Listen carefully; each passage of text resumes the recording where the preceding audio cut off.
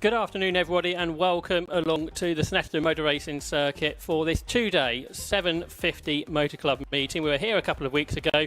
We're back again with another busy programme of races over the course of today and for tomorrow. And myself, Joshua Barrett, and Marcus Pye are looking forward to this first race of the day, which is coming up in a few moments' time on this 3-mile, 4.7 kilometre Snetterton 300 circuit. It's one of the longest laps of the season. It's technical in places, but always creates great racing at this venue that was started out now 70 years ago. And the weather today, well, it's been sunny this morning, but we've got clouds starting to develop. There's question marks whether we may see some rain a little bit later in the day. It's a little bit blowy, but not too bad at the moment. So we're looking forward to hopefully a dry day of racing.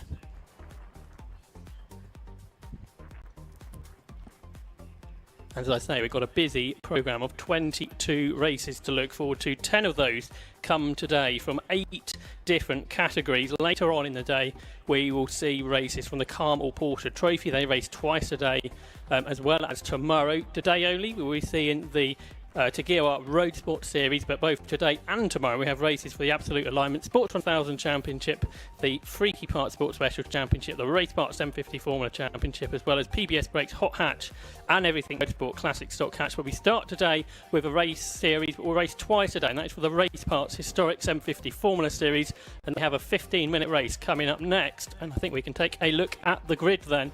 From the qualifying session this morning, on pole position is number 42, which is Tim Sage in his Mallet Q2, and alongside number 29, John Village in his Village V2.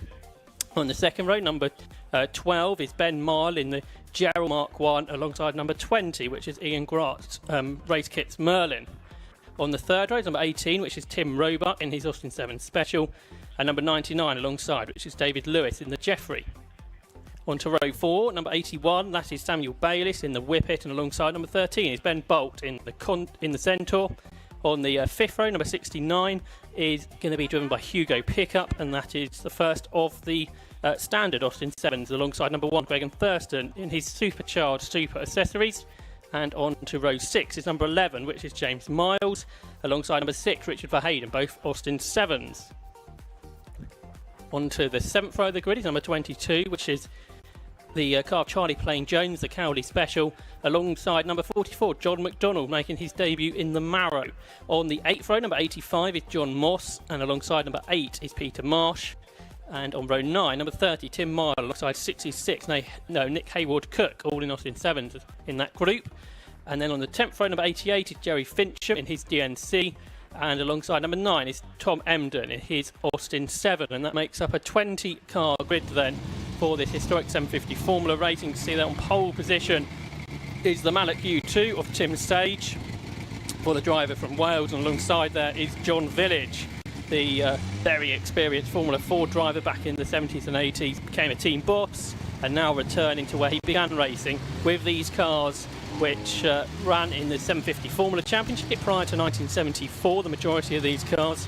And then we've got lots of Austin 7s on the grid as well, split into 2 classes for supercharged cars, like that one there of Tim Roebuck, and then the standard Austin 7s a bit further back on the grid.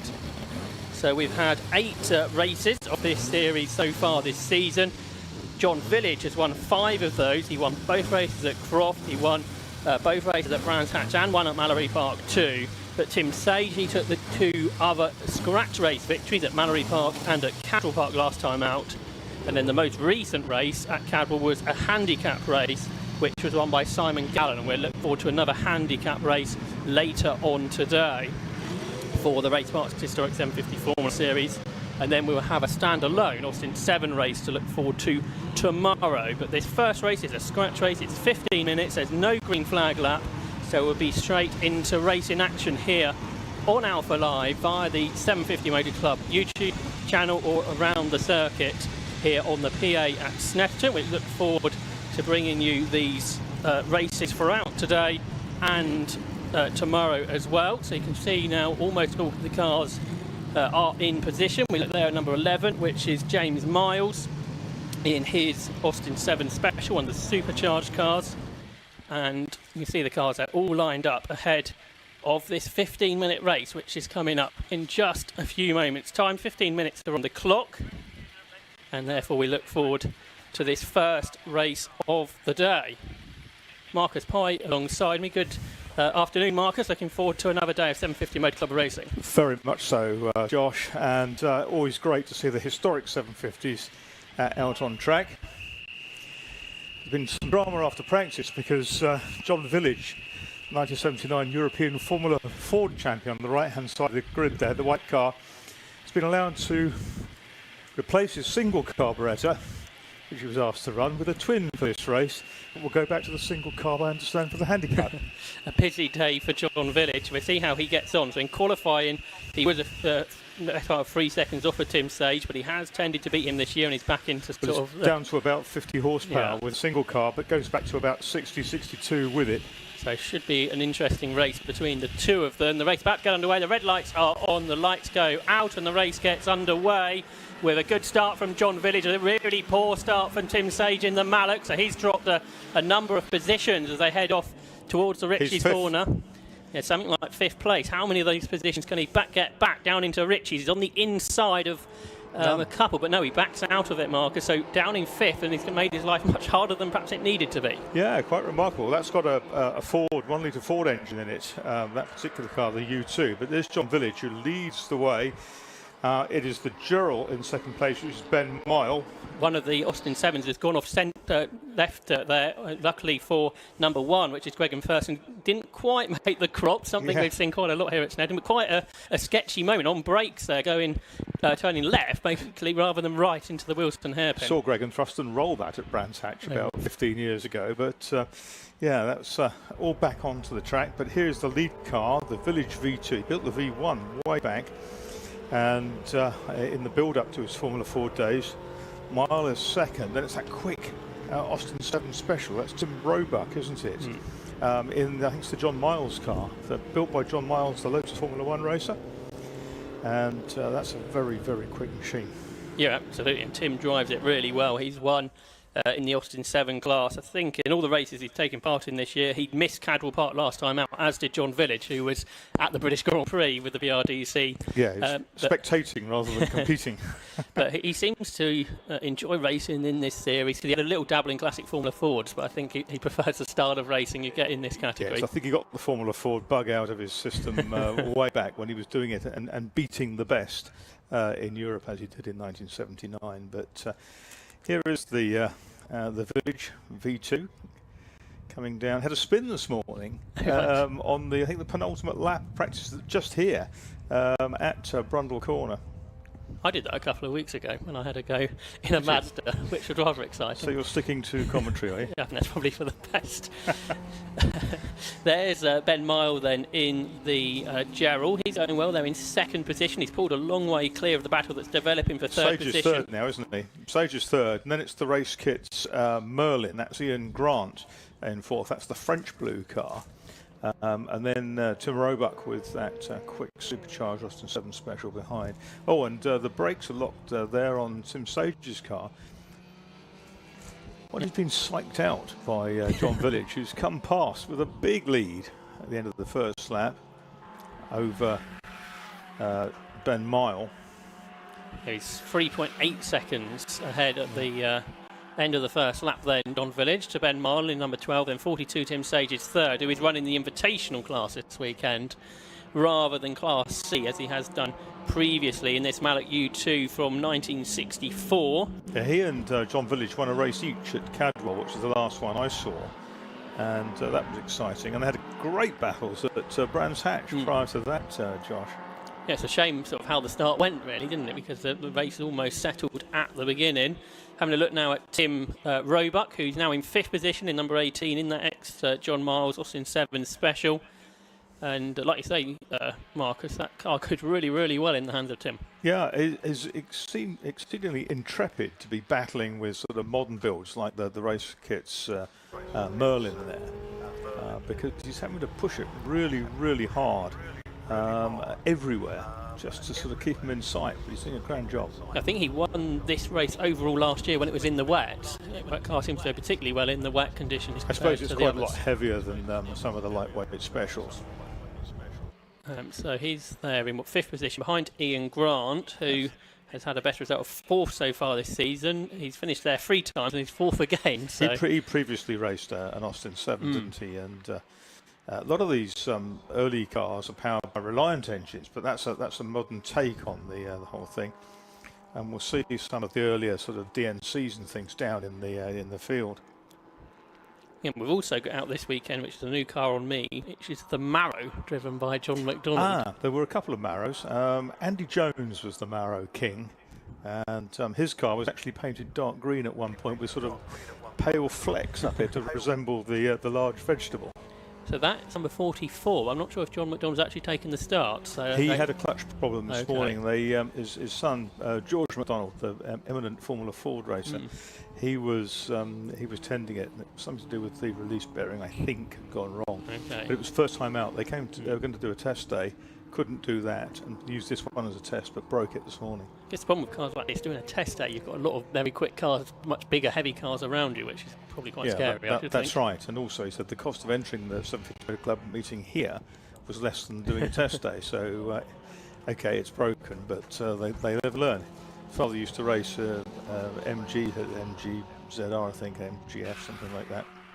So John Village has gone through. He's done a 2 minutes 34.3. He leads by 4 seconds over Ben Mile, but the fastest lap's gone to Tim Sage in the Mallow. He's done a 2:33.9, which is 4 tenths quicker than John Village. I think there would have been a good race between them had that start not gone the way it did. He's got to work pretty hard over the remaining 9 minutes or so to negate that, doesn't he? But look at this. Tim Roebuck in 18 there is really threatening Ian Grant in the number 20, the race kits.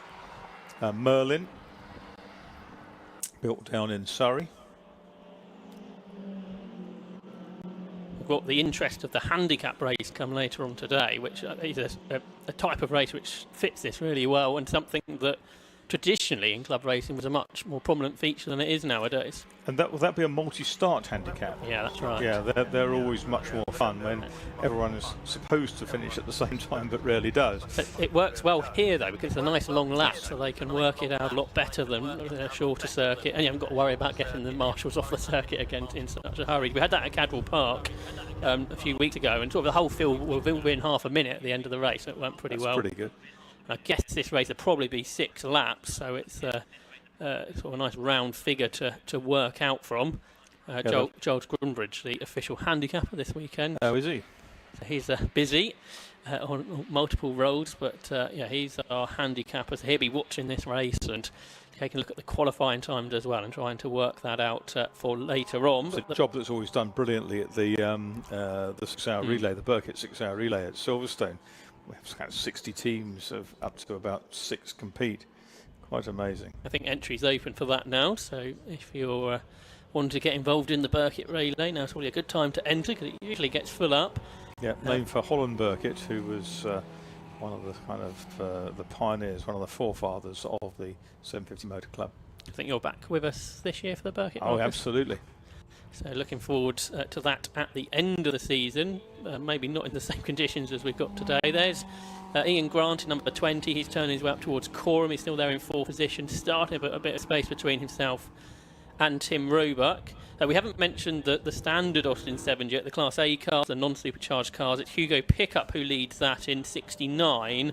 He leads by about 1.5 seconds over Charlie Plain-Jones and Nick Hayward-Cook just a bit further behind. So we'll try and pick up those as well as this race goes on. The lead gaps are coming down though, because John Village was slower on that last lap than both Ben Mile and Tim Sage. So there's Village out of Ritchie's. He leads by 2.4 seconds over Ben Mile, but going on that last lap 3 seconds quicker than Village was Tim Sage in the Mallow. So it looks like we might have a battle for the lead after all. So in the 32s was Sage, in the 33s was Mile, and Village was in the 35s on that lap as we look at Tim Sage then in 42. He's a artist from Newport in Wales. He's been racing for 30 years. He started off in 500cc F3 cars, in sprinting. He's probably done more sprinting than circuit racing, but now in this 1964 Mallow U2, which is owned by Bill Pearce. So he's now pretty much caught up. Ben Mile there in 2nd place, Marcus. Yeah, because the Mallows were never called Mallows at that point. They were just called U2s.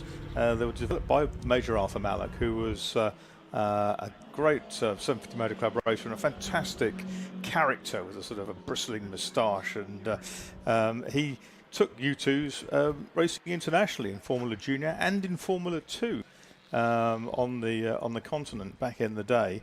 But he was based over near Silverstone, and was a very, very clever, a boffin, a real boffin. Because it sort of broke the trend where everybody else was going rear engine. Mallock stayed front engine, was still really quick cars. For a long, long time, exactly. And they were quicker than Formula 3 cars at the time, a lot of the Mallocks. But the U2 name came from the adverts they put in the magazines. U2 can have a body like mine. It's not exactly aspirational in many cases, but there you go. So they've just had to lap the Tom Emden Austin 7 Sportsman. Oh, and John Village ran off over the curb just the edge there and kicked up a little bit of the dust, and that will sap his momentum. He's got a 750cc Coventry Climax 4-cylinder engine in that car, similar to the engines that Team Lotus used to win the class at the Le Mans 24-hour sports car race back in the day.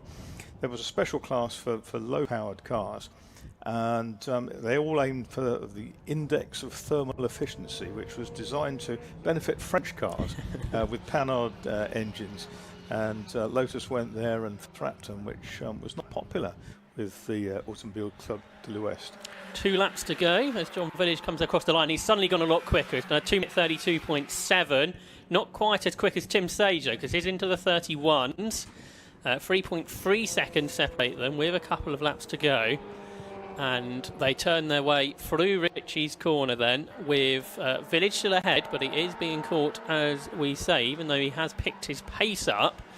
And Mile and Sage behind in second and third positions as they turn their way through the right-hander at Wilson, named after Justin Wilson, who lost his life, I think, 7 years ago now, pretty much to the day. So we remember Justin here at Snetterton with that corner name now at what was previously known as Montreal, then more traditionally known as Sear Corner here at Snetterton, a circuit that has changed so many times over the season, Mark. I'm not sure if you've driven this new version, but it seems to be quite popular with drivers. I've driven this one kind of 4 or 5 years ago, I think, when it was sort of pretty much first around, and quite enjoyed it. But with this sort of car, it's all about momentum. It's quite difficult. I mean, the best lap of the race is a 2:31.72, but the record here is 2:29.44, I noticed, to Richard Pryor. Tim Sage had a big spin. He got all crossed up and it then spat him the other way. That was at Oggy's, the double apex right-hander. And that is Tim Sage's chances of a win today gone. He's going to recover in that third position, but it showed you he was pushing on. He was, and just stepped over the boundary of grip. But in fairness, Ben Miles not that far behind our race leader. Mile has gone over 3 seconds quicker than he did in qualifying this morning. Yeah. You do tend to see that in this series. They tend to go quicker in the race, in a race situation. They don't tend to come out and test it. I reckon that John Village may not have quite the setup with having changed the carburetors from that single carb, which knocked his power down into the low, kind of about 50 horsepower. And I reckon that maybe it's not kind of behaving quite as well as he'd have liked.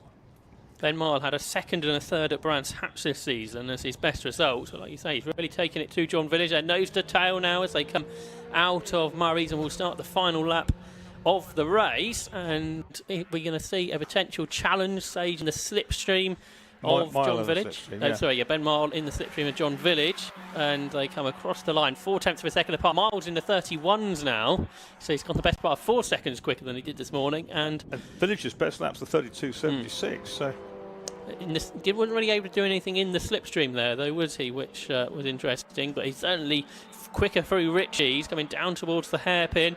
Village having to go defensive, and you can see the Gerald behind is jiggling around under braking of Ben Mile. He's trying really hard. He's got to get this is an opportunity down the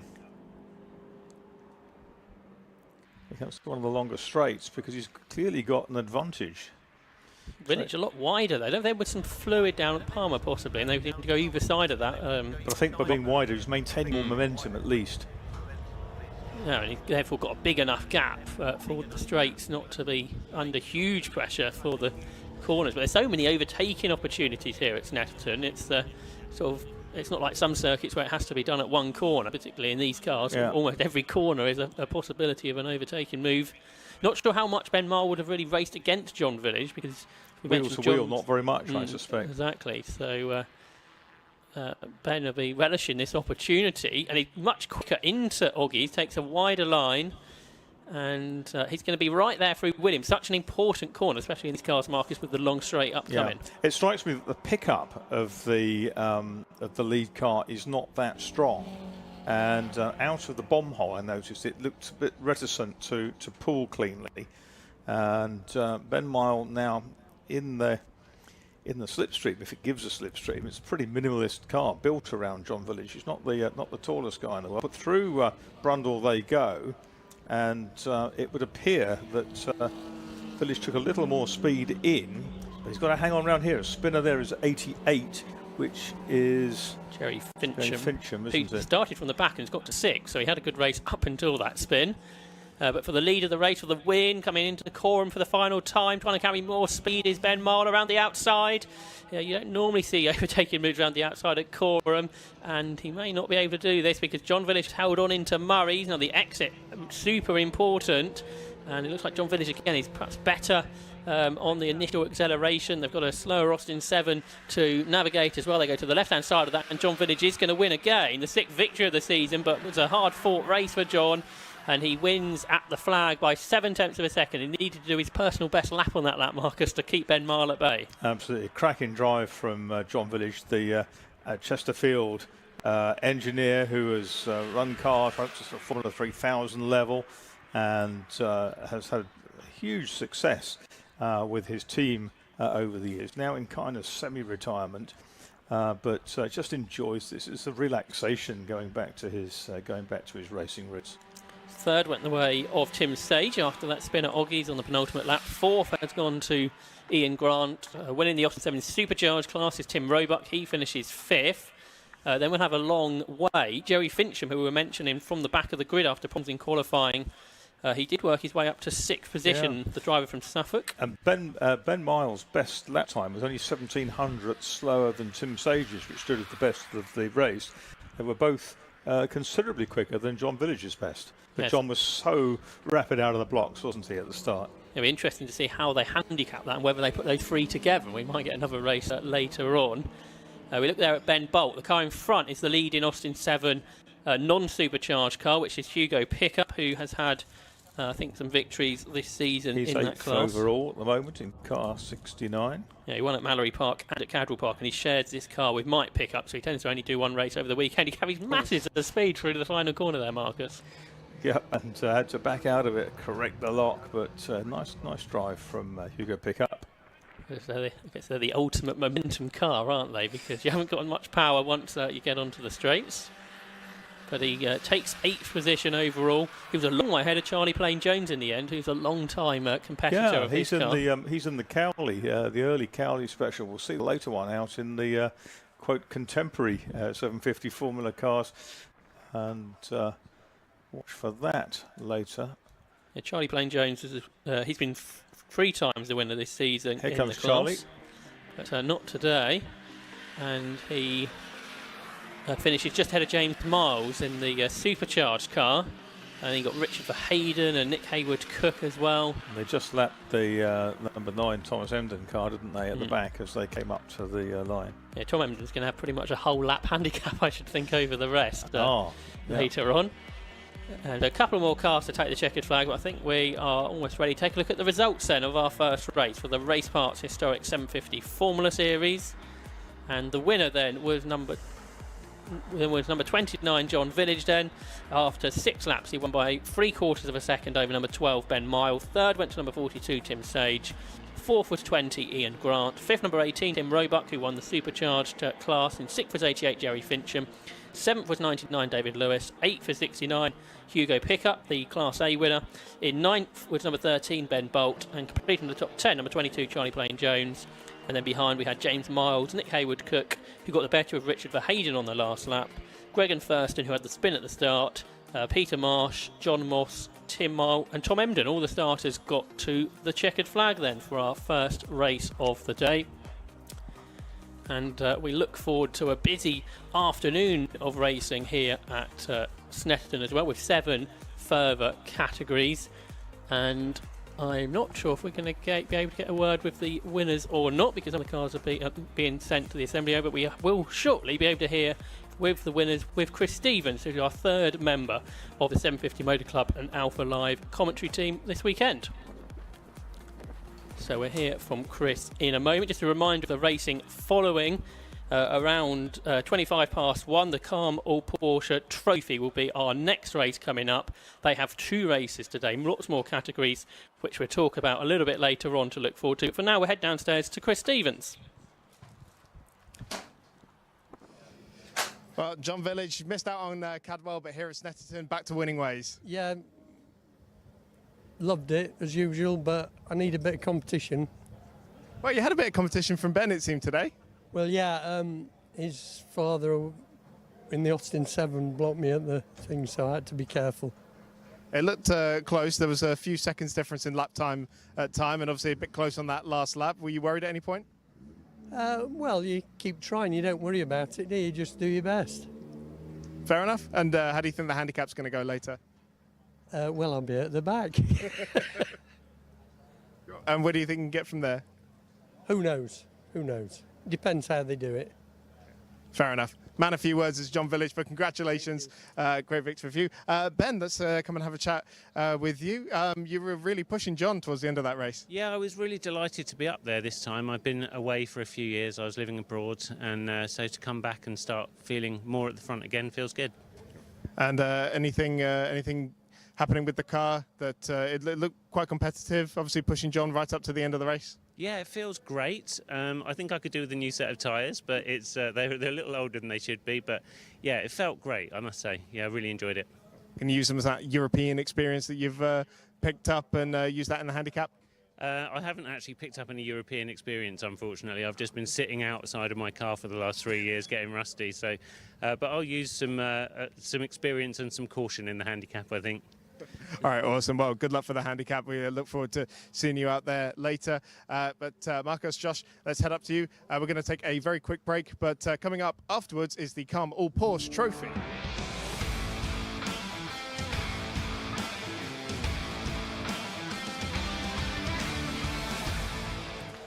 The cars are on the green flag lap for our second race of the day here at Snetterton for the Calm All Porsche Trophy. It's a big grid of nearly 30 Porsches from various different eras. This is how they will line up on the grid. The Porsche Caymans on the front row of number 165 Warren Allen and 47 James Coleman. Porsche Boxsters behind for on row 2. Number 7 will be Christian Walker and number 15 Dominic McGee. On the third row, number 5 John Walker alongside the Porsche 968 on number 90 Roger Coy. On row 4, 50 is Lucas Hutchings and 25 Jamie McHugh. These are all Boxsters at this part of the grid. On the 5th row, 80 is James Cayley and 44 Sam Callahan. And on row 6, number 40 is James Harvey and 661 is Andrew Juice. On the 7th row is 46 Michael Goodwin and 35 Alvaro Crago is in his 968. On the 8th row, 56 is Tom McEwen in 944 and 72 is James Brodie. On the 9th row of the grid is number 3, which is Gary Martin, and 60 is Mark Callahan. On the 10th row is 20, which is Rich Gravestock in a 944 alongside the 968, number 30 Clayton Sampson.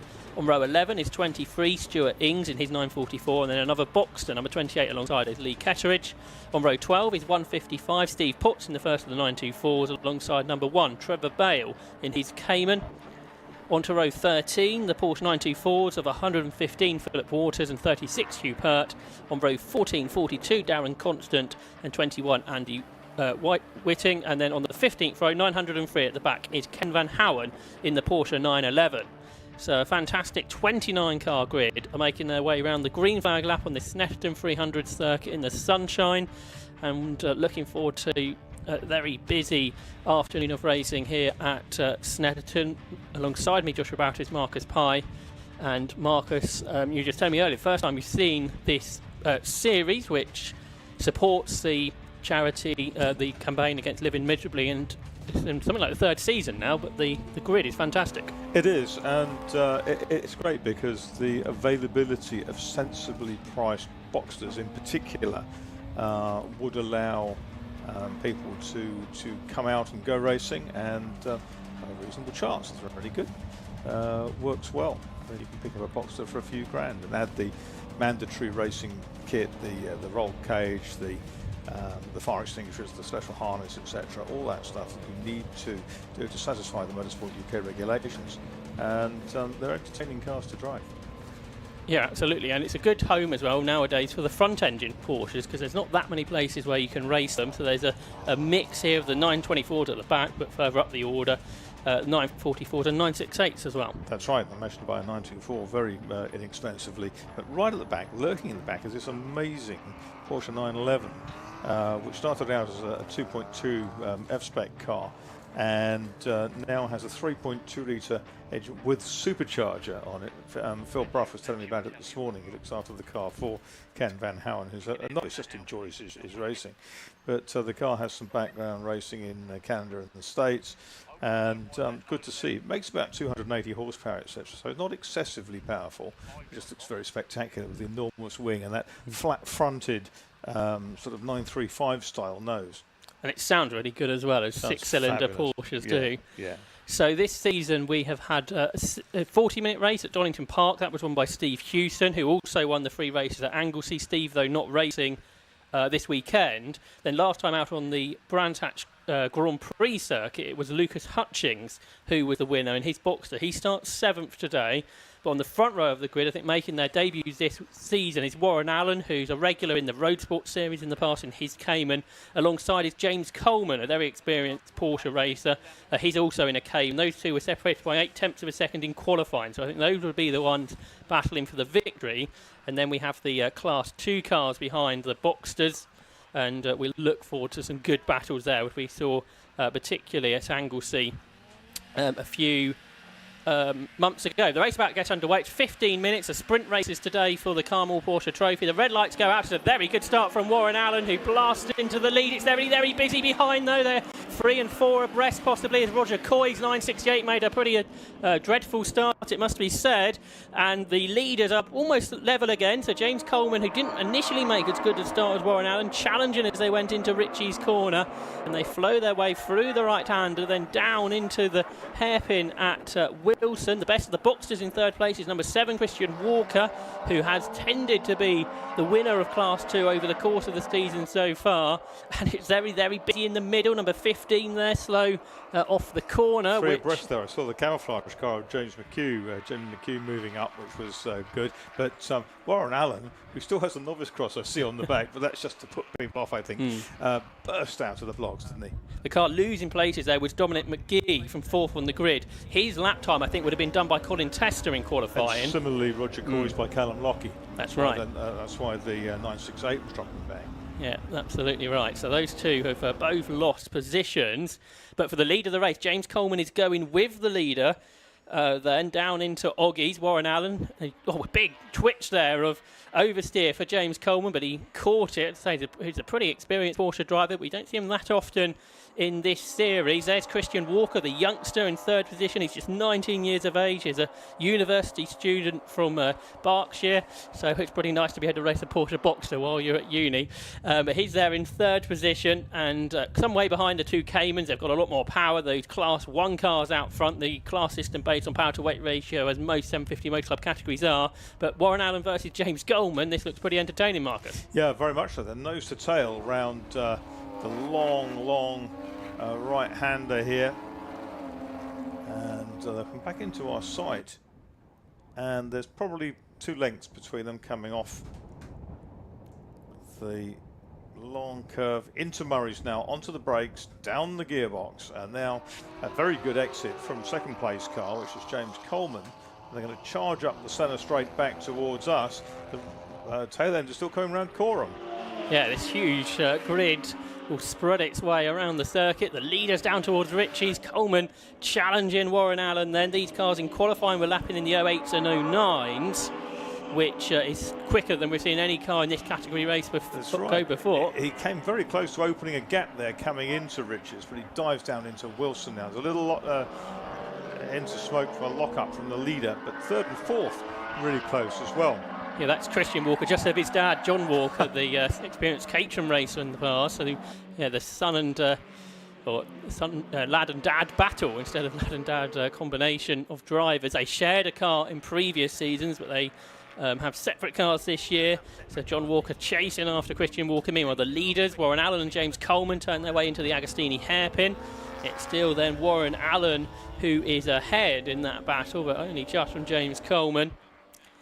So these two Cayman S machines that will produce something around getting towards 300 brake horsepower, I should think, turn their way through Oggies and then up towards the right-hander at Williams. These cars all run on treaded tyres to help again with the cost.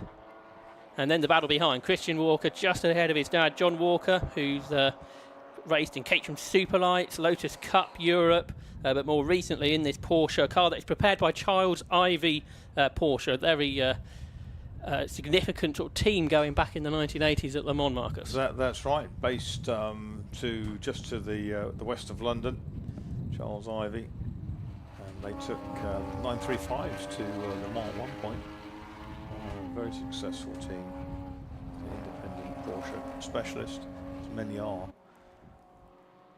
So we await the completion of the second lap. You can see the back markers are sort of still on the infield section, where we pick up some of the battles there, including car number 60, which is the car of Mark Callaghan, who we've seen race things like Sports Specials in the past, having his first run, I think, in this Boxster S. They sound so different, the first two cars. The second one has a throatier tone to it, almost like it has an exhaust issue. Okay, we'll have to keep an eye on that. There's Roger Coy. So yeah, he dropped down to 13th at the start of this second lap, which we're about to complete. He's just ahead of the Cayley car, which is the 80 machine, I think, driven in this one by James Cayley, who regularly races in the club championship in a Cayman, but in a Boxster this weekend. Damage there for number 44, which is Sam Callaghan, the X Factor contestant, nowadays racing Porsches. And Roger Coy there, he's under pressure from James Cayley, who goes through in the Boxster S. So you can see there Roger Coy in one of the front engine cars, the 968, which he'll be sharing over the weekend with former British GT champion Callum Lockie. I think they're also doing road sports as well. Yeah, Callum Lockie, BRDC member, and a man whose career goes back to Formula First, back in the Brands Hatch days. Look for Dan Sylvester, who's moving up well, the omnipresent Dan Sylvester, and he is running currently in 7th place. Originally we were told that James Harvey was going to do this, but who he's sharing a car with, but it looks like Dan's going in this race. He started 11th, so he's up to P7. Dan Sylvester, who's also doing hot hatch, he's doing road sports, he's doing club enduro as well, so he's got a busy Is it a quest day to sort of compete in every other race during the day? There he is. We've got a view of him now on our Alpha Live pictures, heading down the Bentley Straight, formerly known as the Revit Straight here at Snetterton, down towards the S's, nowadays known as Brundle and Nelson. So he hasn't really got anyone to battle with. It's Dan Sylvester, who's a prominent YouTuber as well, so I'm sure there'll be a video coming out of this this event at some stage. And we tend to get some supporters for Dan on the YouTube coverage as well. So he's there in 7th, just ahead of James Brodie. Unsure if that's Dave Brodie has a son, James, who races. Yeah, so I'm not sure if that is the same one or not. I haven't been able to find that out.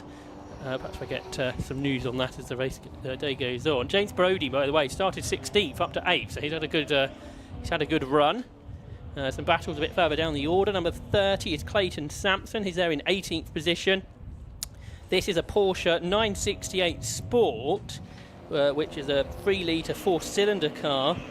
Apparently the 968 Sport, only 306 of these cars were made, which is similar to a Club Sport, but with a luxury package. And I suspect all the luxury bits have been taken out of the car to become a race car. And this car is a car from 1995. James Brodie's from Maidenhead, by the way, which is the neck of the woods of Dave Brodie, Run Baby Run himself.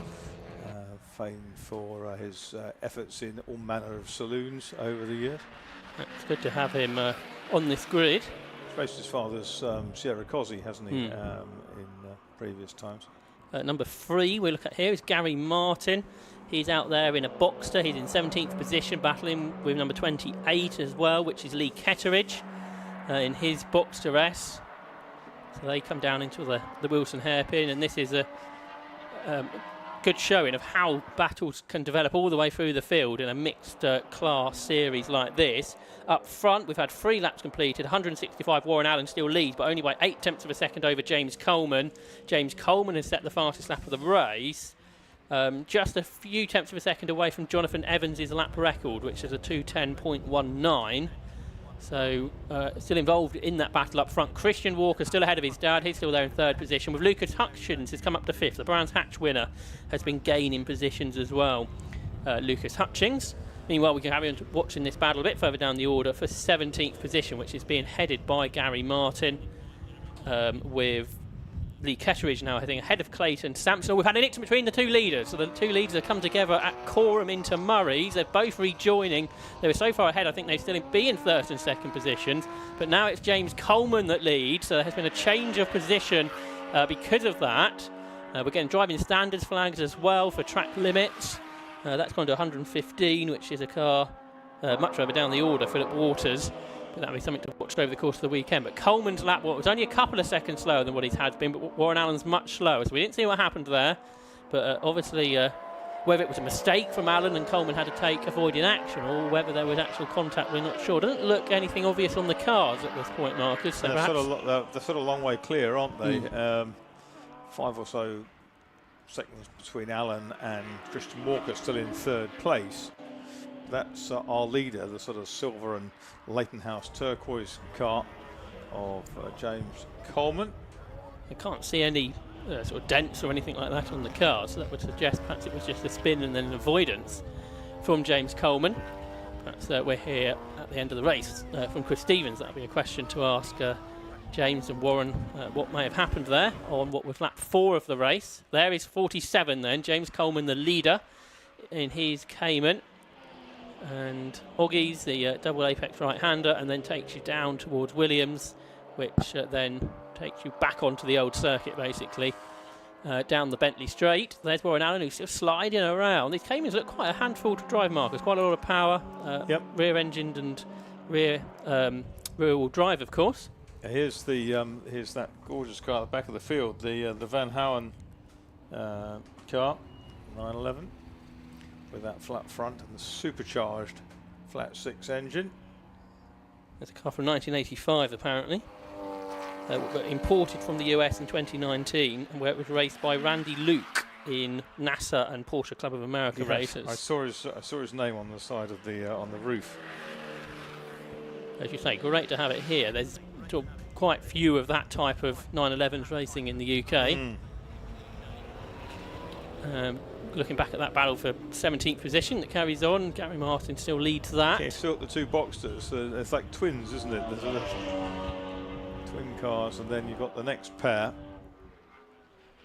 Yeah, and Clayton Sampson's on the inside then in that 90. Yeah, and he will try to go through.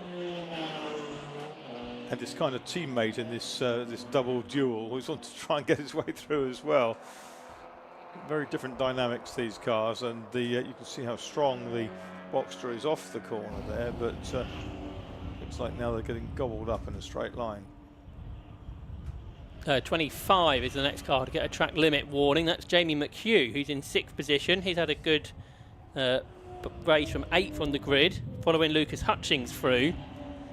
So they're just behind the Christian and John Walker battle, so the first 4 boxes pretty close to one another.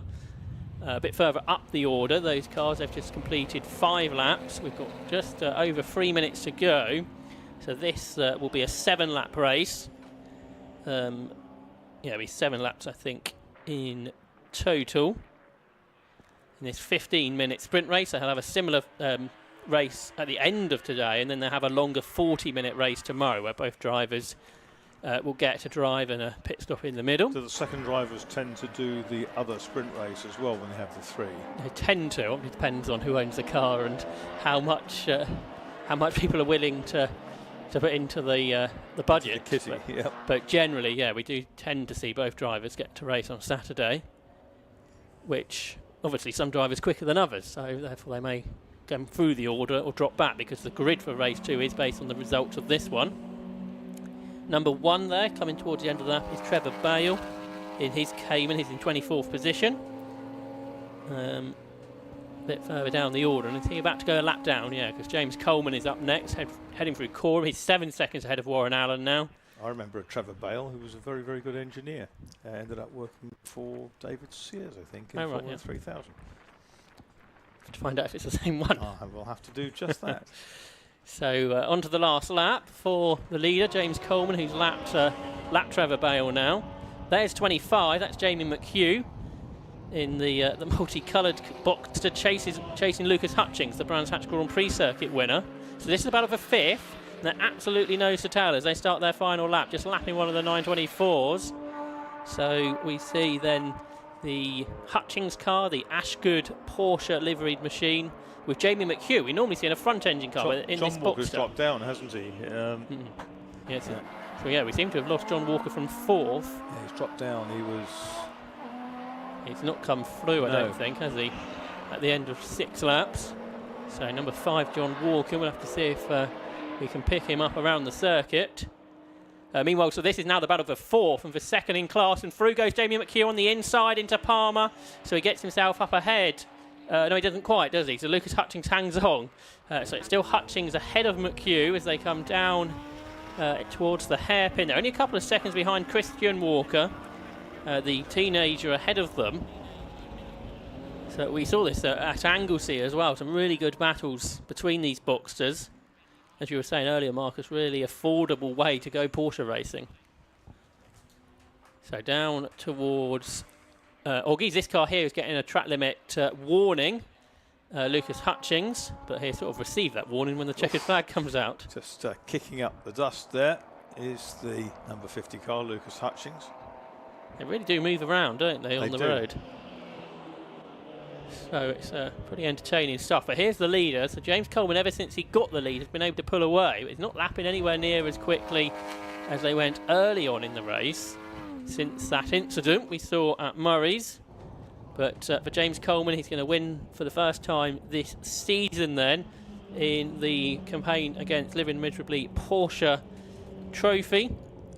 He turns into Murray's then, and it will accelerate up towards the checkered flag to become our 2nd winner of the day at this 750 Motor Club meeting at Snetterton. And the checkered flag is shown then to James Coleman. 2nd should go the way of Warren Allen, and then we'll wait to see who wins the Class 2 battle. That car a bit further back is James Brodie. They're in 9th position, but the Class 2 win does go the way of Christian Walker. He's ahead of Lucas Hutchins, who does beat Jamie McHugh in that battle they had on that final lap of the race. Then Dan Sylvester will come through next in 6th position, and that battle we've been watching for the majority of the race now had a spin. That's Lee Ketteridge, who was 17th in 28. So that was, I think, Agostini possibly, that spin. More battles up towards the line here. That's a damaged car of Sam Callahan. He's missing a rear bumper. He's got damage to the front of the car as well. So that was eventful. He was finished just behind Richard Neal, who's in a Class 1 Boxster. So doesn't quite fit into the power band in Class 2, therefore, where we find the majority of the cars. James Brodie was 9th. James Cayley was 10th. John Walker is in the pit lane, so he must have pitted then a lap or so ago. So not sure what would have caused that, but that means he'll be coming from the back of the grid later. Classes 3 and 4 we haven't spoken much about in this race. Roger Coy is going to win Class 3 despite that slow start. He recovered to 13th. And Class 4, which is for the 924s, that's going to be a battle to the end because Philip Waters was just 9/10 of a second ahead of Hugh Pert, and I think they would have squeezed one more lap in possibly, unless they've already taken the flag. We're still waiting for a few more to do that, but a pretty good race there from the Porsche series. There's number 30, Clayton Sampson, who I think's got to the front of that little battle we've been enjoying during the course of that race. Yes, there was that 4-car tussle, and he did edge his way through. Clayton Sampson getting ahead of Gary Martin. Yes, that was 16th in the end for Sampson.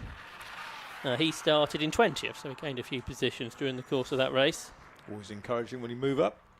I think everyone's going to take the checkered flag other than John Walker. So again, it was a pretty... They go side by side, the 924s. Pretty much a dead heat for Class 4. So Philip Waters versus Hugh Pert after 7 laps. It was by 100th of a second, according to our timekeepers. Hugh Pert, number 36, got the better of that. So that was a good battle, and that's his second class win of the season after a win at Anglesey. I think now we can have a look at our results of the Karma All Porsche Trophy. And it was number 47, James Coleman, who won by 7.6 seconds over 165 Warren Allen. Third in a Class 2 win went to number 7, Christian Walker. Fourth was 50, Lucas Hutchins. And fifth, number 25, Jamie McHugh. Sixth was 40, Dan Sylvester. Behind was Richard Neal, Sam Callahan, James Brodie and James Cayley completed the top 10. A bit further down we find our Class 3 winner, Roger Coy. He was 13th overall. On to our next page of timing. We see our second in that class went the way of Tom McHugh and third Clayton Sampson. And Class 4, that dead heat finish, Hugh Pert got the better in 36, beat 115. Philip Waters and 155, Steve Potts completed the podium for Class 4 in our first of 3 races this weekend for the All Porsche Trophy. Chris Stevens is down in Parc Ferme and is with our winning driver.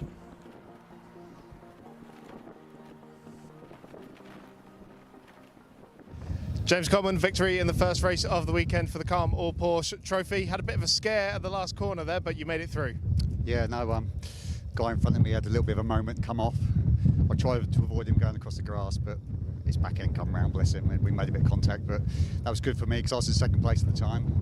And just off I went, just nursed the car a bit because I had a lot of warning lights up on the dash. But yeah, no, I think we're the second fastest car here, so to get a first, I'm over the moon with that. Yeah, we didn't quite see the incident itself, just caught the aftermath of it, but yeah, didn't see anything obvious. It didn't seem to hamper you too much. No, just took it easy because when he come back on the track, he was so far behind me, there was no point me pushing the car with warning lights on, so I just nursed it back, saved the tyres for this afternoon because it's pretty warm out there. They went off pretty quick. So, but yeah, really pleased with that. I wasn't expecting that at all. I was hoping to stay second, maybe third, because the lighter Boxster's coming up behind me, heavier car. But to get a first, yeah, over the moon. Probably be the only one this weekend, so I'll take that. Well, we'll see if you can do it again a little bit later on in the weekend. Congratulations, James. Let's go and have a word with Warren Allen, who finished in second place. Hello, buddy. How's it going? I mean, you must be a little gutted about what happened to the last corner. It was a bit unfortunate. I was just trying to keep the other Cayman behind me. It was good racing. We were close all the time, and he just I just slid a little bit too much, went round, and he just clipped me. But we've had a little chat, and we're all good about it all. So, I imagine you were under quite a bit of intense pressure in the early stages of that race with him filling your mirrors. Well, I knew that it was going to be close because, yeah, the qualifying times are really tight. So I look forward to a really good race and a really tight race. So, all good. Cool. Hopefully we see another one a little bit later on this weekend. So, yeah, absolutely.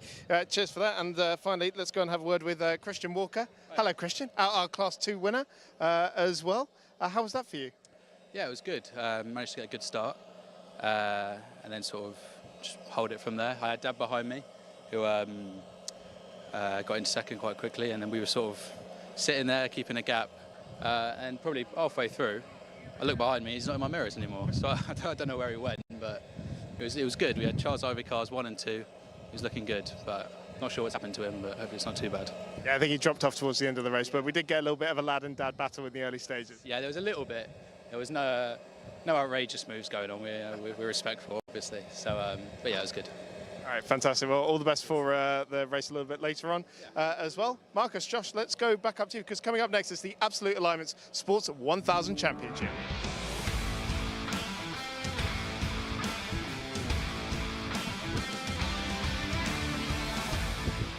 And we'll be straight into the action with the Absolute Alignment Sports 1000 Championship very shortly. The cars are already lining up on the grid. No green flag lap for these cars, so we will be able to take a look at the grid. And on pole position is Paul Rogers, his first pole position for some time. And his Spire is alongside number 26, Dan Gore, making his debut in the series in a Mattel. On the second row is 8, Dan Clues. And 98 alongside is John Cutmore, former champion. On the third row, 63, Colin Chapman. And 42, newcomer Clint Newman. On the fourth row, 72, Johnny McGill. And 87, Tom Johnston. On row 5, 44, Cole Austin, and 24, Richard Miles. On the sixth row, 11, Stephen Hullock, and championship leader, only 12 on the grid, number 54, Ryan Yarrow. On to row 7, number 21 is Phil Hutchings, and 33, Dan Ashby. On row 8, 34, Stephen Dean, and 69, Ian Hutchinson. On row 9 is 88, Richard Webb, the best of the MK Cup 200 cars, alongside number 9, Nassim Hack. On row 10, it's 85, Dave Watson, and 80, Cole Aliban. On the 11th row, number 40, Lewis Ward, making his debut in the series alongside 20, Mark Goodwin. On row 12, 28, Charlie Sladden, and 15, Chris Wilkinson. On row 13 is 66, Ben Britton, and 83, Alexander Aloro. So 26 cars make up the grid for the Sports 1000 Championship with the Cup 200 cars. The biggest grid we've seen in this championship for something like 7 seasons, Marcus, and this should be really entertaining stuff. It should, and watch for Ryan Yarrow, the points leader in 54. He starts 12, had a bent gear selector, and his gears disappeared as a result of that. He has found them, he says, reassuringly, in the interim, and has managed to put the gearbox back together. And he's run it slowly around the paddock, so they were all there and present and correct, but might be a different thing under pressure and under load. So watch for Ryan Yarrow, who starts P12, pretty much bang in the centre of the grid. He's had 4 wins this season. He's won at every venue. He won twice at Croft. He won at Oulton Park and Cadwell Park as well. So he leads the championship by 37 points from John Cutmore. Dan Clues not far away either. They've all been race winners. The race is 20 minutes of distance, and the race is very shortly about to get underway for the 8th round of the championship as we move into the second half of the season. Dan Clues' car was rolled in testing at Croft in the interim. It's been put back together by the Mattel guys. So watch for number 8, who starts on P3. Yeah, just ahead of him, Dan Gore, F1000 front runner, making his debut in the category. But it's Paul Rogers, former champion, on pole position, who returns both a little bit creeping on the front row of the grid, but the lights go out and the race gets underway. Then a fantastic start from Yarrow, from 12th on the grid. He's up to about 6th already. By the time he crossed the line, Tom Johnston has stopped halfway down the straight in 87. But for the lead of the race, it is number 26, Dan Gore. Goes round the outside then of the poleman, Paul Rogers. So Dan Gore leads in his first ever race in this category. And first time he really drove the car in anger was this morning in qualifying. Big lock up for 8 Clues as he looks up the inside of Rogers. Can't get there. Yarrow is 5th now. An absolutely awesome start then from Ryan Yarrow. So he wasn't lacking confidence there at the start, Marcus. No, he certainly wasn't, and he had to make that count. But of course, we've got this car stationary at the moment. That was the car that was push-started out into qualifying this morning. But there we got 26, the Penguin on its nose, the Mattel of Dan Gore that leads the way. And up the inside there was Yarrow. So he's trying now to rest 4th. Red They got flags. to Hamilton. I think it's redded. Redded. So all that's come to waste for Ryan Yarrow. Something happened round the first corner as well. We'll see if we can pick up on that. If it has, there was certainly someone wide, wasn't there? Because there was dust being kicked up. You can see there is Tom Johnston then, who qualified 8th, a good qualifying session. 4 Mattel MC red flag we're hearing just for this car, which it would have been tight, wouldn't it, whether they could have got that going. The good thing is here, Marcus, is they don't need a green flag, another green flag lap, do they? No, exactly. It's straight back into action. So I guess they'll reform on. Yes, they will. They reform on the grid and then go again. It's not like they can be released from behind a safety car at this point. No, so we'll see. It might take a little while, I guess, just to re-grid them. We'll see if the race will be 20 minutes in duration again. But as we were saying, Ryan Yarrow's good start comes to waste, really, because that was pretty mighty stuff, wasn't it? 12th to 5th, pretty much. Absolutely awesome. Yeah, really, really good stuff. And I spoke to Ryan about 20 minutes ago, and he was sort of, I think, cautiously optimistic, I think was the term you probably best apply. He's had 4 wins this year. He's had a 2nd and a 3rd as well. So it's been a pretty consistently strong season this year. 2nd in the championship is John Cutmore, who returns to the series this year. He was he's been a winner as well. John Cutmore won last time out at Cadwell Park, where he fended off Scott Mattel throughout the duration there, which was very entertaining stuff. So he's second in the championship. Third in the championship is Dan Clues, who has won twice. He won at Croft and at Oulton Park. Didn't have such a good weekend though at Cadwell. And so the car's now returning to the grid. So they've been the three strong drivers this season as we move into the second half of the year. It's been a bit touch and go, I think, getting the Dan Clues car back together. It was on a test day at Croft up into Tower Corner and alongside another car, and I think there was a bit of drama, and he careered off into the field and rolled. So had to completely redo that car of Scott and Ian Mattel, his father. Yeah, four of these MC53s out this weekend. So that's 4 of the 5 they've built. Paul Smith not here this weekend, who was on the podium at Croft. So 4 of the 5 cars out there. Then lots of Spires. But we have got sort of some of the one-offs back this year. Stephen Hullock is in the Contour, the car that Paul Rogers formerly raced. The Sabre is out there too. That's Charlie Sladden's car. That's the car that Tim Hovard raced in the past. So there are a few of the one-off cars. If we have a look at the cars down the grid at the moment, 18 minutes is going to be the restart distance. So basically one less lap than they had earlier. And then at the back of the field, we've got the front-engined MK Cup 200 subclass. They still score points within the main championship, but then they have their separate awards. And it's a good sort of harks back to the days of RGB, where the championship originates from, with the front-engine cars. And 8 of the 9 of those are here with their Suzuki Hayabusa engines. Now, Richard Webber's been the driver to beat and this the season. other driver only pulled out through illness yesterday, I understand. Oh, right. Matthew Booth, he's been a winner in the Cup 200s. He did the first couple of meetings. Dave Watson, who's one of the main men behind it, he's had a couple of wins. And Ben Britton won last time out at Cadwell Park. But the car's almost back in formation at the front half of the grid, all pretty much there. So Paul Rogers again from pole. Paul Rogers, who's local driver from Attleborough.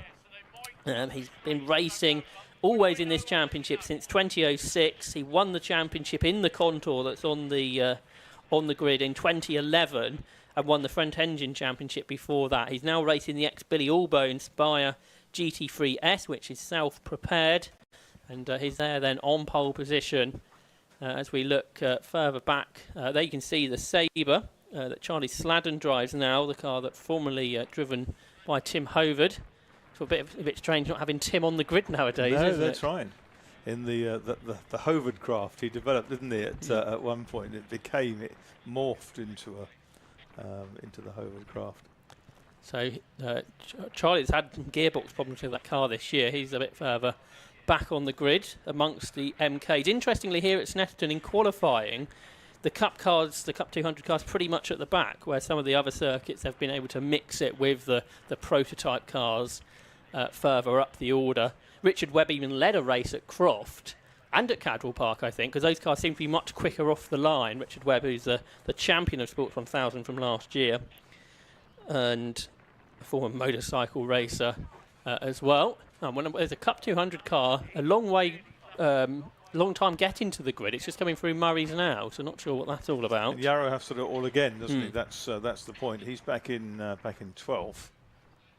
So is that Cup 200 car going to come into the pits, or is it going to join the grid?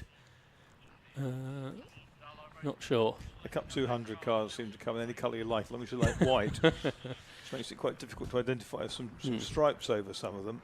So hopefully over time we'll get more colours on those cars. Oh, that Cup 200 car did come into the pit lane, so obviously had a problem, and that's why it was late getting back to the grid. We should be shortly ready to go. And Yarrow's got a little bit of a gap now where Johnston was, hasn't he? So if we can get past Richard Miles at the start, he'll have a bit of space to work with. Yeah, he didn't seem to have any shortage of gears, did he? He sort of really gave it a hefty go. Well, the countdown has begun. We've had the 1 minute board. I suspect it won't be. It's been now shortened to 15 minutes, we understand. So it's a 15-minute race, like the previous one. So it's a real sprint race there. It'll be something like 7 laps again, I should think. The red lights will come on in a moment. The 5-second board is being prepared. There was a little bit of concern, I think while start line marshals, I think that concern. Or the 5-second board has been put down, and the start delayed board is being prepared. So there is a problem for somebody. And is that with Colin Chapman possibly? There's number 15. So that's the car into the pits. That's Chris Wilkinson's MK.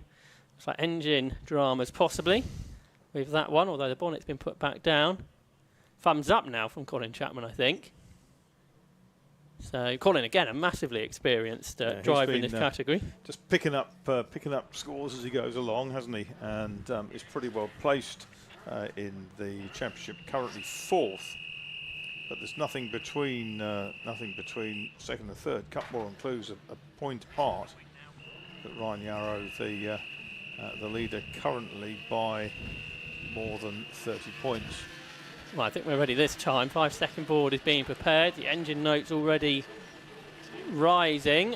Now the 5-second board is shown. Superbike engine cars then in this championship, making lots of noise underneath the commentary box. The red lights are on, lights go out, and it's a stall, or a very sluggish start from Paul Rogers. A much poorer start from Yarrow. Also slow is Clint Newman. They're going either side of him. And the quickest of the MKs was through some of the rear engine cars. And so quickly. Clues was going for the lead into Ritchie's. Of course, he had to get around Rogers, so the grid order is very mixed up. Colin Chapman's in there too, and the outside on the outside leads, isn't it? But he's left the door open up the inside, and I think there was maybe a small touch there, maybe lock brakes. Well, we had a spinner. Paul Rogers has spun. There's one of the MKs didn't get away at all. So number 83 is stuck on the grid. The start line marshal's dealing with Alexandra Laura. So hopefully that can be done before they get back. So it's a completely different order to what they started. Clues is leading. Gore is second. And then in third position, I think was Chapman. That was the car that didn't get away. Long way down the order is Cutmore, I think, from 4th on the grid. But here they all come then into the hairpin. There's Clint Newman, who was very slow away. He impressively got a podium in his first ever event in car racing at Alton Park. It didn't go quite so well at Cadwell, but Clint Newman, who hadn't really got any experience of anything before, is a postman from Somerset, but drives this car really quite well for a newcomer. So there's a load of the MKs. There's one that didn't get away. That's Alexander Laura, the French racer. Oh, this is really worrying, isn't it? Sort of the car's parked there. The leaders are now down at Coram, are they not? I think because they've got the car on the grass now, they'll probably leave it there, won't they? So it is Clues back in front. So he's back ahead of Dan Gore.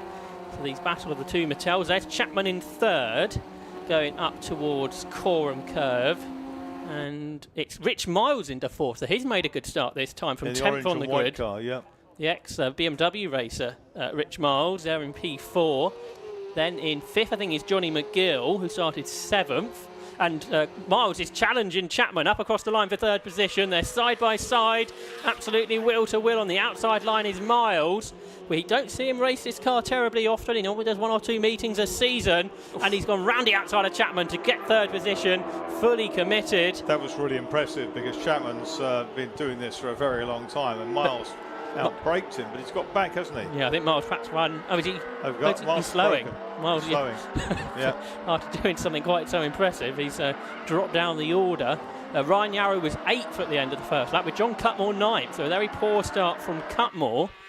Up into 7th is Stephen Hullock in the Contour, another new driver this season. In this championship, he's raced Mazda MX-5s in the past, so something very different, but he's made a good start. The highest I think we've seen him up in the championship. He's there in P7. There he is, just ahead of John Cutmore. Cutmore, the twice class champion. He only really missed out on the championship when you could either win the championship from the front or rear engine class. He would normally be the rear engine champion.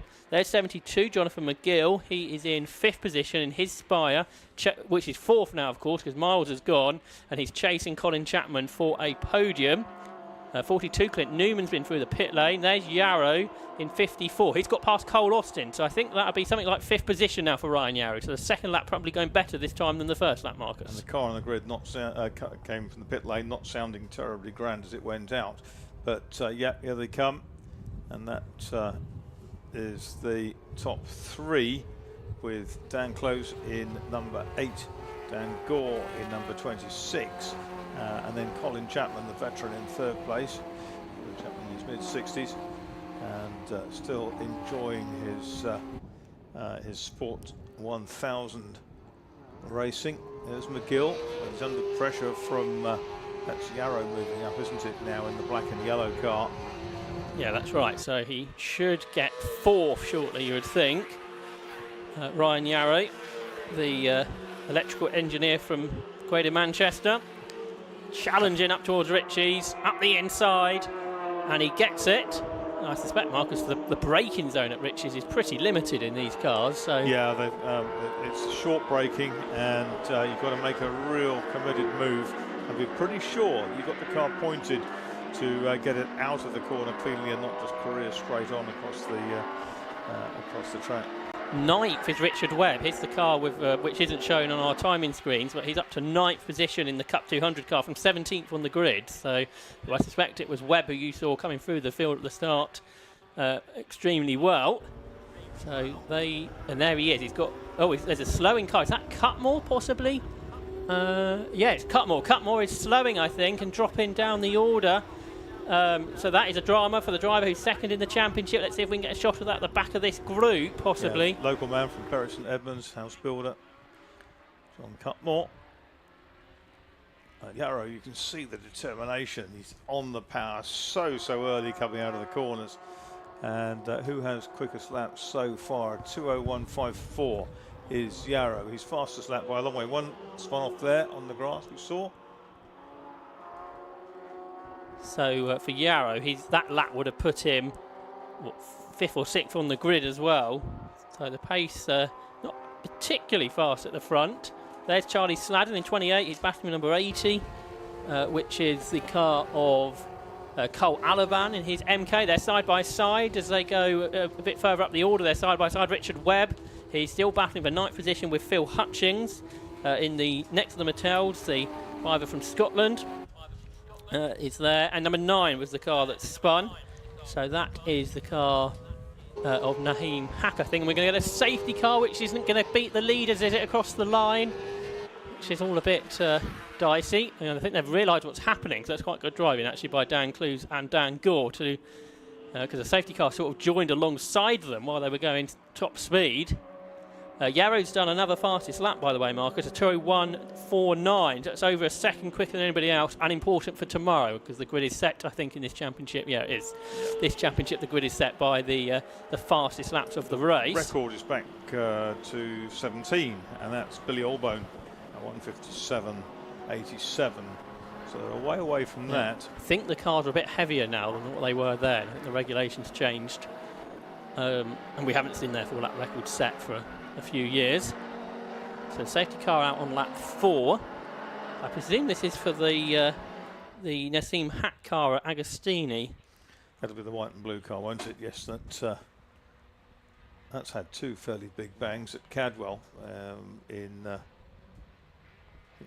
one in qualifying and one in one of the races. They took two corners off and damaged the chassis in both races, but Paul Nightingale and the guys worked really hard to get him out in the race.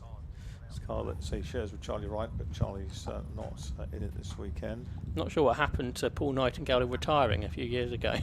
Yes. Quiet in retirement, we hear so much of that. Of course, he's also preparing a Formula Atlantic car, the ex-Dave Charlton March. There's the car that's spun, just as sort of harmlessly off the track, but just in a difficult position. Yes, the ex-Dave Charlton Lucky Strike March, 76B. Yeah. Very nice. He's done a great job on it. It's sort of been a thing with some sort of branching out into historic single-seaters, because doing modern single-seaters is too expensive, isn't it? So yeah, I mean, Paul himself raced some single-seaters in a Delta in Formula 4 way back, but one of the MKs is broken as well. One suspects he might stick Tim Gray or something like that in the car, which will be very interesting.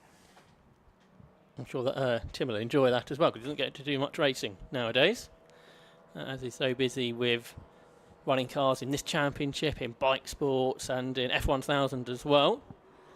I think F1000 at Silverstone next week and bike sports at Brands Hatch the following week. So similar case for the Mattel team as well. They've won cars in all those 3 championships. And it's a nice, you've got 3 quick bike-engined categories with the 750 Motor Club, which it seems like sort of the home of motorcycle engine car racing nowadays. F1000, which was with us here a couple of weeks ago, as was bike sports. And both this and F1000 particularly very competitive with some of the quickest club drivers, and they always seem to make good racing as well. And this championship's really changed over the last couple of decades, hasn't it, since it was RGB, where originally it was for road-based cars, wasn't it, and it's developed quite a lot since then. Yes, RGB, road-going bike engine, that's what the acronym was for, and it has moved away. I mean, strangely, I saw an RGB car on the road, or road-going version of one in Bournemouth a few weeks ago. Absolutely staggered, because it's not what you normally see around, is it? No, that's right. And if I've not seen one before, then a lot of people wouldn't have an idea. I think those around it in the traffic thought it was some kind of spacecraft. So we're trying to get the race restarted at the end of this lap. That's why the safety car was going so slowly. The recovery team have got the car in, so can the lights go off on the safety car and get racing underway for a couple or 3 laps? That is the hope. 4.5 minutes currently shown on the clock. That's the problem with Snetterton, because it is a long lap. If we need the extra safety car lap, it does take a long time, so that's why we're trying to get them restarted on this lap, and I think that might be happening, because I saw the HUD car going through the gate out the back. So yes, safety car stayed out, so we're gonna now we might not get any more racing laps in. That is the problem. So we need sort of a quick safety car lap now to get 1 lap at the end. This race has been a bit problematic. We had the red flag and start delayed, didn't we, as well, and then got it away, which is a real shame, because we're looking forward to this greatly. Yeah, that lap was nearly 5 minutes behind the safety car, an average speed of 36 miles per hour, which I'm guessing doesn't feel very pleasant in a racing car, Marcus. And the other thing, of course, they start to get hot because you're not thrusting any air through the radiators, and that sort of can have an impact on reliability. Did you get to drive any of these types of cars over the years? No. I think it's probably a sort of a gap in my CV. One that I'd like to fill in at some point, that's for sure. I've driven Radicals and things like that, various models of Radical, right up to the SR8 V8s.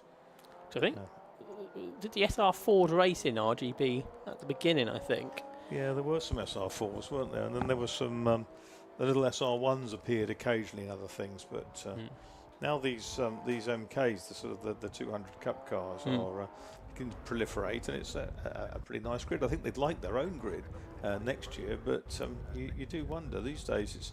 There's so much pressure to create full grids and to amortise the cost of the track time, that maybe you're better just with big grids all the while. Yeah, certainly, as a viewer, they suit the grid well, don't they? Yes.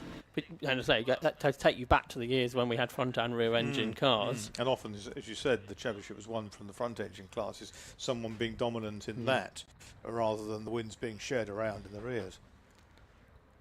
So, the car running in 8th place, that's Ridge Webb, the RLM engine man, isn't it? The international man of mystery on our screens.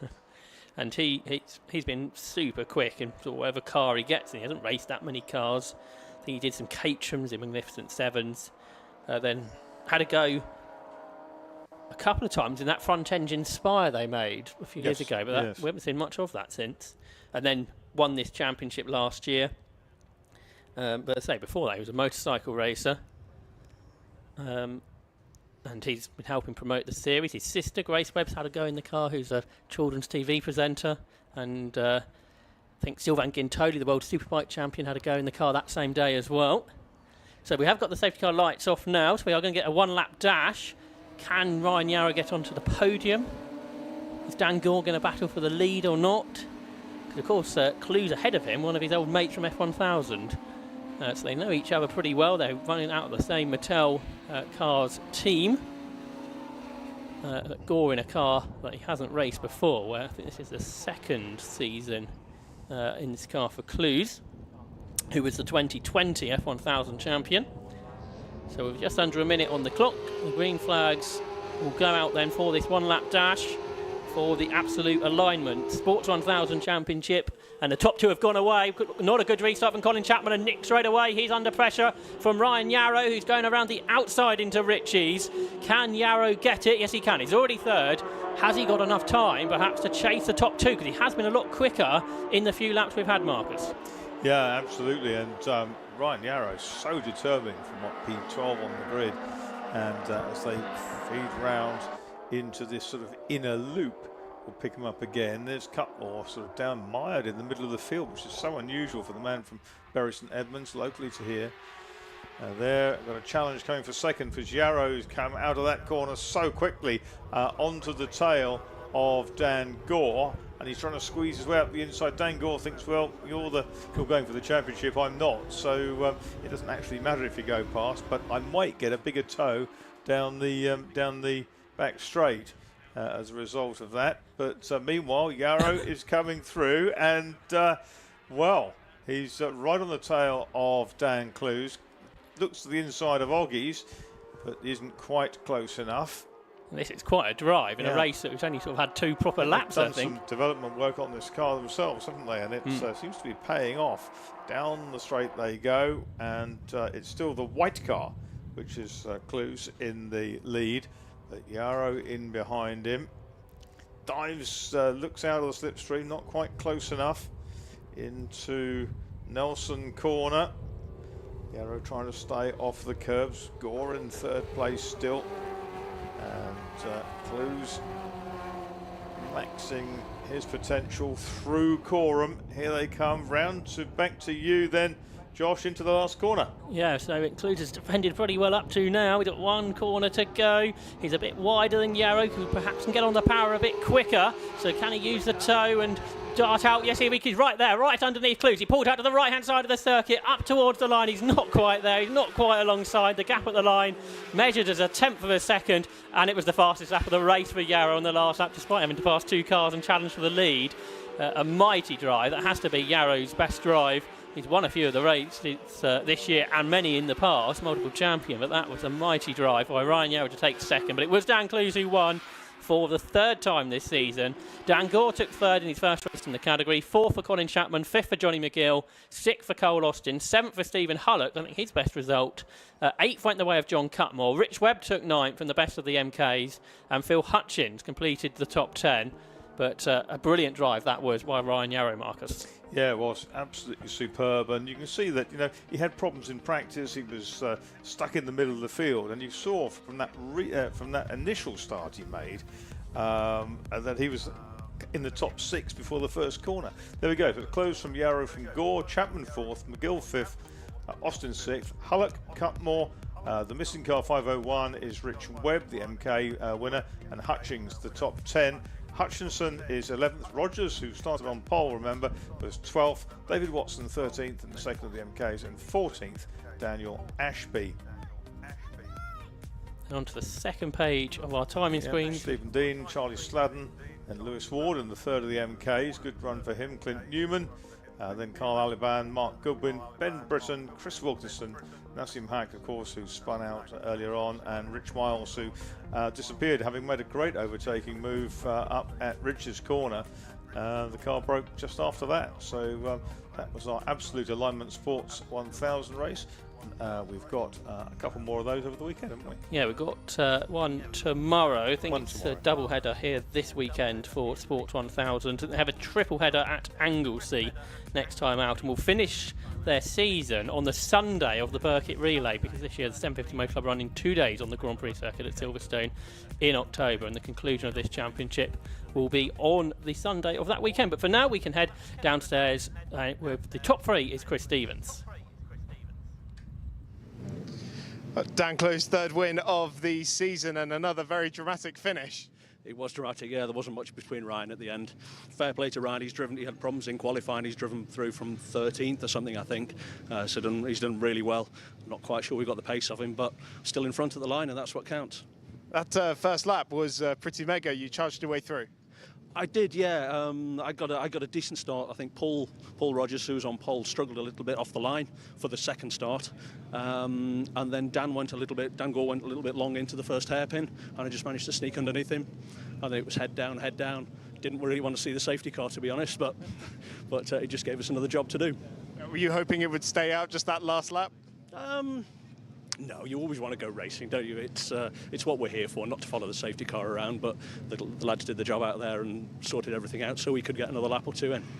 Top man, brilliant drive. Congratulations again. Let's go and talk to Ryan Yarrow, who has had probably the drive of the season. Well done. Thank you. Yeah. I mean, I went out and I wasn't even sure if the car was going to work, to be honest. I'd driven it around the paddock and it seemed okay. The first start was mega. I had to take to the grass a little bit, and I think I was 4th or 5th. And then the restart, and I was like swearing in my helmet. I was like, no! I managed to do it. The second restart was nowhere near. The second start was nowhere near as good, but then managed to race forward a bit. And then, God, obviously, if it wasn't for the 2 laps behind the safety car, I think I could have got to the front. But seconds. I mean, I thought I was taking the engine out and skipping the race, to be honest. So. Yeah, quite happy with it. You must have been rubbing your hands together when the safety car came out. I was, because I thought it'll bunch us up, but the problem was it took too much time off us, didn't it? So, but I mean, I hope, regardless of that, I hope whatever caused it, like no one's injured or anything like that. But yeah, it can swing your way or not, and I'm not sure whether it did or not, to be honest. But yeah, you've got to be happy with it, regardless. Regardless, amazing drive. Congratulations. Let's go and talk to the debutant sensation, Dan Gore. Hello, sorry to interrupt. I mean, that was pretty mega drive first weekend here. Yeah, it was an exciting first race in Sports 1000. Yeah, enjoyed that. I don't know, trying to remember all the things that happened. I felt like a few times I could have won it, but yeah, happy with the podium first time out. Obviously, the original start, you were pretty clear. It was looking good, but obviously you had Ryan right up your chuff at the end of that race. Yeah, I made quite a good start both times, but there's oil down, I think, on the first lap of this restart at the hairpin, so I ran wide, Dan go down the inside. Then on the restart at the end, I was so focused on Dan, I didn't look at my mirrors and to see Ryan was there, it was too late to defend, so fair play to him coming through from 13th. And has this tempted you to do more outings in the Sports 1000? See how my hearing recovers from that one. These things are bloody loud. They do make a great noise. Lovely cars, though. I really enjoy driving them. That was fantastic. Congratulations, mega drive from you. Marcus, Josh, back up to you, because coming up next, the Tequila Road Sports Series.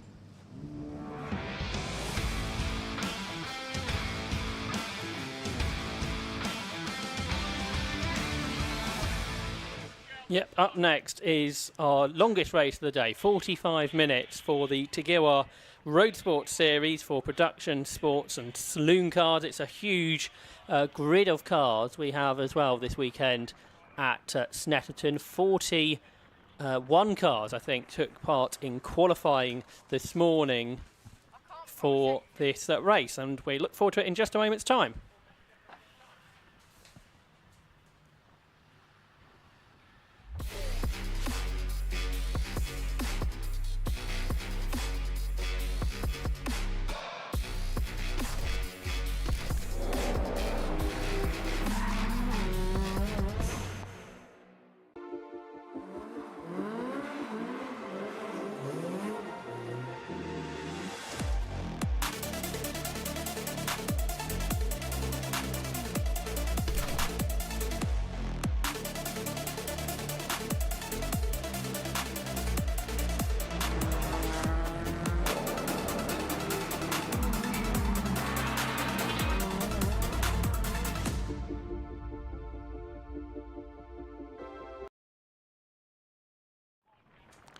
So you can see there the cars on the grid for the Tequila Road Sports Series. It's a 45-minute race for these production sports and saloons. And let's take a look at this big 40-plus car grid. On pole position is number 1, which is the Volkswagen Golf, which will be started by Bradley Burns, who he shares with Rob Baker, alongside 169, will be Andy Schulz, who shares the BMW M3 with Matthew Hampson. On row 2 is 187, which will be Aaron Cook to start the Audi RS3 that he shares with Dan Sylvester, who we saw out earlier, alongside number 6, Ryan Parkin in the Audi TT. On the third row is number 10, Josh Lawton's Honda Civic, alongside 151, which will be Colin Gillespie in the Seat Cupra. On the fourth row, 117, is Ian Jones in the M3 powered BMW Compact that he shares with Martin Gadsby, alongside number 61, Dylan Brichter in his Audi TT. On the fifth row, 92, is Phil Nibb to start the Seat Leon, he shares with Andrew Raff, alongside 118, which is the Simon Morgan and Justin Middleton Vauxhall VX220, the ex-British GT car. On the sixth row is 41, which is David Harvey's Lotus 340R, alongside 46, which is Jack Wright, who shared his Volkswagen Golf with George Wright. On the 7th row is 661, which is Chris Mills in his BMW M3 that he shares with David Gardner, alongside number 67, the similar car of Lloyd Schaefer. On the 8th row is 89, which is Scott Parkin in his Volkswagen Golf, alongside 134, which is David Griffin in his BMW M3. On the 9th row, 777 is Robert Andrande's Seat, alongside number 8, Matthew Tidmarsh, shares his Ginetta G40 with Chris Webster. On the 10th row is 14, which is Johnny Monday's Honda Civic, alongside 122, which is Matthias Radestock's Lotus Elise. On the 11th row is number 90, which is the Roger Coy and Callum Lockie Porsche, alongside number 56, which is James Birch in the Vauxhall Corsa. On the 12th row is number 31, which will be Jack Ashton, who shares Will Murphy's Honda Civic, and 177 is alongside. That's the Renault Clio of Chris Bialon. On to the 13th row, number 34, which is Martin Gamblin's Lotus Elise, alongside 166, which will be Mark Coleman, who shares his BMW M3 with his son Jonathan. On the 14th row is 48, which is Mike Nash, who shares a BMW 330 with Jonathan Buckley, and 74 is Campbell Cassidy, who shares his Honda Civic with Matt Charrington. On the 15th row is number 72, which is John Maudsley's Audi TT, alongside 199, which is Rob Jarman's Renault Clio 182, he shares with Robert Contral. On the 16th row is 101, which is Rob Fenwick's Ginetta, he shares with Andy Shepherd, alongside number 52, which is Stephen Docker's Mazda MX-5. On the 17th row is number 3, which is Ben McCauley's Lotus Elise, he's alongside 131, which is Mark Enoch's Renault Clio. On the 18th row, number 13, is the Nissan Almera, started by Stephen Cogswell, he shares with Dan. And number 175 is alongside Paul Kane, his BMW Compact, he shares with Callum Perfect. On the 19th row is at 316, that's Ivor Mares in his BMW, alongside 24. I don't think we're going to see that car start there. That's John Lyons Caterham. On the 20th row is 518, which is Colin Whitehouse's BMW, and 23, Matt Creed from the back should be quick in his Renault Clio if he's there. But there we go, 40 cars. It's a very, very busy grid. One will go from the pit lane, which is Mike Rayner, who was excluded in qualifying. But it's a fantastic grid, this, Marcus. And it's going to be a very busy race. It is amazing, isn't it? You've got these two lines of cars, absolutely solid. You can barely fit a car down the middle of the grid here at Snetterton on the centre straight. But some really impressive machinery out there as well. I mean, some of these cars up the front are very well developed. Volkswagens and Audis are super impressive. There's a quick BMW E46 up there, isn't there? Up towards the front. Yeah, that's the car of Hampson and Schultz. Andy Schultz starting that. We know he's quick. We've got another quick BMW, that compact, which is Ian Jones starting at 117. And down the order, there's some sports cars kind of buried in the middle. And you think, oh, perhaps they should be finished. They should be running a bit higher up. But of course, over a 45-minute race, whether you start on row 3 or row 13, probably doesn't matter quite that much. It's not a quick dash for cash. Yeah, that's right. So this 45-minute race, as we were saying, there's a pit stop in the middle third of the race between 15 and 30 minutes. Each car has to be stationary for 60 seconds at least, but there are multiple cars either with success penalties from the previous race they competed in, or any car that has a non-factory sequential gearbox has a 10-second penalty as well. That includes the car that's on pole position, the Rob Baker and Bradley Burns Volkswagen Golf. That's a self-developed Golf by Area Motorsport, new for this season. Bradley Burns making his debut in the series, the ex-Clio Cup race winner. He starts the car. Alongside, also a 10-second success gearbox penalty for Andy Schulz and Matthew Hampson, as Marcus was saying. Andy Schulz very rapid, and he starts, interestingly, and he was a whole second slower than the Burns and Baker car in qualifying, but like I said, that doesn't necessarily matter for a long race which will feature lap traffic and the such like. So we've had this season in the Road Sports Series, we've had 3 different races, and we've had 3 race winners over the course of the season as well.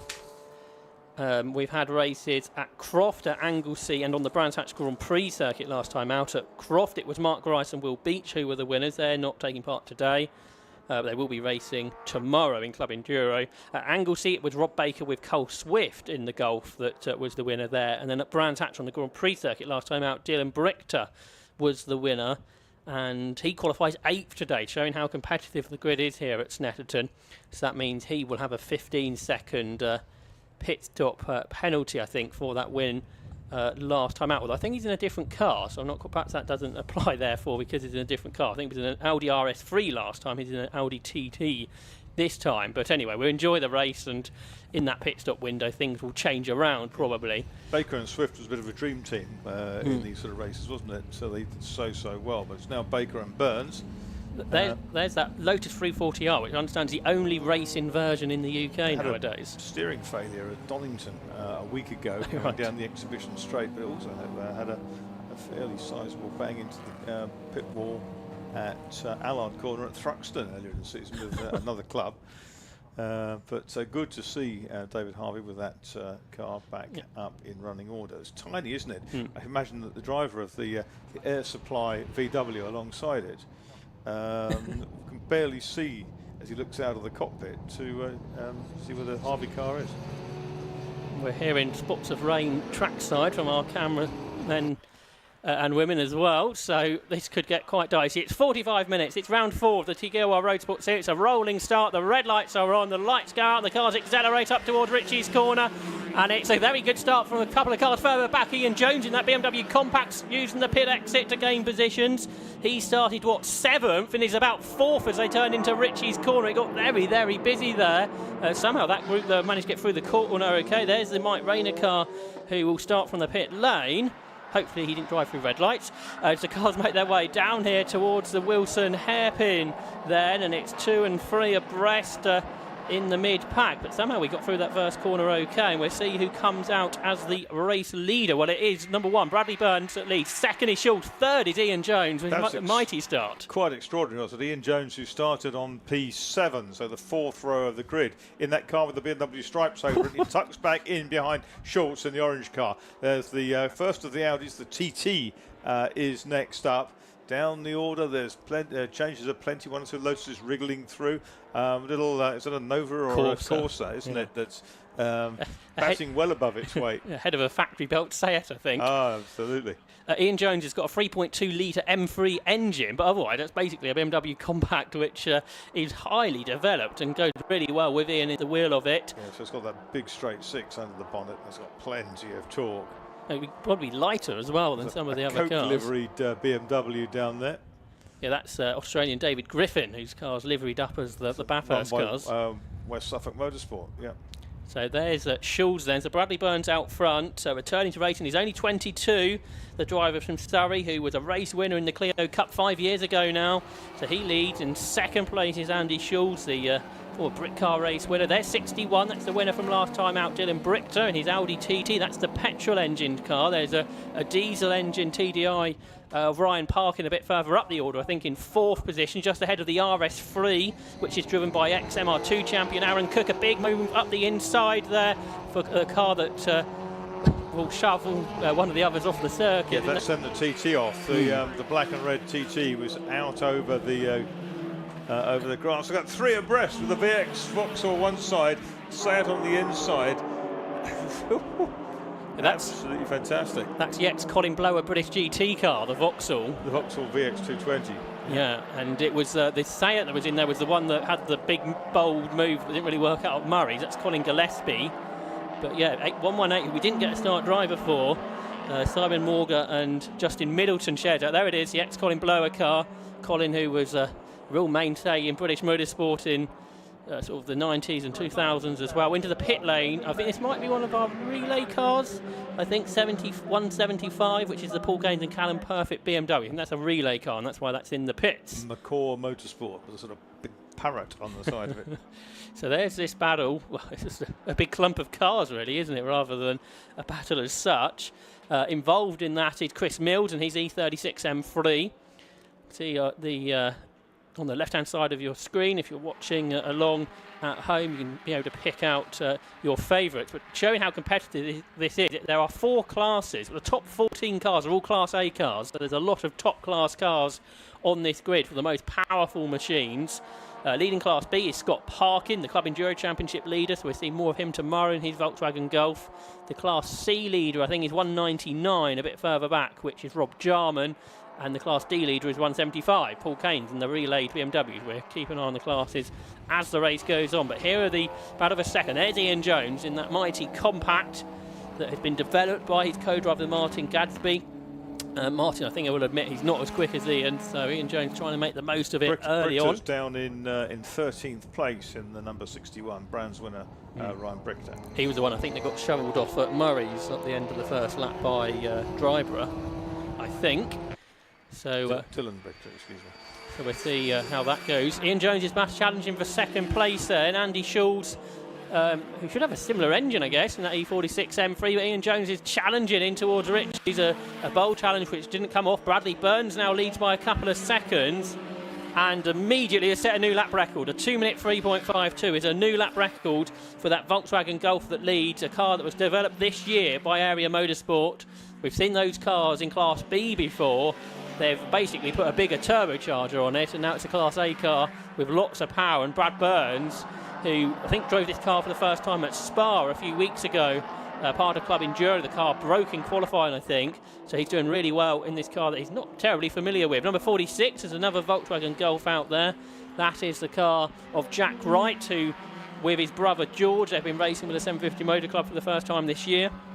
Just ahead of the Chris Mills BMW, and local man Lloyd Chafer in there as well in 67, the driver from Diss in this 1997 BMW M3, also involved in this nice battle that's going on. There's so many battles out there, Marcus. Yeah, absolutely. And that's the 46 Golf. That's the right car, isn't it? Yeah, they're in 11th. Yeah, very nicely turned out, and that Air Supply colours reminds me of the popular musician group Air Supply. Okay. I guess they do something with the product rather than the music. BMW's chasing these big winged M3s, very plentiful in club racing. Dave Griffin in among those. Australian, based over here for a while now. That's the Brichter. Is that the Brichter TT or the Parkin TT? That's the Parkin TT. They're similar. Like similar colours. Yeah, they look similar. I think one's a diesel powered, which is the Parkin car, because Darkside Developments, who are the Parkins basically, are diesel experts. So they've converted that car from the petrol car, which Brichter is in basically. And there's the other Parkin we briefly saw, 89, that leads Class B. So there is Brichter. How's he getting on? He was 12th at the end of the previous lap. He's got past David Harvey on the right. So I think he's into the top 10 now, Dylan Brichter. Everybody is being asked to respect track limits by our clerk of the course, so that's going to be something to keep an eye on. Burns' second flying lap is about half a second slower than his first one, but he's still about half a second quicker than the cars behind. Ryan Parkin, though, there's his twin brother Scott, the Class B leader. Ryan Parkin is going quicker than the two cars in front, so there's a chase on a bit further up the order, but there is our Class B leader, as I say, Scott Parkin, the 33-year-old from South Yorkshire. He's only been racing for a few seasons. He's had a really good year. He leads the Club Enduro Championship, which will be racing here tomorrow in that diesel-powered car, which produces 270 brake horsepower. It's a 2010 car, and he is in 16th position overall, and just ahead of the Ginetta by, well, say just ahead, but it's 5.5 seconds already, the car that was started by Matthew Tidmarsh. This is a bit further up the order, just outside the top 10, I think. Here's some of the classes a bit further back. Leading Class C is the number 199 Clio, Robert Contrad and Rob Jarman's car. And then I think here we see some of the Class D cars as well. I think that BMW is the leader of the Class D class, 175, the Paul Haynes and Callum Perfect shared machine. Parkin, see, that last lap was his best. That was only a quarter of a second outside the time of Bradley Burns set earlier in the race. It's second, third and fourth all together coming through Coram. We'll see if we can pick up on that in a minute, because Andy Schultz, Ian Jones and Ryan Parkin all together. Meanwhile, twin brother Scott is up at the S's at Brundle and Nelson, still leading Class B. Let's have a look at the leaders then as they come across the line. There's Bradley Burns. He's a couple or 3 seconds ahead of Andy Schultz, who's second, but then Ian Jones in third. Under pressure now from Ryan Parkin, but Jones has got so much straight line speed. That BMW Compact is rapid and therefore closes in down the centre straight to the P2 man, Andy Schultz. All of these are lapping in the 4s. Personal best for Schultz and for Jones, but it's Ryan Parkin who seems a bit quicker at this stage, Marcus. They're in 4th. Yeah, it's only fractionally quicker, a couple of tenths, I guess, something like that, but he's going to be into the slipstream in a second. That very imposing looking work striped compact in front. It looks good, that, with that big wing on the back. And there's Andy Schultz in the Torque Speed car ahead of them. Yeah, I think the TT's quicker in the corners, but that compact is so quick in a straight line. The class is based on power to weight ratio, so you can have more power, but that does mean you've got to have a heavier car. Has some rake on it, that white BMW as well, doesn't it? Sort of very nose down, and seems to turn in very well. I think talking to Ian Jones in the past, it's not the easiest car to drive. It's a bit of a monster. It's quite savage. So there's Schultz ahead, 3 seconds behind the leader now, into Williams. It's not been very much longer before they get into lap traffic as well, and that is when sort of endurance races come alive, Marcus. Working your way through the traffic is just as important as being quick. Yeah, that's right. It's all about being consistent, being courteous, and trying to get your exit speeds out of corners where possible. The Honda there had a bit of a lock-up. And in the middle is the Corsa, Lotus battling in there, and Porsche as well. Oh, this is fantastic. You wouldn't expect to see these type of cars in a mix altogether, would you? Yeah, the older Civic, that's driven by Jack Ashton, who's getting there. He's sideways. It's in Will Murphy's car. We'll see him out in his Metro later in Hot Hatch. But Jack Ashton making his debut in this car and in this series. He's in 20th. He's got Johnny Monday's Honda Civic, the newer car there, number 14 just ahead. Then the Corsa's just lost out to the Lotus, so that's Matthias Radstock's Lotus Elise that gets ahead of James Birch, who's in the Vauxhall Corsa. We've had a change for second across the line. There's been a change for second overall across the line. There they are. Ian Jones has used the power of the compact to get ahead of the E46 M3 that's got a little bit of loose bodywork for Andy Schultz. But up front, Bradley Burns has just set another fastest lap and another lap record, 2:03.47. Schultz, though, fights back on the inside of Jones. Can't get the position, though. And as this battle develops, the car in 5th position is starting to catch, I think.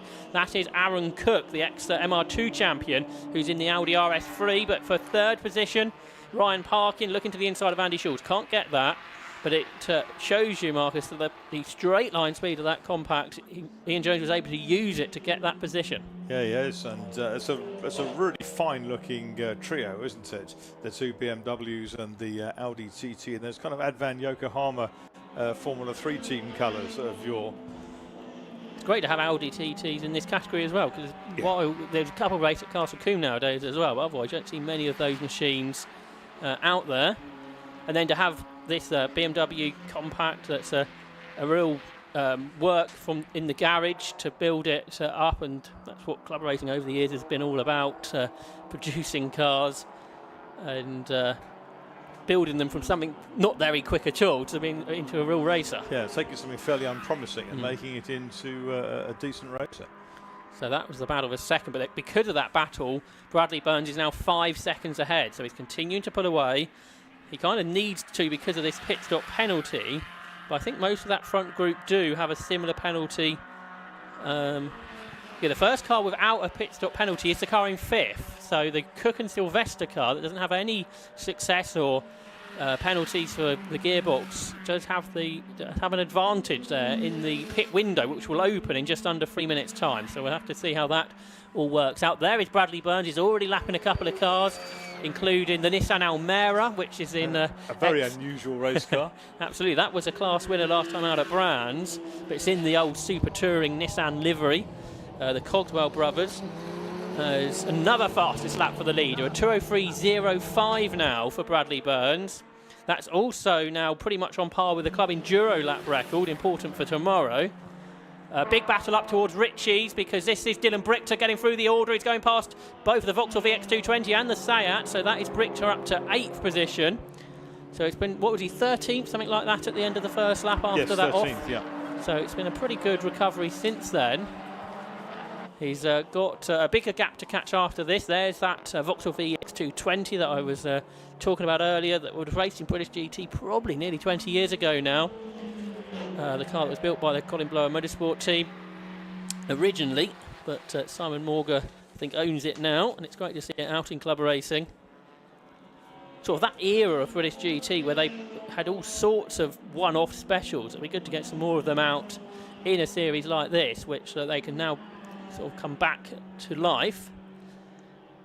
And it's something you can't do nowadays in GT racing, is build your own car, because everything's already done for you by factory teams. But in a club racing series like this, it's encouraged to bring out anything you can get your hands on, and it's shown really well in this category, as Marcus has been saying, with all these different types of car you wouldn't expect to be battling. There is Colin Gillespie, who is in 10th. It's a tartan liveried car. No guesses where he's from. So he'll be out tomorrow with Phil Dryber, but he drives solo today. The pit window open board is being prepared by our start line marshals here at Snet. One car there across the line all lonely, which is quite unusual. That was Ben Macaulay, the paramedic from West Sussex, who's in quite a long way down the order today, Ben. 31st position, but I think that just shows you how this series has changed with much quicker cars than perhaps what we've seen recently. Here's about of a second, and Ian Jones is pulling clear now. There's some big speed differentials now, aren't there, between the quickest cars and some of the back markers. Yeah, it always makes me wonder how much fun it is to be in one of the slower cars, especially when you've got big groups of cars coming past you like that. Burns is now 7.6 seconds ahead of Ian Jones, so he's now far enough ahead, I think, of the rest that the pit stop penalty that car has won't matter. And then you can see the pit open board is out. So we are now a third of the way into the race, and it'll be interesting to see how quickly we see pit stops come. And we are looking at Palmer on our Alpha Live coverage. Now at Agostini in that battle for third position. So Andy Schulz, who started second, is dropped behind Ian Jones and fallen away from him. And now he's got Ryan Parkin for company in that Audi TT, which has a TDI engine now, Marcus. Had to switch his attention, hasn't he? And he's watching that TT with the big wing up off its boot lid. The Audi, a front wheel drive car, so the, as is of course the Golf up front, so it's quite a nice mixture as well between front and rear wheel drive machines. Yes, there were different parts of the circuit that suit each of the kind of types of car. So the slower car there to lap, which is the 52 Mazda of Stephen Docker, so he's going to have this battle coming past him pretty soon. Andy Schulz turns his lights on as he comes out of Nelson to let the driver of the slower car know, because Coram, when the driver knows, he indicates left, so that was good driving. Schulz is having to bore the hole through past these slower cars, and he finds a willing accomplice in Parkin in fourth place in the Audi TT, the 6 car, who just follows through, doesn't have to do too much of the work, just make sure he's got to keep his head down and do the chasing. It's a 2017 car, that Audi, so a pretty new machine, much newer than the BMW ahead. Nearly 8 seconds is Bradley Burns' lead in 1, then 117 is second is Jones, third is 169 Schulz, fourth is 6 Parkin, fifth is 187 Cook, and sixth, the car we haven't spoke about really, number 92, that is Phil Knibb, who's come through from the 5th row of the grid from 9th, so he's had a pretty decent run. As they make their way then through what is lap 9 of the race, and it is still Bradley Burns that leads the way in the Volkswagen.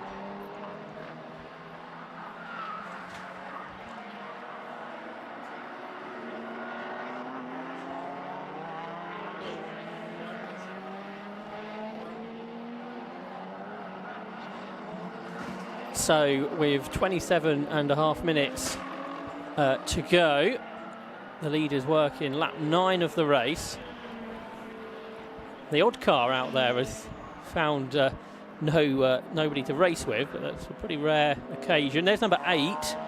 That is the Ginetta G40 of Matthew Tidmarsh, which has now got a Ford Duratec engine in it, so a much upgraded Ginetta. And that's a car which was owned by Roald Goethe, the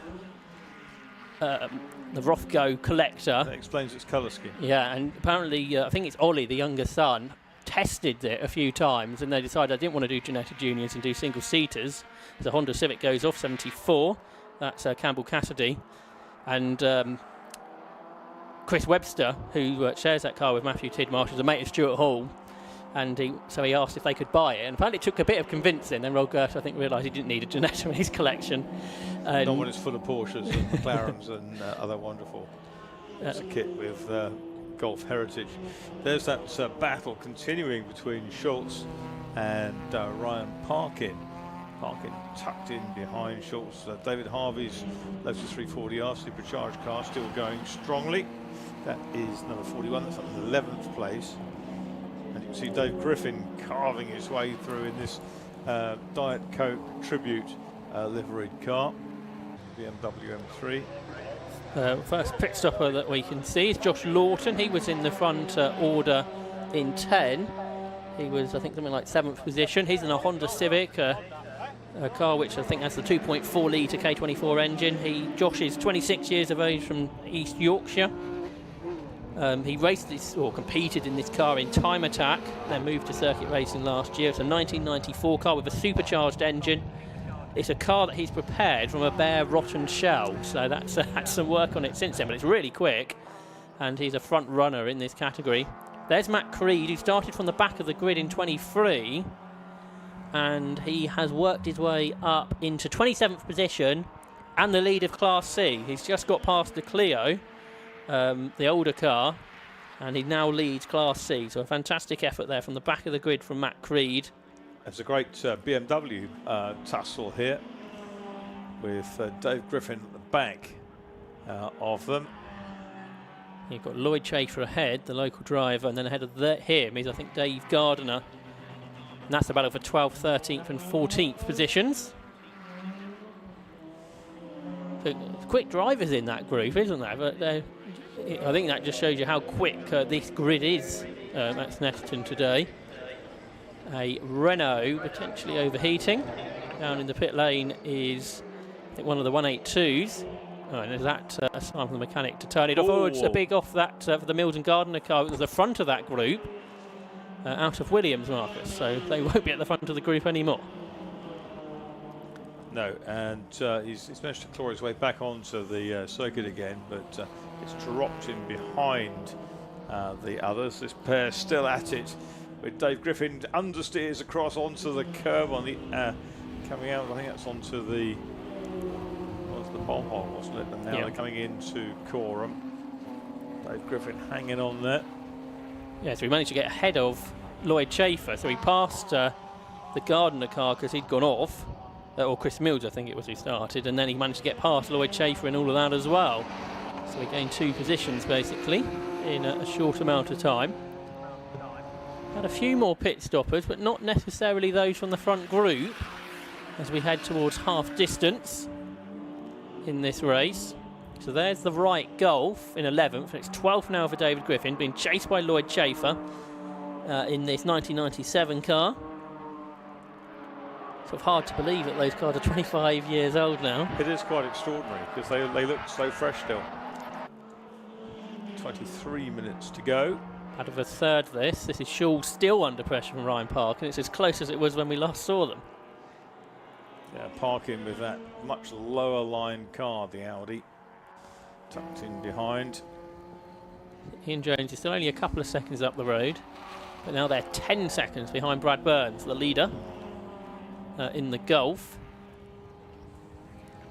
Yeah, Brad Burns with Rob Baker waiting in the wings to take over. Oh, as Jack Ashton damaged his mate's car and is out in Will Murphy's Civic.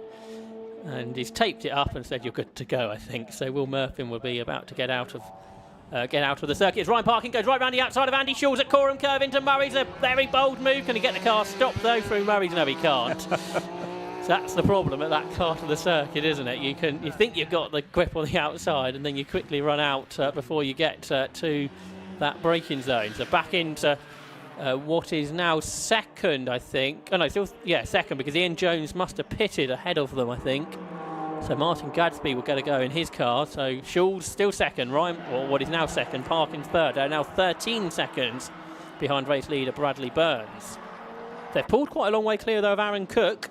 As there we can see Ian Jones out of the BMW Compact, and Martin Gadsby, the car owner, about to get into it. Traditionally, Martin has been a couple or 3 seconds slower than Ian Jones, so we'll see how he gets on. I think adjusting the seats as well. It's quite always a rushed part of the race, isn't it, Marcus, changing drivers? You can lose so many seconds when the belt buckle disappears under the driver or under the seat or whatever. That's going slowly, isn't it? 777. Yeah, that would run in 16th. Robert Andrade, whose birthday was a couple of weeks ago, 49 years of age now, the company director from Wolverhampton. Another ex-Time Attack racer. He's driving a car that has raced in TCR UK in the past by Bruce Winfield, one of the front runners, which can also be seen here on Alpha Live. But Robert Andrade into the pit lane. Problems seemingly with that car. There's Josh Lawton, who was the first of the pit stoppers we saw briefly. There's Will Murphin in his Honda Civic, the ex-Hot Hatch racer, back out with the 750 Motor Club this weekend, sharing that car with Jack Ashton. But Parkin's got Schulz this time, so he tried a lap ago, but he's passed him this time. So that's Ryan Parkin finally up ahead into what should become second place. There's that Sayat, which is now being prepared by MT Developments. That's Matty Taylor, who raced the Holden last year in Club Enduro. There's 72 in the pits. That's John Maudsley, another very experienced driver. Special saloons and things like that in John's past. And also, he's raced a Formula 1, a historic Formula 1 car as well. But an Audi TT today for John, which is the car's first outing, the car that is prepared by Capture Motorsport, who also runs Sayats. He drove a Golf at Alton Park a couple of years ago, didn't he? Yes, yeah, they've had some Volkswagen Sirocco's as well, I think, but he's added another car to the list. So still got 4 minutes the pit window to go. Andy Schulz has come in now, I think, to hand over to Matthew Hampson. There's a busy queue of cars leaving the pit lane. 92 also in, which was one of the front runners. So Phil Nibb will hand over to Andrew Raff. And Harvey up to 6th in the 41, but yes, yet to stop. It goes well, that car, doesn't it? Yeah. Like you say, it's had a few prangs this year. A couple of bingles this season. I think David Harvey had his first outing with the 750 Motor Club last time out, because we had a Brands Hatch Grand Prix round, which is a circuit everyone wants to do, and obviously enjoyed his time with the 750 Motor Club and has come out again here at Snetterton. There's 69, so that's Matthew Hampson taking over from Andy Schulz. There's Dave Griffin in that Diet Coke liveried car that Marcus was talking about earlier. Dave seems to do a few more outings nowadays with the 750 Motor Club as well. As you see, they pit at a 45-degree angle and then have to be pushed out by their crew, and then will accelerate back into the race. Thank you. And Matthew Hampson has not got back going, it would seem. So potentially problems for one of our initial front runners.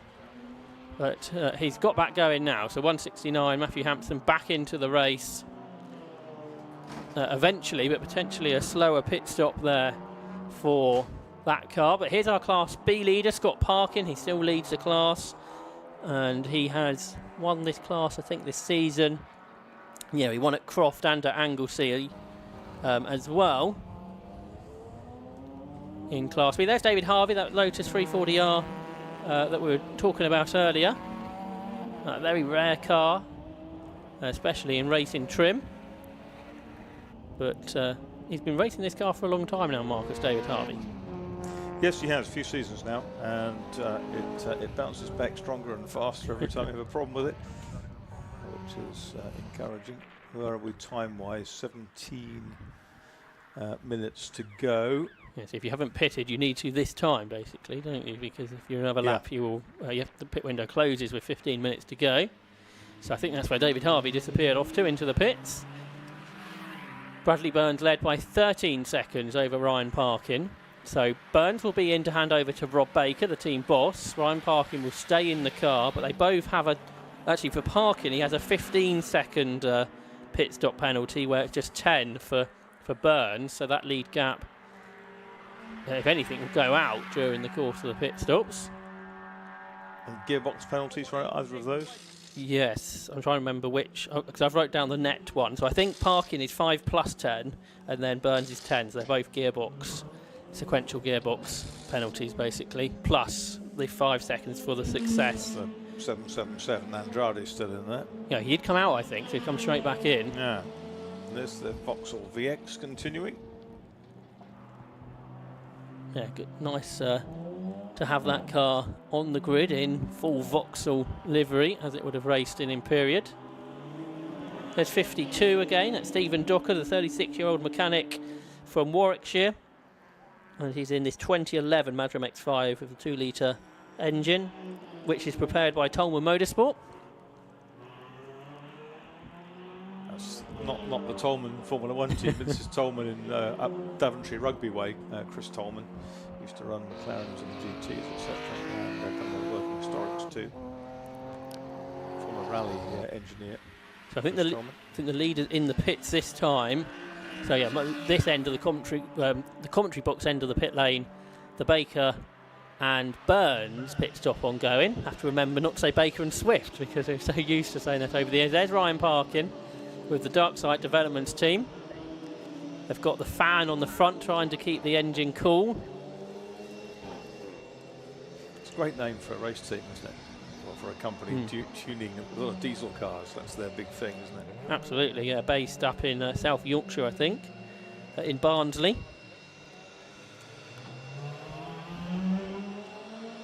And the Parkin twins, who haven't been racing for that long, very quick. Black flag for number 72. That's John Maudsley's Audi TT. So that car's going to get a penalty. Here's the Golf then. It's about to go back out. We haven't really seen much of the Golf during the course of this race, but Rob Baker then will be at the wheel of the leading car, who starts lap 15 of the race. So Team Boss heads out in this new car for this season.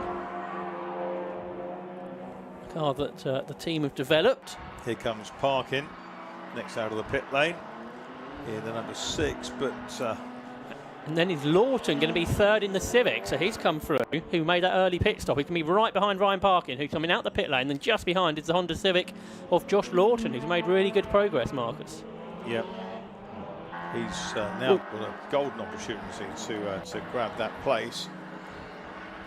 Had a look to the inside. I think one of them kicked up the dust on a tight line through Ritchie's.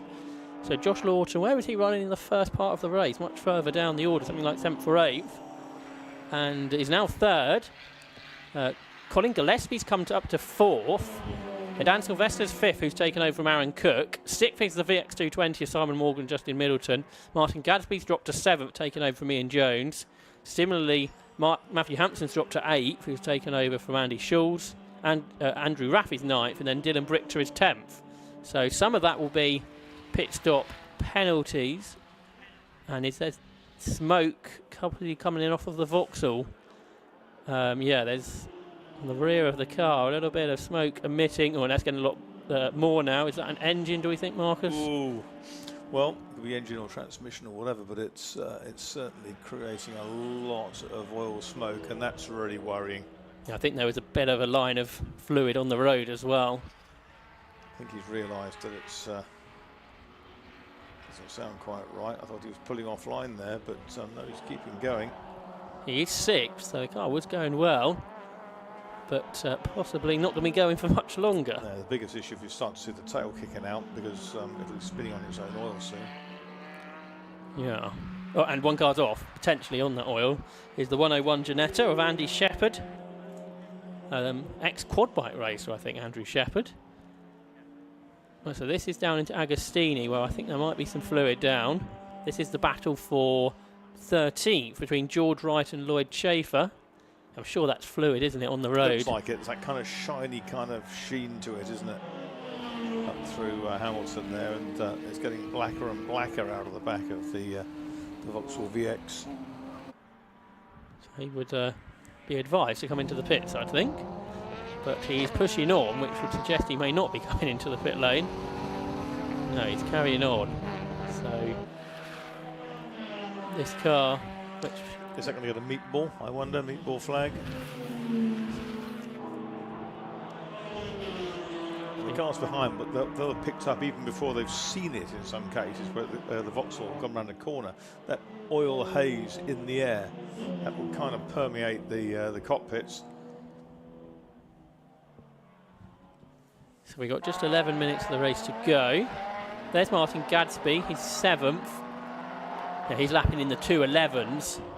Ian Jones got into the 4s at one point.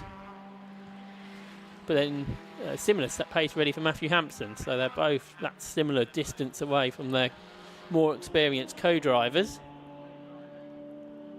So still in 6th position, the VX220. And it's still going, remarkably. Yeah. Still got some left. So that car... Of course, if it's dropping onto an exhaust manifold, it might look a lot worse than it actually is.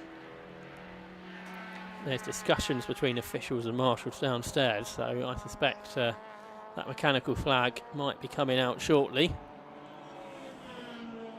Battle of a second continues, by the way, between Ryan Parkin and Josh Lawton, just 0.4 of a second between them. They are at Coram at the moment, and yeah, that black and orange flag is now going out to the Vauxhall. About of a second into the final corner might be one to watch, because Ryan Parkin's still under pressure from Josh Lawton. Two of the solo-driven cars.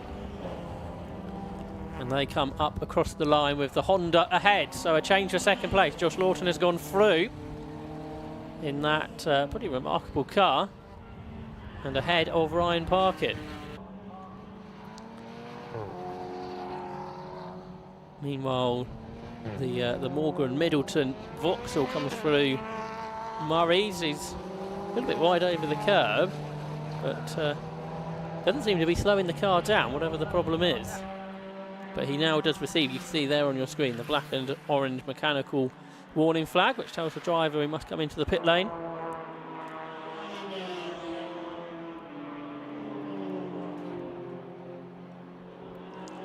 Dylan Brichter up to 8th now. He's just got past Matthew Hampson. So that Audi coming back up the order. In the classes, Class B is being led by Scott Parkin. He's 20 seconds ahead of Johnny Monday. And then Chris Webster is 3rd. In Class C, Matthew Creed leads, driver who started from the pit. 2nd is Robert Quantrell. And 3rd is Ben McCauley. And in Class D, it's Ivor Mayers who leads.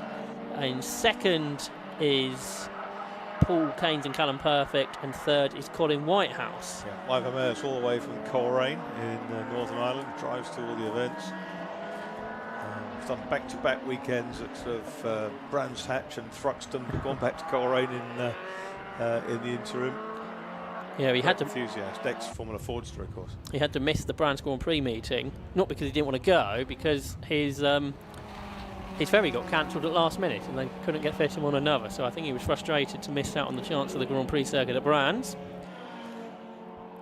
There's Dylan Brichter, who was off on the first lap, not by choice, is now on terms with Martin Gadsby in that car that was running 2nd early on in the hands of Ian Jones.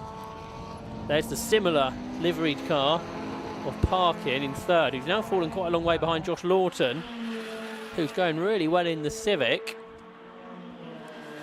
and is now 4 seconds ahead of Ryan Parkin. So it shows you what home builds can do. Prichter's up to 6th now, isn't he? So we'll see him move up the order in a second. That's Gillespie going through. Yeah, he's sort of come from nowhere in the second half of the race. That's a car that was gold previously, wasn't it? Had a sort of goldy hues was it? Croft, I think, remember last year. Yeah, because that would have been the race when he sort of got the car the day before, or the team offered him the car the day before. Now he's got it in his own livery. So, as you say, Brichter up to 6th, Gadsby 7th as the VX220 pits, as requested to do so. Also into the pits is Matthew Hampson, who was in the top 10 in the car that Andy Schultz started. So that's going to promote Andrew Raff to 8th, 9th for Dave Griffin, and 10th, as you see there, the Vauxhall on your screens, in 10th position is Chris Mills. So engine cover off. Have a look at the engine bay there of the car. And dripping fluid onto the ground.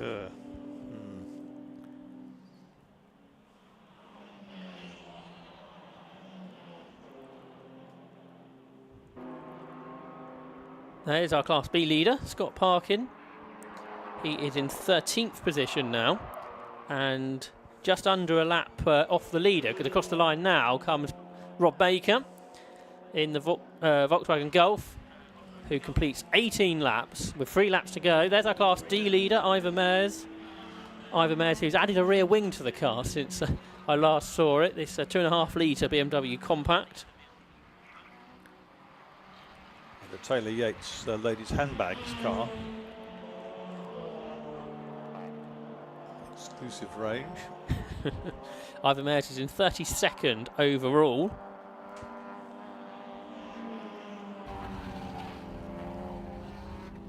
And he makes his way down the Bentley Straight. Renamed after Bentley because they tested their Speed 8 here before it won Le Mans in 2003. Not something that happens so much nowadays, but back in the day, Snetterton was quite a famous test bed for Le Mans cars. Parkin's had a better lap. He's back within 2 seconds of Josh Lawton in 2nd place.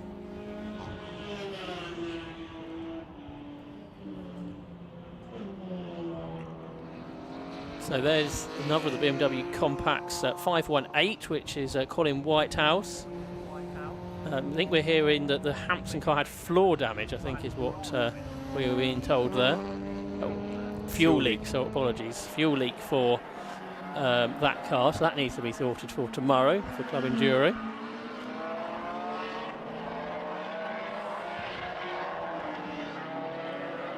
So yeah, about a second then, as you say, Marcus, the gap coming down, so that's going to be one to take a look at before the end of the race, whether Ryan Parkin can fight back. Scott Parkin, by the way, the Class B leader, 2:08.81 is his fastest lap, which is 2 seconds underneath the Class B lap record. So that shows you how quickly he is going. Matt Creed, the Class C leader, has done a 2:14.7, which is almost a second underneath his own lap record. So the classes A, B and C lap records have all gone during the course of this race.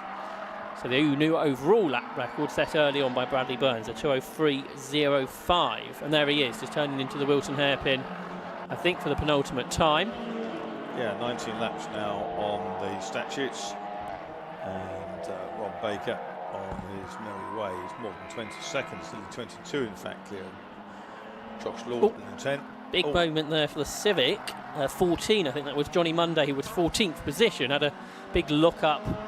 I think rear brakes looked up, heading into the hairpin. Some flashing warning lights on the front of Lawson's Honda as he came across a small gaggle of cars down towards, I think it was Wilson. There's number 48, which is now driven by Jeremy Buckley. Yeah, Jeremy Buckley, who raced Formula Junior cars back in the 1960s, I think. He's a Birmingham printer, or was many moons ago. Can't be many original Formula Junior drivers left racing. No, still comes out occasionally in Formula Junior now in a borrowed car. He'll climb quite a lot in the interim as well. There's one of the Clio Cup cars across the line. Now going past Martin Gadsby's BMW in a straight line, so that shouldn't be happening. So I think Gadsby's got a problem. He's still in 8th, but yeah, that was a really slow lap, a 2:18. So the driver that is in 8th position in trouble. Could be a spin somewhere, couldn't it, almost with that? Yeah, but the car looks slow in a straight line, I think, going across the line. So I wondered if there was a bit more of a problem than just... but like I say, that time, although slow, isn't terribly slow at this stage. So we'll see if he makes it through another lap. And Bradley Burns / Rob Baker's Volkswagen Golf will be about to start the final lap of the race. And here he comes, Rob Baker at the wheel now, 3 abreast. As he laps a couple of cars, including the car that's in 13th position. That goes a lap down. So there goes Rob Baker then.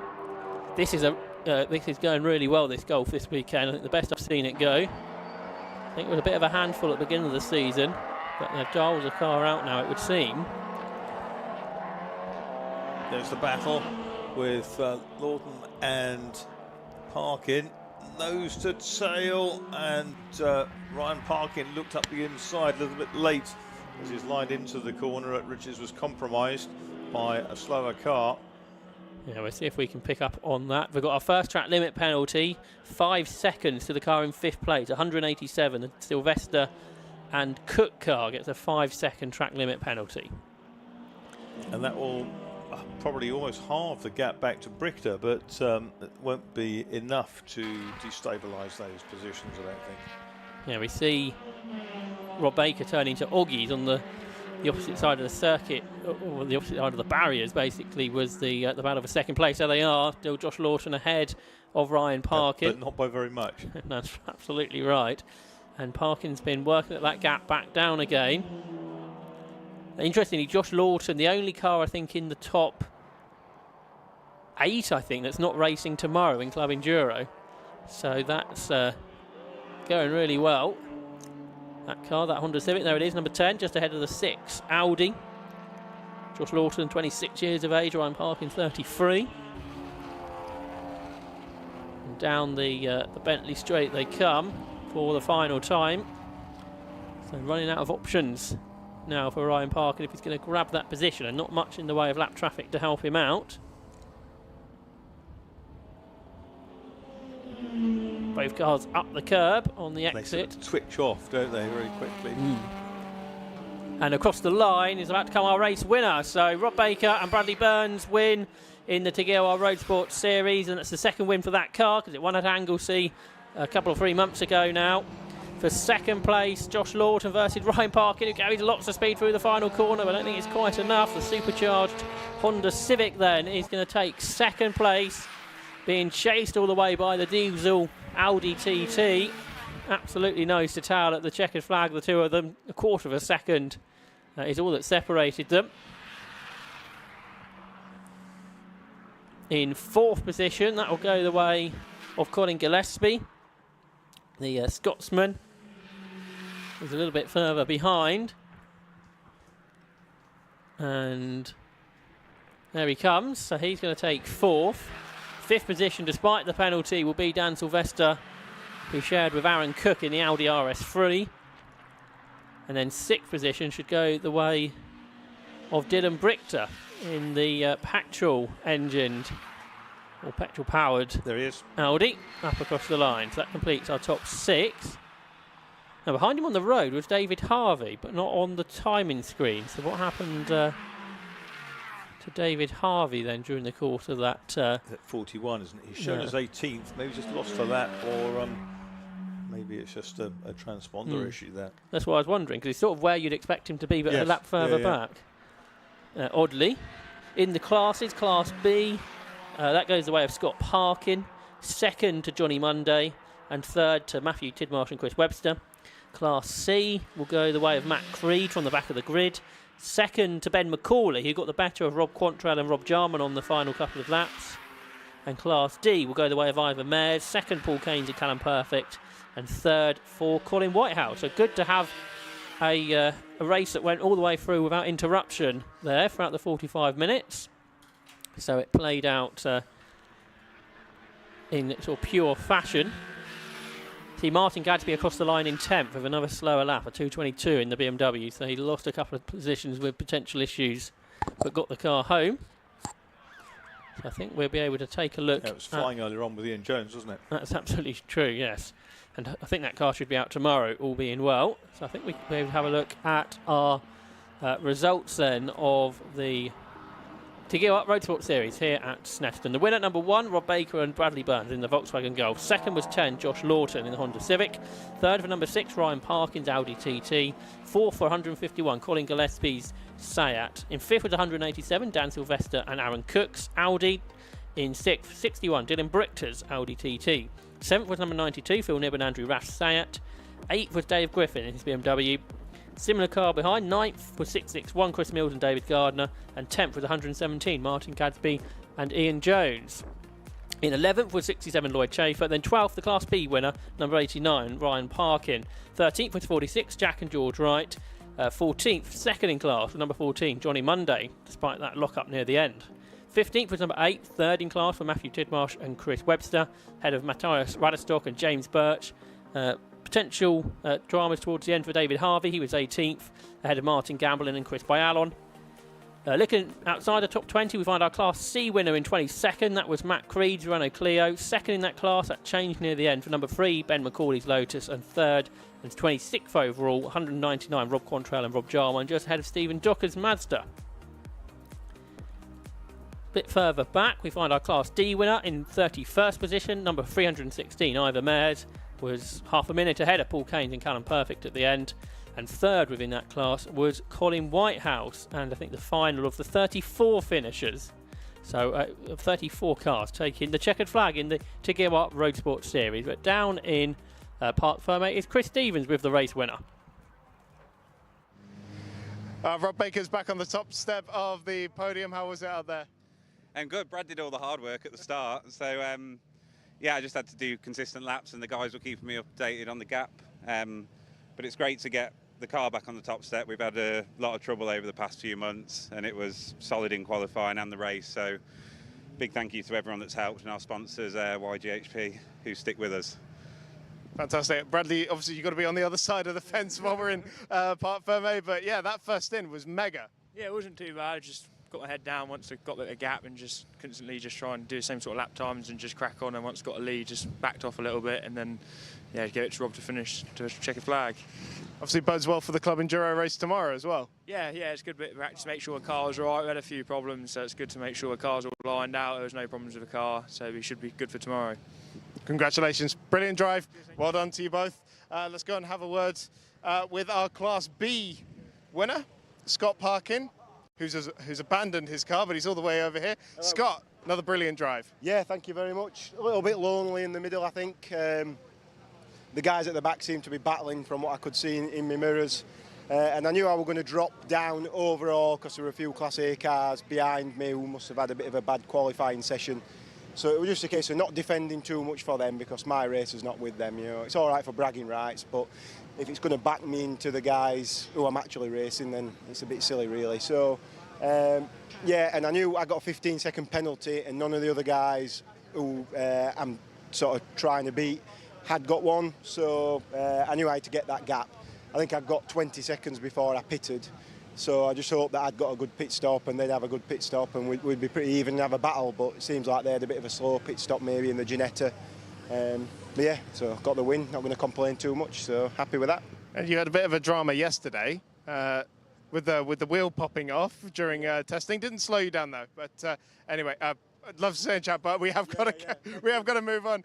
Guys, let's go back up to you. Coming up next, the Freaky Parts Sports Specials Championship.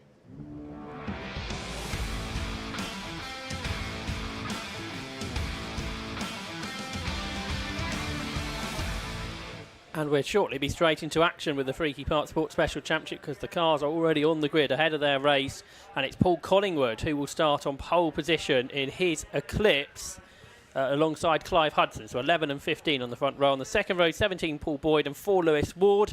On the third row, 53 Andy Hiley and 64 Anton Landon. On the 4th row, 82, Rob Johnson, and 66, Neil Turner, who's on pole in Class B. On the 5th row, 7, Stuart Much on pole in Class C, alongside number 1, Stuart Thompson, last year's champion. On the 6th row, 76, David Hughes, and 158, Doug Hanna. On the 7th row, 10, Nigel Brown, and 27, Andrew Hayward. On the 8th row, 18, Colin Benham, and 41, Ollie Gemmell. On the 9th row, 35, David Winter, and 58, Mickey Scott. On the 10th row, 65, Martin Hayward, and 79, Sylvia Much. And on the 11th row, 70, Trevor Harbour, and 199, Nigel Liddell. And the countdown has begun, so we're looking forward to this race. The championship is being headed by Class B driver Doug Hanna, who's taken 4 wins this season. He's 19 points clear of Andy Hiley, multiple champion, who's had 4 overall wins. He's from Class A.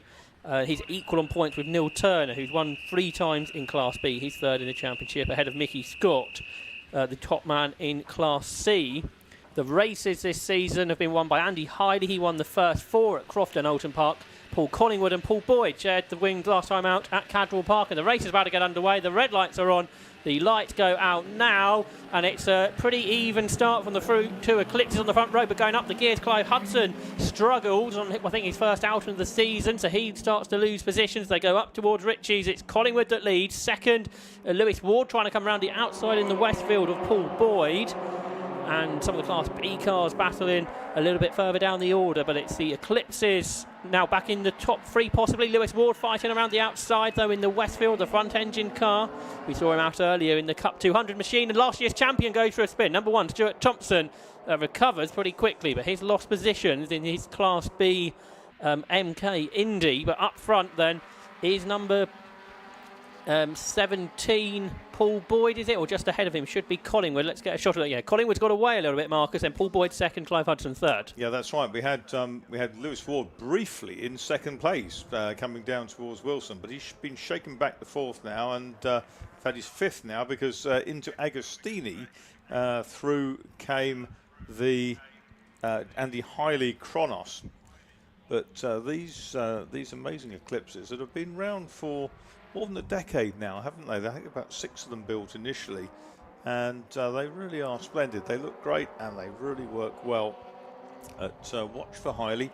Hiley's a canny customer. He'll pick his way through. Yeah, last we saw of Hiley at Cadwell was on 3 wheels. Something broke and the wheel fell off coming out of Charlie's on at Cadwell. So good to see the cars fixed and seemingly going quite well again for the multiple champion Andy Hiley, 3 times the champion recently, 2019, 2020 and 2021. There he is in 53, just behind Clive Hudson. Good to see him back. You don't see Clive race that much nowadays since he had quite a big accident at Mallory Park, but he's back out this weekend at Snetterton and quick immediately. He's just behind Paul Boyd, who was the winner of the 2nd race at Cadwell Park, the race when it rained near the end. But it's Collingwood who won the 2 dry races at Cadwell who leads the way. But he's got Boyd right behind him as they come up across the line. He couldn't be much closer, so they're absolutely tied together. To the left goes Boyd, to the right comes Hudson as they go up towards Ritchie's, and Hudson, I think, outbrakes Boyd and gets second position. That was absolutely superb, and Clive Hudson up the inside, and he's looking down, he's grabbing the lead into Wilson by the looks of things. He is. He's forged his way down in the Battleship Grey car number 15, and you've got the kind of the Eclipse Evo in the middle, haven't you, with that sort of aerodynamic kind of tail on it. But it's not as pretty as the others with their standard tails. But obviously number 11, and Paul Collingwood, who used it to get pole position, thinks it's the way to go. But meanwhile, Andy Hiley's caught them in the Kronos, and he's having a good look down the inside into Agostini. Now towards Hamilton they go. It's Hudson who leads the way. In second place is... Oh, did they change there? I think there was. No, the 17 trying to come to the inside. That was Paul Boyd. The door slightly closed towards him. Lewis Ward's coming back at 4th place, Andy Hiley. And Lewis Ward in that front-engined car is in the Westfield wide body is right there. Yeah, that car's got a 2-litre Duratec engine power in it. Because it's a front engine car, it can have a tiny bit more power than the rear or mid and rear engine cars. Hiley goes down the inside and through ahead of Paul Boyd. So Hiley's got 3rd. Boyd was challenging for second just a couple of corners ago, but now he's dropped to fourth behind Hiley. Then Lewis Ward is very much amongst them today in the Westfield, going well. Ward, who was the Class A champion last year, the RAF engineer from Worcestershire. But it is Clive Hudson then leading the way as they come down here into Murray's Corner and do an accelerate up across the line. I think this is the first outing of the season for Hudson, and he takes the lead then at the end of 2 laps, and the 5 leaders separated by just 2.6 seconds, so they're tied together. This is really good to see how close it is, and immediately it's a new record pace in this series. Clive Hudson half a second underneath the previous lap record, but he might not lead for much longer because Paul Collingwood looks to the inside as they come down towards the Wilson hairpin, so it's close but also very quick pace as well, Marcus. Yeah, absolutely. And we've got Hiley now in 3rd place with clear view of Paul Collingwood, but up front Clive Hudson still trying to pull away. That's a 2:01.7. I wonder whether anyone get down changed into Aggo because 11 Collingwood's got back ahead, but I wonder whether we're going to see a time maybe even down just a fraction inside 2 minutes. That would be quite something. Yeah, Collingwood managed it in qualifying, but that's one thing, and doing it in the race, particularly while it's this close, there'll be quite another. We got a brief shot of the Caterham going slowly. Number 41, Oliver Gemmell, making his racing debut, I think, today. But this is lap 3. Through Williams they come. Paul Boyd is clinging on to this front group. Is Lewis Ward struggling, potentially now in 5th position to stay with them? They're already 9 seconds ahead of Anton Landon, who's 6th. But Collingwood, now he's got the lead. Is he starting to pull clear? Not really, is he? Collingwood is, Clive Hudson even is still right there behind Collingwood, and then Hiley, and then Boyd. Yeah, the top 4 still together, Marcus. I look very menacing, isn't he, in 3rd place in the Kronos, based on the old Tadek that he used to run. And as they come out through this, it's almost never-ending right-hander at Coram. Just wonder whether that all that aerodynamic appendage on the back of the lead car is quite as efficient through the air as the standard one. Just managed to give it a little bit more, generate a bit more tow. You can see there that Hudson waited until the leader braked, then braked a fraction of a second later, as did Hiley on him. And at the back of that group still Paul Boyd in the yellow Eclipse. Faster lap from Collingwood, a 2:01.19, average speed of over 88 miles per hour, and that has given him a 3/10 of a second lead over Hudson. But now Hiley up into 3rd. He started 5th, so he's past Ward, he's past Boyd, and now he's chasing after the front row men, Clive Hudson and Paul Collingwood. Collingwood puts a bit of daylight between himself and the others through Palmer, but Hiley now looks up the inside of Hudson. They're wheel to wheel. On the outside is the Eclipse, and sometimes the outside line at Agostini means you just can get on the power a bit earlier, but it hasn't worked this time. Hiley's alongside. He's on the left-hand side of the circuit, and through he goes into Hamilton. Andy Hiley up to 2nd, Marcus. Yeah, but now, of course, he's done the thing whereby Clive Hudson can potentially get him on a toe down the back straight. He's not that close, though, having said that. Closer to him, though, is Paul Boyd in the yellow car, which is number 17, 3rd of the Eclipses. And now you can see Hiley going to the left-hand side of the track as he sees it, coming down towards Brundle. And Hudson hangs on to 3rd, having lost that position at Hamilton.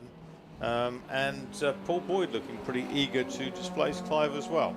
Great race this, isn't it? From the Sports Specials Championship, which got its name about 10 years ago, formerly known as the Kit Car Championship. Still kind of does the same thing, but in its new form, particularly good racing here this afternoon.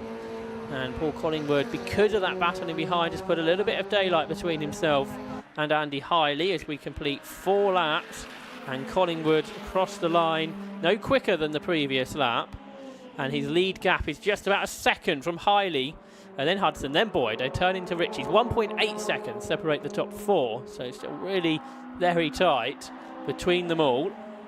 Just a quick mention for Class B, that's being led by Neil Turner, who won the 3 races at Cadwell Park last time out, and Stuart Much, the boss of Mev, he leads Class C in what is 8th position overall. There's that Caterham that's been in the pits, and now he's going really no quicker than it was going in the pit lane. Ollie Gemmell in the Caterham, I don't think he'll be going for much longer. He needs to find a place to pull off in a position of safety, because that's barely moving, as you say. Hiley looks a bit closer possibly to Paul Collingwood than at the start of the lap. Yeah, that's on the second. And he's therefore dropped Hudson and Boyd, the 2 mates, to battle it out over 3rd spot. But it's really good to see how competitive everybody is here. This type of racing, we don't normally see quite so many cars involved in the lead battle. No, that's right, and the Eclipses still look pretty much by and large as they did when they first appeared. Transverse engines across the back. Apparently Collingwood's runs a Honda engine, not sure what the other 2 are with. Yeah, they used to run Ford. It was an engine out of a Mondeo or something, wasn't it? Okay. But yeah, Collingwood's got a Honda K20 engine with these modifications he's made to it. It's a 2017 build car, his one. So possibly one of the later cars. They're going to have a bit of traffic to deal with, I think, in a moment, so that could change things, because Hudson's re-caught Hiley, so they're quicker on different parts of the lap here. It's a really long lap at Snetterton, meaning you can be quicker on one part than another. I think it's another of the Caterhams they've got to lap in a moment, the Nigel Liddell car, quite possibly. So up across the line they come, and yeah, Hiley's right with Collingwood then. He's chasing in the tow. He pulls to the left-hand side of the circuit, which is the outside line for Ritchie's. Hudson has a glimpse to the inside. He tried that earlier, which worked. It didn't this time. Collingwood has held on. Hiley is there in 2nd spot. It's not over yet, though, as they come down towards the hairpin at Wilson. This is lap 6. The top 4 at the line separated by 9/10 of a second. So this is turning into probably one of the best sports special races we've ever seen, with so many cars dicing it, and with seemingly the drivers and the cars quicker on different parts of the lap, Marcus. Yeah, exactly, and you see through that curve there how much better the lead car looked than its pursuers. And that was the corner, was that Palmer they came through, wasn't it? And now they're down at Agostini, and although he's put a wheel on the curb coming out of the corner, it looks like Clive Hudson. Oh, that cost him momentum. And through came Paul Boyd, Hudson having clipped that curb. Hudson set the fastest lap now, 2 minutes 0.63, so another new lap record. While we're watching this, in Class B, the lead gap was 100th of a second, so it's just as close in Class B, because Neil Turner had been caught by Stuart Thompson, who was challenging there at the start of the lap. But it's hard to focus away from this Class A battle for the powerful cars. And here comes Hiley. He's right in the tow. He pulls, well, he looks to the left, then looks to the right, back to the left, to the inside through Brundle. He brakes desperately late. He clips the dirt on the inside. They're wheel to wheel. Collingwood's on the inside for Nelson. And somehow he hangs on for now. And although Hudson and Boyd had fallen away, they're back now with the top 2 because of that really big challenge from Andy Hiley into the S's. So this allows Hudson now into Coram to the inside. He can't quite do that. The top 4 right together again. Yeah, and Hudson's back through, isn't he? Back past Boyd. Well, now and he comes now round the outside of Andy Hiley as well. Hiley's in trouble, I think. He's suddenly been, I think, gobbled up by the 3rd of the Eclipses. Yeah, he had. So Boyd through. That split everybody up a little bit with 2 laps to go.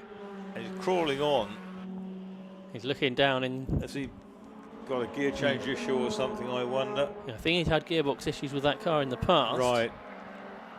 And clutch issues as well, actually, come to think of it. So I reckon Boyd hit him because Boyd's got damage. So where Hiley slowed, I wonder if Boyd couldn't avoid running into the back of him, which is a real shame. It had to go that way because obviously totally unintentional. Maybe we'll have a look at Boyd's car in a minute, the one behind Hudson's, to see how much damage there is to it. Boyd lost a lot of time. He was suddenly 3.5 seconds behind, and they were all together. Yes, he's taken a little nibble out of the... Yeah. And Hiley's not going to make the end. The car is crawling. That's a real shame, isn't it? Deranged the nose. Look, it's pinged the whole of the nose section up on the right-hand side. The Class B leaders have just gone across the line. The three of them are together. Stuart Thompson's on the inside of Neil Turner and goes through to the Class lead. So the Class B lead is just as close as the Class A leaders. Stu Thompson, last year's champion, who spun at the start, number 1, he's just got past number 66 Neil Turner into Ritchie's, and 27 Andrew Haywood was also in that battle. They've just gone through our shot there, so we'll see if we can pick them up as well. Well, Class A has gone a little bit more spread out. So I think we've just up at Palmer possibly are the Class B leaders, numbers 66 and 1. Meanwhile, the leaders overall are back together because Clive Hudson has recaught Paul Collingwood. He's got a really good exit to Nelson, so he looks to the inside for the next corner, can't quite get there. So but then Collingwood's wide, so Hudson's got a real chance now into Coram Curve. He's on the inside line and he claims the lead. So into the lead of the race goes Clive Hudson. He was 4th not that long ago, but he's ahead of Paul Collingwood as they come down towards Murray's. He carries loads of speed into the corner and Collingwood spins behind. Paul Collingwood has spun just behind the new race leader Clive Hudson. So Hudson leads. Second is Boyd with 1 lap to go. And has Paul Collingwood got his car back going? Yes, he has. He's recovered in 3rd position. And there's only just with Lewis Ward behind him. Yes. Yeah, right there, isn't he, as they go into Ritchie's. Well, there's a lot to write about this race, isn't there? You might use most of the 1,000 words, to be honest. And there's 2 more of these races to come tomorrow. So I don't think very often we've led with sports specials in Autosport. I think it's a big opportunity. Great stuff then. So there is Hudson on his, I think, his first race of the season. Hopefully we'll hear from him in a bit and we can confirm that. But a great return. He's 2.5 seconds ahead of Paul Boyd, who was actually quicker on the last lap, despite that damage. Then Collingwood is 3rd, Ward is 4th. The Class B leaders are at Murray's and they're absolutely together. They're just behind Nigel Brown's Class A car. So perhaps we'll have a look at the Class B leaders as they come up across the line, because that battle is just as intense as the Class A cars, and they're side by side. They're 3 wide pretty much as they come up across the line, as Lewis Ward has gone off, but Andrew Haywood is on the outside of Neil Turner. Stuart Thompson is on the inside, and the 3 Class B leaders are 3 abreast as they go into Ritchie's corner. Stuart Thompson on the inside line takes the lead, so that all happened outside the commentary box window. So the Class B leaders are having a right tussle, but the Class A leader, Clive Hudson, is turning his way up towards the S's and Brundle and Nelson. There's the Class B leaders. There in 3rd position is Andrew Haywood. Just ahead of him in 2nd is Neil Turner. Doug Hannah, the championship leaders, just behind. So the top 4 in Class B are all together. Great stuff this from the Sports Specials Championship, but we'll see the leaders on the results. The Class A battle's going to look pretty boring, isn't it? Because they're all quite spread out now, but a lot happened in the 8-lap race. Yeah, it doesn't tell the story, does it? Not at all. Here we go. Just be careful, Clive Hudson. You've got 1 more car to negotiate, which you do. That's one of the Mavs. And here he comes then. It's Clive Hudson who comes up, takes the checkered flag. Absolutely delighted from P2 on the grid, but he was 4th, quite a bit of the race.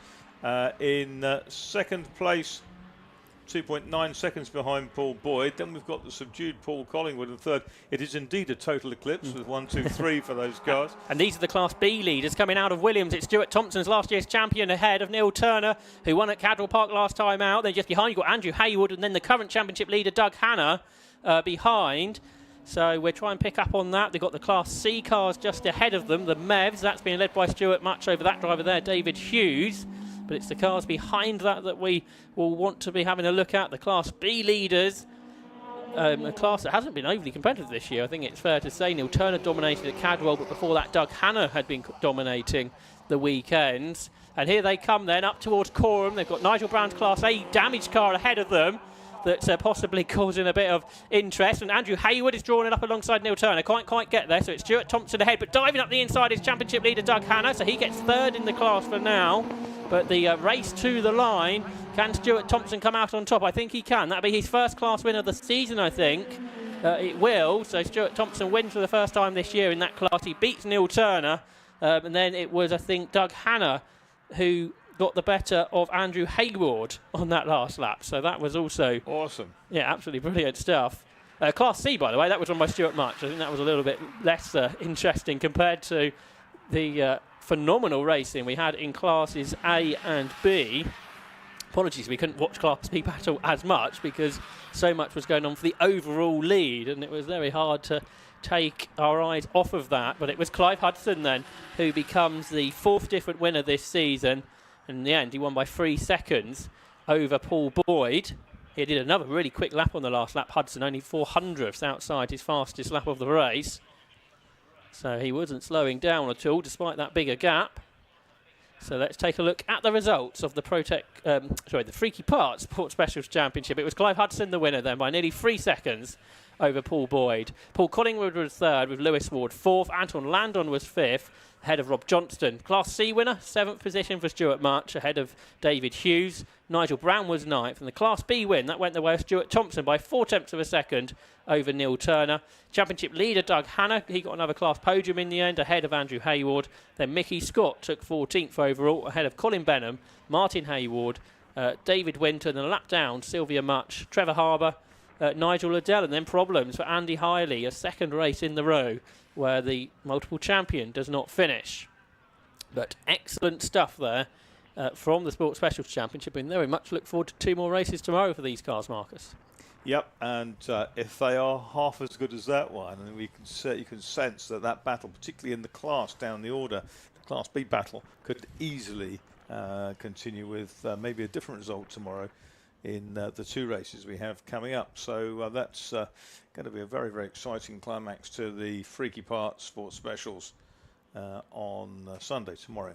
Yeah, looking forward to that. That starts tomorrow's race in action just before 10 o'clock tomorrow. There's lots more racing to come today. Still, there's 5 further races. We've got 3 more categories to introduce today as well. 750 Formula will be up next, then Hot Hatch and Classic Stock Hatch. And we have 2 races at the end of the day, which are repeats from earlier. The Historic 750 Formula Series, they have a handicap race later. And then we'll have the Porsches. We'll round out today's action as well. But really good stuff there from the Sports Specials Championship with Clive Hudson the winner. Downstairs is Chris Stevens.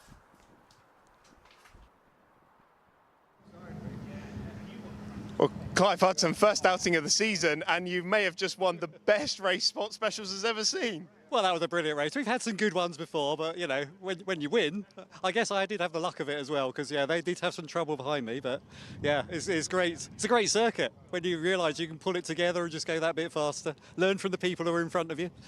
I mean, what's going through your head when you're in a battle like that with 3 other cars, swapping places every lap, it would seem?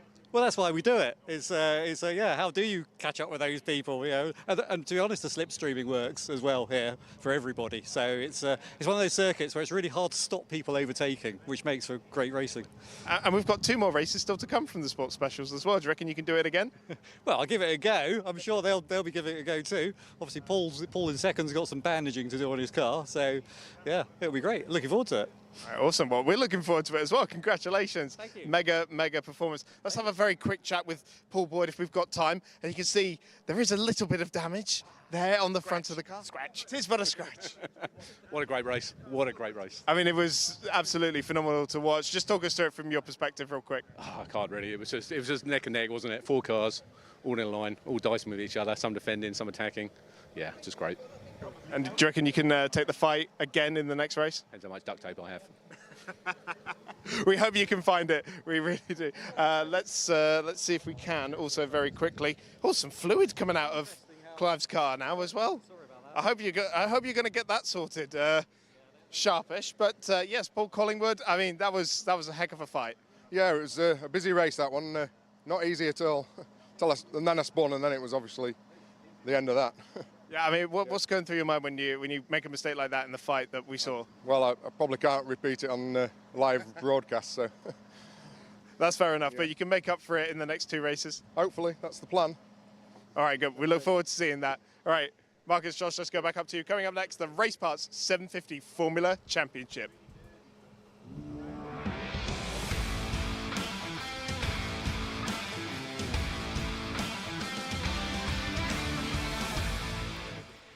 And we look forward to the Race Parts 750 Formula Championship. The cars lining up. They will get a green flag lap, so we've got some time to look forward to this race, which sees another good grid, 20 cars on the grid.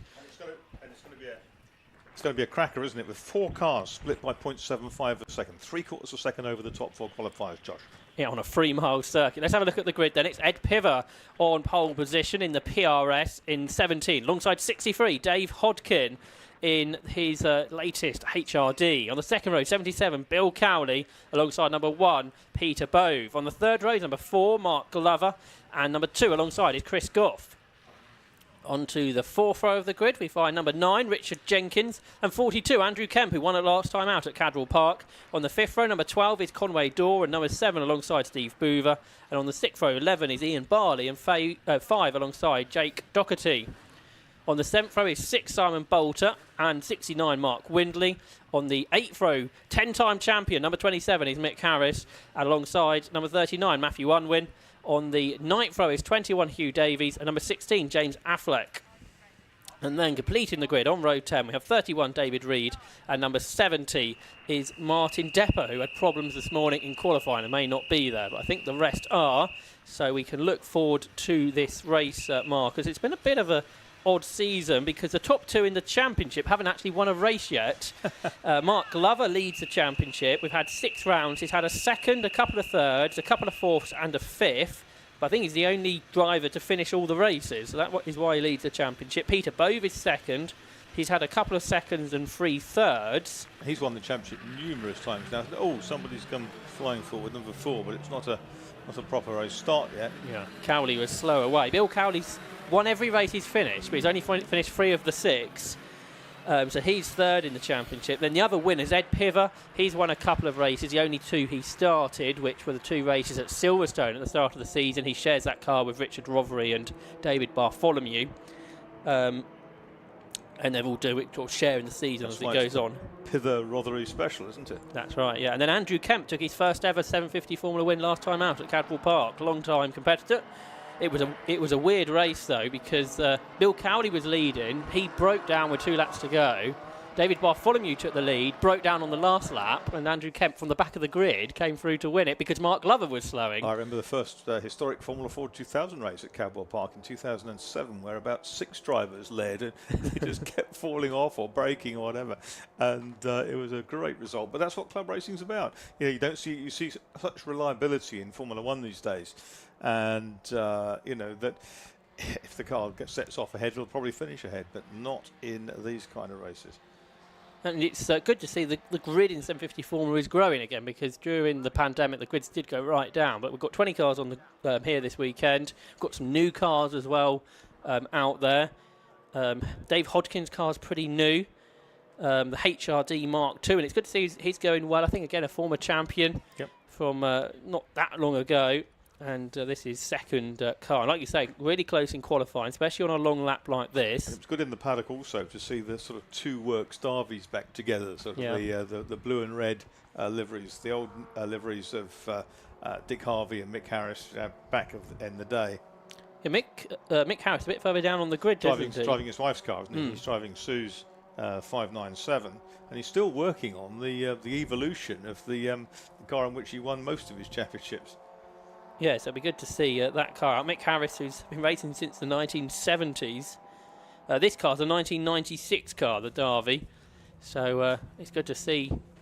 Again, you've got the newer cars, but then you've got cars as well that come out. Again, the Cowley cars, that possibly even older than that. Oh, the Cowley came out with Bill Cowley, Senior, granddad of the current Bill, back in the end of the 60s. Right. Had an Austin engine in it then, I think, back in the day.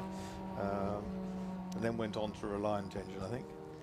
There's the Mark Windley car, the DNC, which I think looks really good. We've seen that out a couple of times this season. Has a kind of a look of a McLaren M6B about it if you squint from the next county. With a little bit less power. Yes. But this championship, which Marcus Simmons said if it was Formula E, we'd call this year 75 because they call in seasons rather than the actual year. The longest running championship in the UK. This. And taking all the way back to 1950 when Charles Bulmer was the champion. Austin 7. Cars have changed a bit. We've got slightly bigger engines as well since then. Now with the Fiat Fire engines, the 1108cc. They've been around a long time. I remember John Harvey driving his car with the experimental engine. The coldest ever been at a racetrack at Mallory Park 1 October. That was probably about 15 years ago. I understand the Hodkin car's got throttle control on the steering wheel rather than I believe so, yes. rather than with pedals. So that's an interesting innovation as well. But the car's almost all in position. So we've got 19 cars. We look forward to this battle at the front.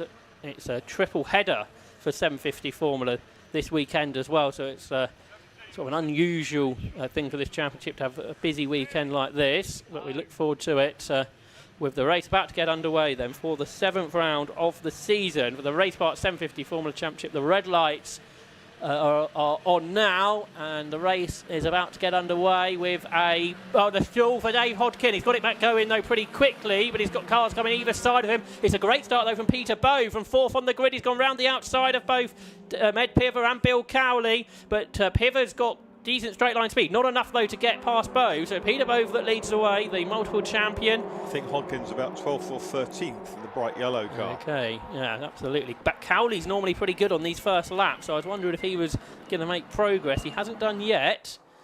Who's gone wide there? And it's Andrew Kemp, after saying his great success he had at Cadwell. Now he's had a spin as well, so he's at the back of the grid. So Snetterton hasn't started as well as Cadwell Park finished, but here are the leaders. Piver's a little bit wide, but that seems okay. He's able to carry the speed through the corner. He's ahead of Cowley, and he's chasing back after Peter Bowe then. The leader, Peter Bowe, the 5-time champion.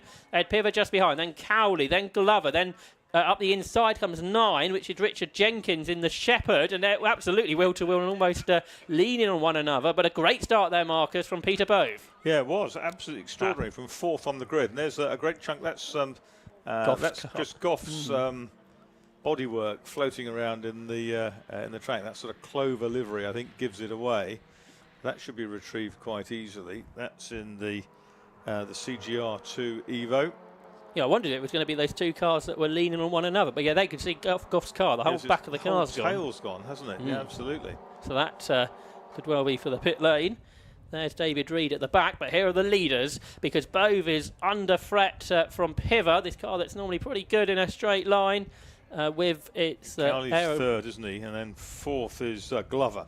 Yeah, that's right. Mark Windley's made a good start because he was much further down the order. He's side by side with Jake Doherty. These are, I think, 2 Class B drivers for the less experienced driver. Jake Doherty, the grandson of Bob Simpson, goes through. Behind him, Dave Hodkin trying to make progress. Yeah, he ducked through sort of diagonally at that point. I saw there's the Grum there. And Piver's got the lead, Marcus. He's got past Bowe, and we're going to get a safety car. So perhaps with that bodywork, you can see there what is left of the back of the car, which is very little, because it's not near a marshal post. No, that's the point. It might not even be that badly damaged. It's sort of just lurking upside down in the road. So we are going to get a safety car, unfortunately. But Ed Piver, importantly for him, got past Peter Bowe. It must have been into Coram, I reckon, because he was ahead in Coram itself. But yeah, probably happened again on that opening lap of the race. We had a similar situation a couple of weeks ago. Snetterton really does create good racing, I think. Always has done, but this new layout seems to suit competitive racing. We heard there from our drivers in the previous race how they said you can just keep passing people all the way through the lap. Of course, this championship would have raced on all those different versions of Snetterton over the course of time. Yeah, absolutely. Oof.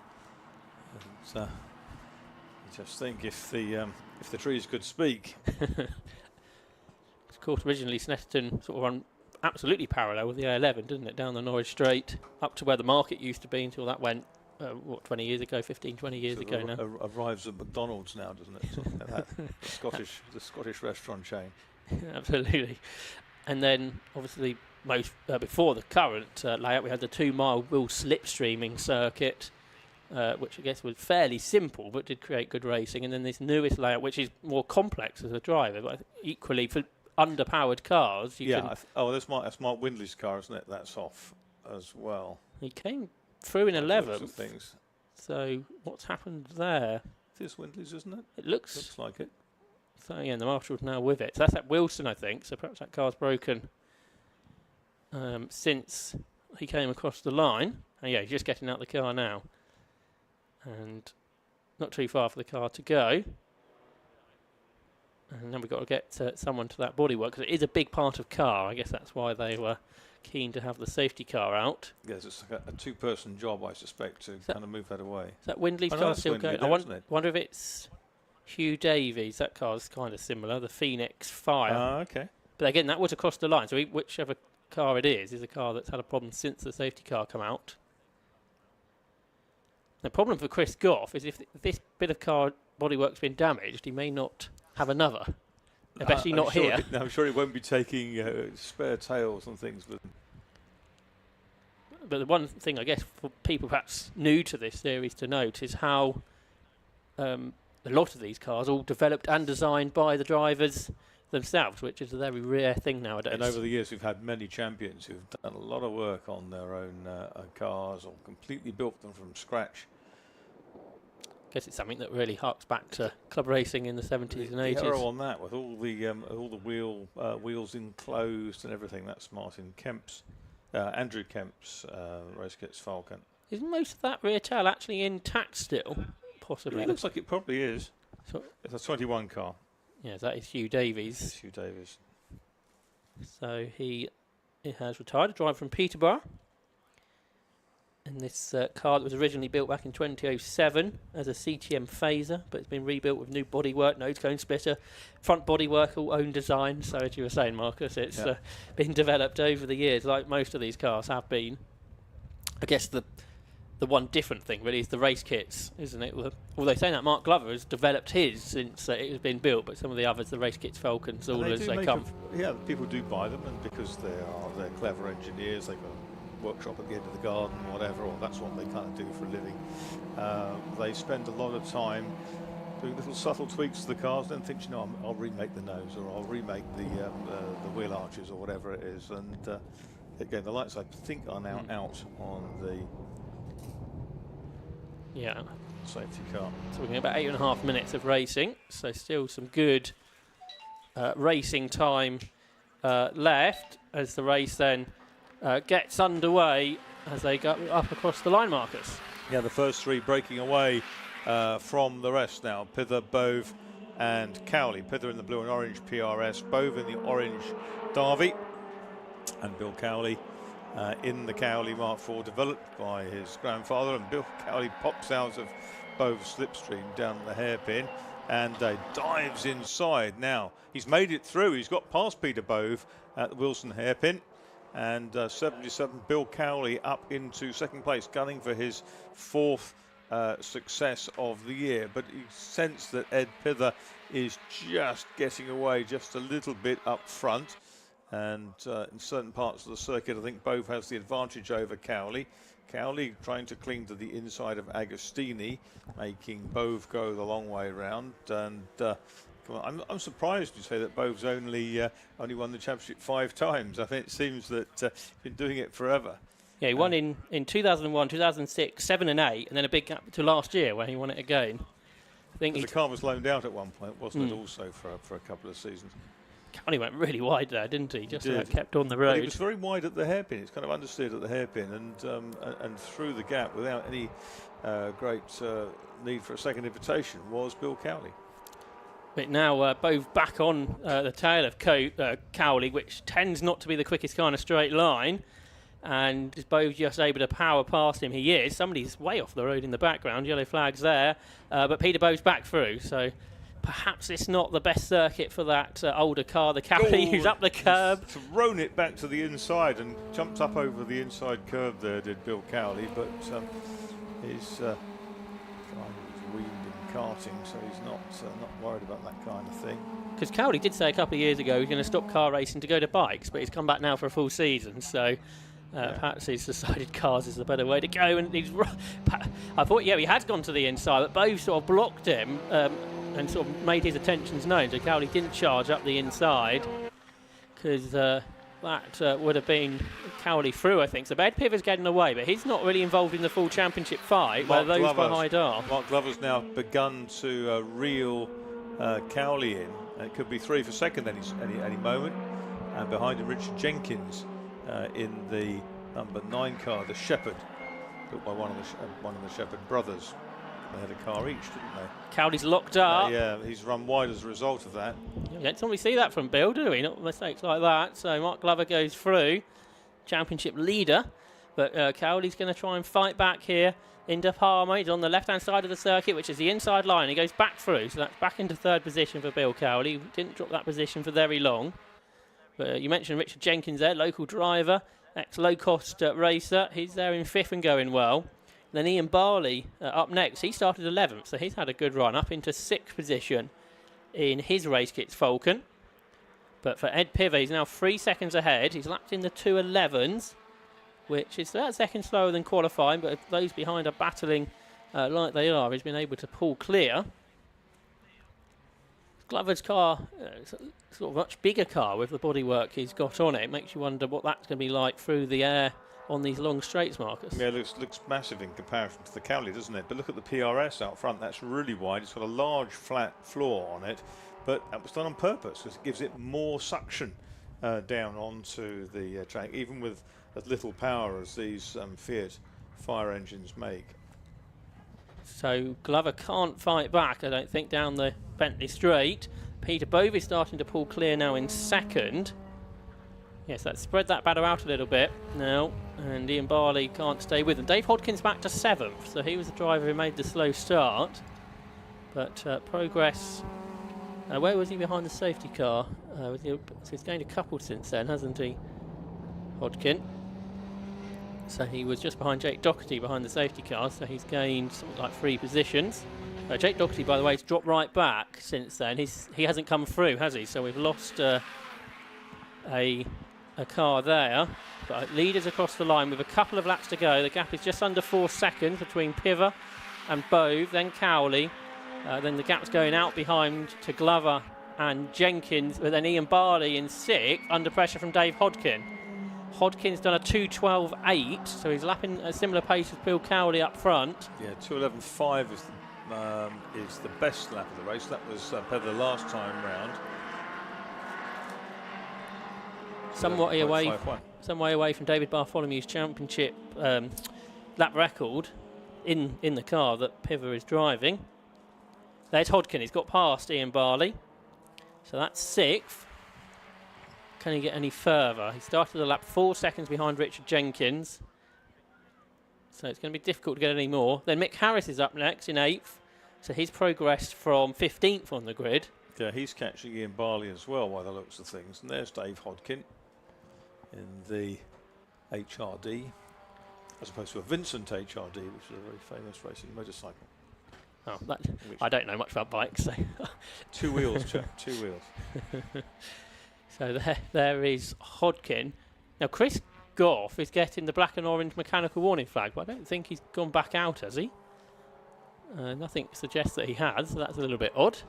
He's still showing at the back of the list, isn't he? But he's a lap down and half a minute or so. Are you aware that your tail has fallen off? I think he probably is. I'm not convinced he's on the circuit, so I'm not quite sure how that's come about. There's Richard Jenkins then in 5th in that Shepherd. It's a good looking thing, that. Yeah, apparently there's going to be a second one because Richard Dixon is currently building a second car. Richard Jenkins, who's 63 from Norwich. He's not had too far to travel. He won 3 low-cost races. He's had 3 podiums in this car, which was originally designed and built by Max Shepherd. He turns into Murray's. Lead has started the fastest lap into the 2:10s now for Ed Piver, quicker than he went in qualifying, a 2-minute 10.34. Bove in second is being caught by Cowley again. So that gap is less than a second, so Bill Cowley's not given up on P2 yet. Then Glover, Jenkins and Hodkin. Hodkin's starting the lap a couple of seconds behind Jenkins, but this is the battle for second, down into the hairpin at Wilson. Can Bill Cowley challenge and get past Peter Bove? Traditionally, Cowley's been quick in the early laps. In this race, Marcus, he seems to be coming strong at the end. Yeah, I love that car. It's just such a wonderful thing. I didn't see it racing contemporarily in 750, but I did see it appear very occasionally, kind of in the 70s. It was owned by the late Trevor Hegarty at one point as well, and so it came back to the family. It's been green, it's been red, it's been yellow in Hegarty's hands, and now it's back to this as we all remember it best. Yeah, it's come from a similar era to the historic cars we've seen, but obviously it's changed a lot since then. It looks very different to all of the others. Aerodynamically, it looks a bit similar to that, with the exception of the sort of Formula 4 2000 style centre post rear wing back in the day. But it's of course got a different engine in it now and different drive system. It's really very, very clever. Yeah, absolutely, and like I say, it looks really good as well, which is always good when a racing car does that. It's a very different looking car to the Derby of Peter Bove ahead, which that car always feels to me like it's got a bigger rear wing than it needs to have. It's huge, isn't it, on that car? Yeah, that gives you the maximum width of the bodywork benefit, but it obviously doesn't have a great deal of chord to it on that wing, because you don't want to be causing too much drag with so little power.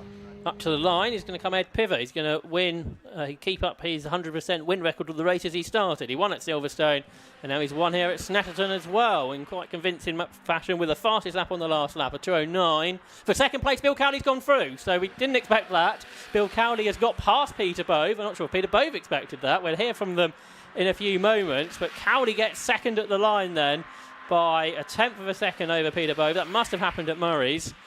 Fourth went the way of Mark Glover. Fifth for Richard Jenkins. Sixth for Dave Hodkin. Question mark, where's Dave Hodkin gone? So Mick Harris has come through, hasn't he? Yeah, so Barley took sixth. Seventh for Harris, who was right behind Barley. And there's Dave Hodkin. He's off. Looks like he's parked the car out of Palmer, between Palmer and Agostini. So his race from the front row of the grid has gone pretty horribly. Dave Hodkin, who this season we've seen on the podium a couple of times at Silverstone, but here at Snetterton it's a non-finish. Class B went the way of Mark Windley, which he has done twice before this year, both times at Brands Hatch, and he was a long way clear of David Reed, newcomer for this year, ex-drag racer David Reed, and James Affleck was third in that class. So I think in a moment we'll be able to have a look at the provisional race results of the race parts 750 Formula Championship. And the race winner was Ed Piver by nearly 8 seconds in the end, but that surprise change for second. Bill Cowley took P2 at the flag ahead of Peter Bove. We'll hear from them in a minute. Fourth went the way of Mark Glover, so it's another finish in a strong points position for Mark Glover, even if he's not quite as quick as those in front. Fifth for Richard Jenkins. Sixth for Ian Barley, ahead of 10-time champion Mick Harris, who was seventh. 8th for Conway Dorr, ahead of Class B man Mark Windley. Simon Bolter completed the top 10, ahead of Andrew Kemp, Steve Boover, Matthew Unwin and David Reed. And then on the next page will be our remaining finishers, which was James Affleck, the four behind, all not taking the checkered flag. But a surprise there, Marcus, to see Bill Cowley come home second. Absolutely, well, he never gives up. You should know that with Bill. And he's an absolute maestro in the wet, isn't he? But in the dry, you don't often see him that right at the sharp end. But he did brilliantly in that race to deny Peter Bove. And that's really where the championship battle is, between Cowley, Bove and Glover. They're the three in contention, I think, for this season. And we will hear from both Cowley and Bove, but first with Ed Piver with Chris Stevens, who's down in Parc Ferme. Well, Ed Piver, first time out since Silverstone and back to winning ways. Yeah, it was good. The car went a lot better actually than it did in qualifying this morning, and I felt a bit out of sorts earlier, but really got it nailed there. Good first couple of corners, shame about the safety car, but then I really got it going again after that, so really satisfied. I've forgotten how much hard work it is. I mean, you had to get your elbows out there in the early stages of the race. Yeah, absolutely. Bill and Pete were very quick off the line, as they always are. So yeah, it's good fun going around the first corner, two abreast. Because you've got 100% success record in the races you've done so far this season. Can you maintain that through the other races this weekend? I try and forget about that generally. It's unnecessary pressure. All right, fair enough. Well, we look forward to seeing you in more battles this weekend. Congratulations again on the win. Much. Fantastic stuff. Let's go and have a word with the man who pipped second place at the line. Bill, well, I think we missed it, but what happened to that last corner? Oh, you have to ask Peter, because I'm a bit gobsmacked to myself, to be honest. I I don't think either of us seen the last lap board, and I thought we had another lap to go. Then I seen Peter made the mistake, and I almost lost it myself getting up the inside of him to get the line. And I seen the flag. I was, oh, thank God for that. So, so it's handy for the championship points wise, but been struggling here. The car don't suit this circuit very much, so we've been struggling a bit. But yeah, so yeah, all right. Second ain't bad. Yeah, sounds great. Brilliant job. First time you finished in not first this season, so well done, well done. Well, let's ask the man himself, Pete. Pete, what happened at the last corner? Well, I didn't know it was the last lap, and I just completely outbroke myself going into that Murray's, and Bill came up the inside. I mean, another podium at the very least to add to your collection for the season. Excuse me. Yeah, and in fairness, the car was going better than it has the last few races. So made a few changes, they seem to be working, so that was good. I was able to draft past Bill down the straight, which I haven't been able to do so far this year. So that's good news, because straight line speed's been a bit of a problem for this car. So yeah, looking forward to tomorrow, see if I can turn the tables a little bit. Yeah, no, you won't thank me for reminding you of this, but yet to win a race this season, despite what it looks like in the championship at the moment. Obviously, 2 more opportunities this weekend. Do you think you can do it? Let me try again. I think so. The car's going well. Ed had a bit of an advantage. I don't know what his lap time was, but I suspect he's kind of about a second quicker than we are at the moment. But we're chipping away. I was supposed to be testing last Friday. I had COVID, so I couldn't go. I still need to do a test session, but we're getting there. So yeah, I think there is every chance. Good luck with all that. Congratulations again on the podium. Marcus, Josh, back up to you. Coming up next, it is the PBS Brakes Hot Hatch Championship.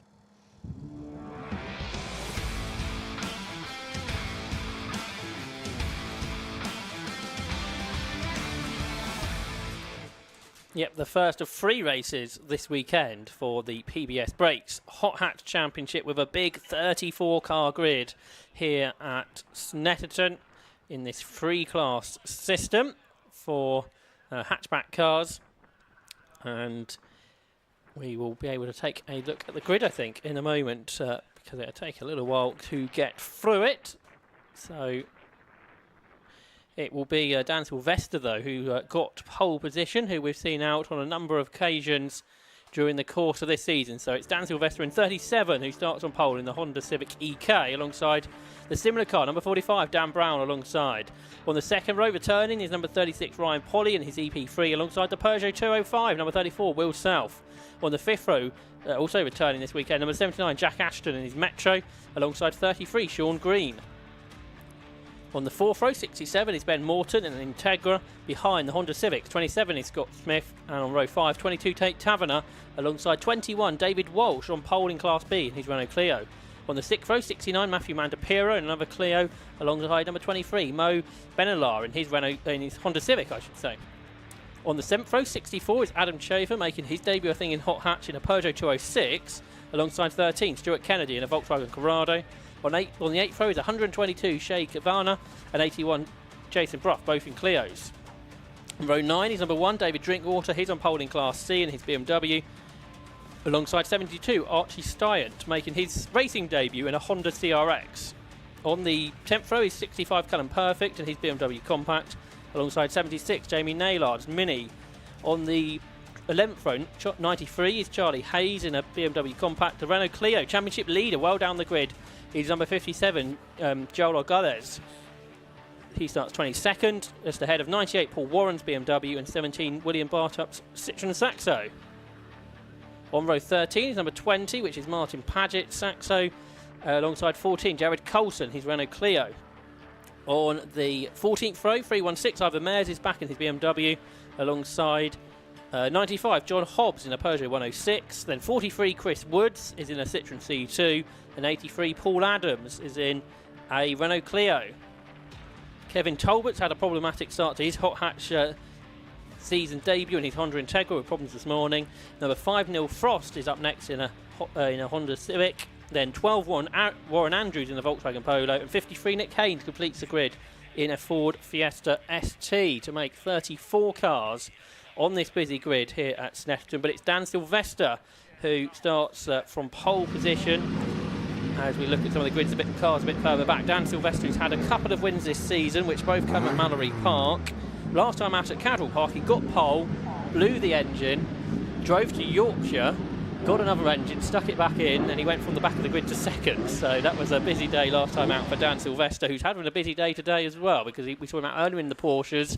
We saw him out in that Audi TCR car in the road sports race. Now he's in this Civic on pole position, Marcus. Can't say he's not current on the track, but look at the length of that grid. It's all down the way from the camera angle here. Really splendid. Yeah, Dan Brown alongside in a similar car. He won the races at Cadwell Park last time out. And then Ryan Polly back. He had to miss Cadwell Park last time out, but he's back and he's third on the grid. So good to see him there. And then Will Self in the Peugeot. And then you've got the Metro behind. You've got the two retro cars really in 4th and 5th positions. The championship, though, led by Class B man Joel Argales. But for Joel, he qualified 22nd this morning, which would suggest problems. I think he had an incident in the second race at Cadwell. So he's a Class B driver. He's had some real battles with Matthew Magapira, hasn't he, in a similar car? They've both, though, been beaten in qualifying by David Walsh, who previously raced in the Clio Sport Championship, but he's having his first outing in Hot Hatch. And he beat Mandapira by about a second in qualifying this morning, so that's pretty impressive. He starts 10th overall in 21.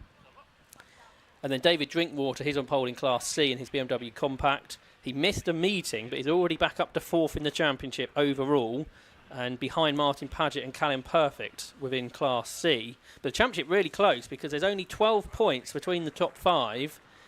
So Joel Argales, who's had 4 wins in Class B, Martin Paget, who's 2 points behind, who's had a couple of wins in Class C, then Callum Perfect, who's had a couple of wins in Class C, David Drinkwater, just mentioned, he's had 4 wins in Class C, and then Dan Sylvester, 5th in the championship, he's had a couple of wins in Class A. So where sometimes, Marcus, in these multi-class championships, someone dominates one class, that's not happening this season. With nobody having won more than 4 of the 8 races, so nobody's won more than half of the races in any of the classes. Each class appears to be pretty competitive this year. That's always good, isn't it? And a big field, good racing, that's what we like to see. Yeah, and we mentioned Martin Paget leading the Class C championship. He's a little bit further down on the grid today, 5th in his Citroen Saxo. So there's going to be a lot to watch out for during the course of this race, I'm sure, with the classes. There's Jack Ashton's Metro, which we haven't seen for a couple of meetings or so. That's a mighty machine, isn't it? It really whistles that along. Yeah, he's a double Metro champion in the One Make Series. But over the last couple of years, he's been developing this car, which starts there on the 3rd row of the grid for the driver from Milton Keynes. It runs a 1.8 litre engine from an MG ZR. It's a 1995 car that was built by his father Paul. Jack, who's only 28 years of age. And he had a go in a Honda Civic earlier on.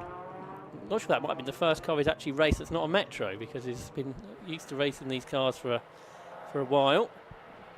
They can see Dan Sylvester then on the pole position. They're on their green flag lap now with Dan Brown, who I think is pretty new to racing. He's had a season or so at Castle Combe, but he's now out with the 750 Motor Club full time this year. Dan Brown, who had those 2 wins at Cadwell, he's had a couple of other wins this year, a couple of other second places this year as well. A lot of Hondas at the sharp end, aren't there?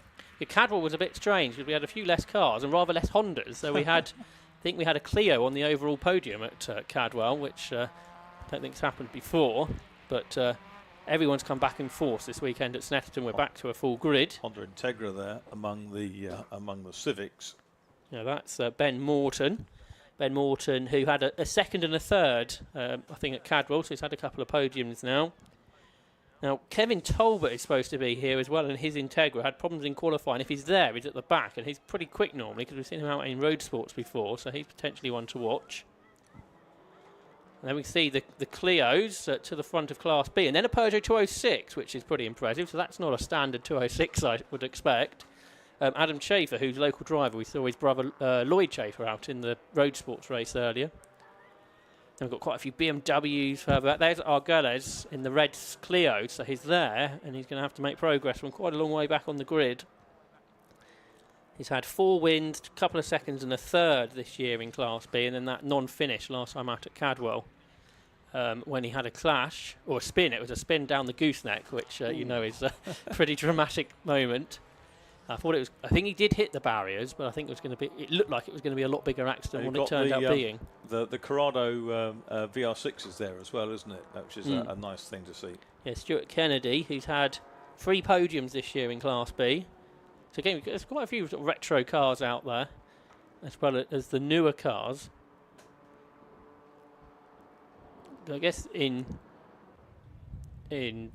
road cars, the sort of the latest hatchback cars are much bigger cars, aren't they? So they're not really cars perhaps you'd see so much.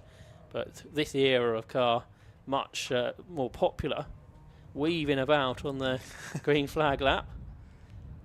It's not a particularly quick green flag lap, is it? No, I think by the time they get down to the grid, then that temperature built into the tyres will have ebbed away. Yeah, especially for the front guys. The problem for a lot of these guys is actually getting some heat into the front tyres. No, so get the rear tyres, the front tyres, that probably can spin the wheels up a little bit. But so many front-wheel drive cars out here, obviously the BMWs and receptions. Little CRX Honda in there as well. And that's driver making his debut, which is Archie Stiant, who's only 17, so probably the youngest driver of the weekend, I would think. He's a college student from Bedfordshire. He's new to racing this weekend. He's done TKM karting for the last 4 years. This is a 1989 Honda CRX. It's got a D16 A9 engine, if that means anything to you, which is not a VTEC, he tells us. And the car's been prepared by his dad, Graham. So it's good to see him out there. There's a pretty good effort, isn't it? Right in the mid-pack in the CRX, probably about the oldest car on the grid. And hope the day goes well for him. There he is. A good-looking Clio, isn't it? Just ahead of Drinkwater. Is that Jason Brough, I think, who he went well at Cadwell. He had a class win, I think, at Cadwell Park last time out. Yeah, in the second race, the most recent race, Jason Brough was a class winner. And Jason, who's 42 years old from Lincoln, he's new to racing this year, so somebody that's been improving through the year and got that class win last time out. But the cars then have returned from their green flag lap. This is a 15-minute race like most of the races are today. And we look forward to then the first of 3 races this weekend for the PBS Brakes Hot Hatch Championship. As Marcus was saying there, it takes a little while for everybody to get onto the grid. So Dan Sylvester's opened his door to try and let a bit of cool air into his car. He's going to have to wait a little while though, because we've only had about half the cars come into place. So as Marcus was saying, the tyre temperature will be disappearing. We've had cloud cover for a few hours now here at Snetterton as well, so probably track temperature not as high as it might have been. So it's the Dams, isn't it? Sylvester and Brown on the front there. And both in these Hondas. It's quite an inexperienced front part of the grid, really, because Sylvester, Brown, South have not been racing for that long. So it's really Ryan Polly who's would be the most experienced driver, probably along with Jack Ashton. I think we're all there now. The green flag has been waved to the back, so the 5-second board has been shown. And we're about to get racing underway then for the 9th round of the season for the BBS Brakes Hot Hatch Championship. The red lights go out, and it's a pretty even start from Dan Sylvester and Dan Brown. A great start from Jack Ashton in the Metro. He's passed Polly already and is alongside Will South as they head off towards Ritchie's corner, but it's Will to Will for the leaders, and Dan Brown is through, I think, into the lead. He's got past Sylvester. Will South tries to come around the outside in the Peugeot. South's back into 3rd place ahead of Ashton, but it's the black car. One's flying off on the outside. Dan Brown leads, Sylvester 2nd. It's Brough in the Clio we were talking about. Yeah. But he's got back going, so hopefully he hasn't had too much contact in all of that. There's Arguelles, 57, the championship leader. Not sure if he's really made much progress as of yet. Ashton really wide, and that's allowed Polly up the inside through Palmer for 4th. So that good start from Ashton. I think he's back now where he started. But Polly has therefore lost a bit of touch with the leaders. Dan Brown, who locks up into the Agostini hairpin. He may run wide because of that. Ben Morton in the Integra has made a good start. He started on row 4, and he's possibly getting past Jack Ashton there. But for 2nd place, Will South right on terms with Sylvester. And Will South with a rear wheel about 3 inches off the deck and full sideways coming out of there. absolutely superb to watch. He won one of these races at Castle Combe last year when he made his debut in the series, now committing to a full season. He races there quite a bit, yeah, I have done over the years. Yeah, like I say, going, I think, full season with us this year at the 750 Motor Club. And Martin Paget's made a really good start because he started 25th. David Drinkwater started 17th and he's behind him already. So Martin Paget going well.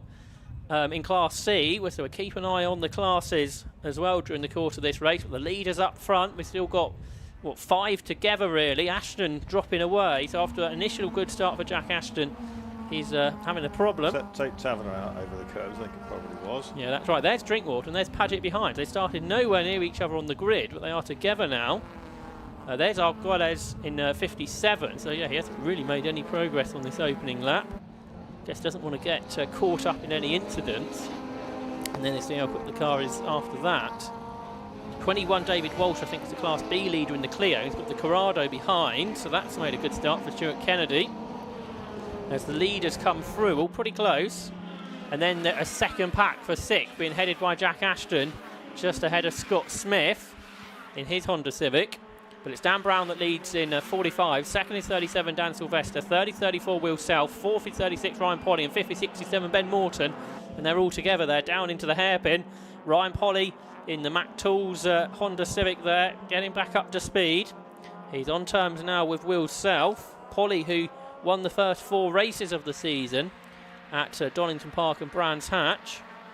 He's right there then with Will Self in the Peugeot 205. And that B class is Walsh in 21, 13 is Kennedy, and Mandapira third in 69, ahead of Shea Kavanagh in 122. Yeah, so that's interesting. That's potentially then going to get a new winner in Class B, a class that was dominated early on by Arguelles and Matthew Mandapira, and then Jason Bruff, who got that most recent win at Cadwell. Ryan Polly still hasn't got the better of Will Self, who's, I think, got a 2-litre engine in his Peugeot 205. And then Polly, who I think has a 2.4-litre in the Civic, but the Peugeot will be lighter, of course. Scott Smith has got the better of Jack Ashton for 6th. Yeah, there we got a shot of David Walsh. Looks like he's quite a long way ahead in Class B as well. So he's going well. I think someone who's pretty new to racing. But for the lead of the race, Dan Sylvester's right with Brown now. So after that good start from Dan Brown, Sylvester coming stronger on this second lap, Marcus. Yeah, down at Brundle, you could see that in the second place car, Sylvester was looking very, very balanced going in. And the next 3 followed. Self in the red Peugeot remains 3rd. Polly in the blue Honda is 4th, and then the white Honda Integra of Ben Morton continues to chase. Popping over the curbs is Dan Brown. You're trying to stay off those curbs to maximise your exit speed. So this very, very long straight. For 3rd, Ryan Polly's alongside Will Self now, and Ben Morton with the Integra going with him. So Will Self might lose out here into Ritchie's. He's on the inside line of Morton, so I think he's just lost out to Polly. He's kept ahead of Morton. The second Integra that started from the back was 18th on the first lap, 137 Kevin Talbot, who passes us now. So where's he got to? 13th. So he started 31st, he was 18th, and then 13th for Kevin Talbot. And he's only lapping a couple of seconds slower than the leaders, despite being having to pass so many cars. And probably stuck in traffic as well. Absolutely right. So we'll keep an eye on him making his hot hatch debut this weekend. And a good result here will put him on in a good grid position for tomorrow, which is based on the race results in hot hatch. But for the lead of the race, we have a battle going on. Dan Brown ahead of Dan Sylvester. For Brown, those wins that came at Cadwell Park, partly because of Sylvester's engine dramas. So he'd really like to beat him on the road today, I should think. Sylvester's done the fastest lap, a 10.6, 2 minutes 10.6, which was about 7 tenths quicker than the car ahead. Big slide though from Sylvester. Did he save it? So as Will Self goes off behind, so obviously he's got a problem. But I wonder what happened to Sylvester, because he had a very big slide, a big opposite lock moment, which may have not gone very well for Self. Is it a puncture? Looks like it might be in the Peugeot. Yeah, it looks like it. Yeah, Sylvester's he's not there. Where is Dan Sylvester then? Oh, there he is, but he's behind Polly, so he's 3rd. So that big slide he had through Williams did drop Dan Sylvester down the order. So he's dropped down to third, just ahead of Ben Morton.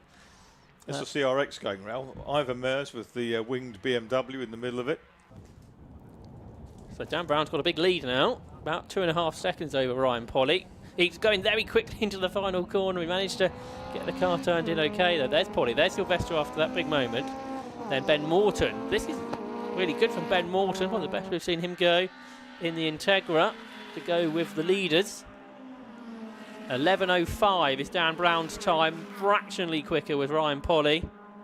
And Sylvester, who lost about 4 seconds in that moment, is third. Fourth is Morton. Big gap back to fifth, which is now number 27, Scott Smith, who's just ahead of Sean Green. But Green is looking up the inside, isn't quite close enough. Talbot is ninth now in the second Integra. On your screens, 137 coming through from the back of the grid. The 37-year-old from Hertfordshire. The car's got a 2.4 litre Honda K24 engine.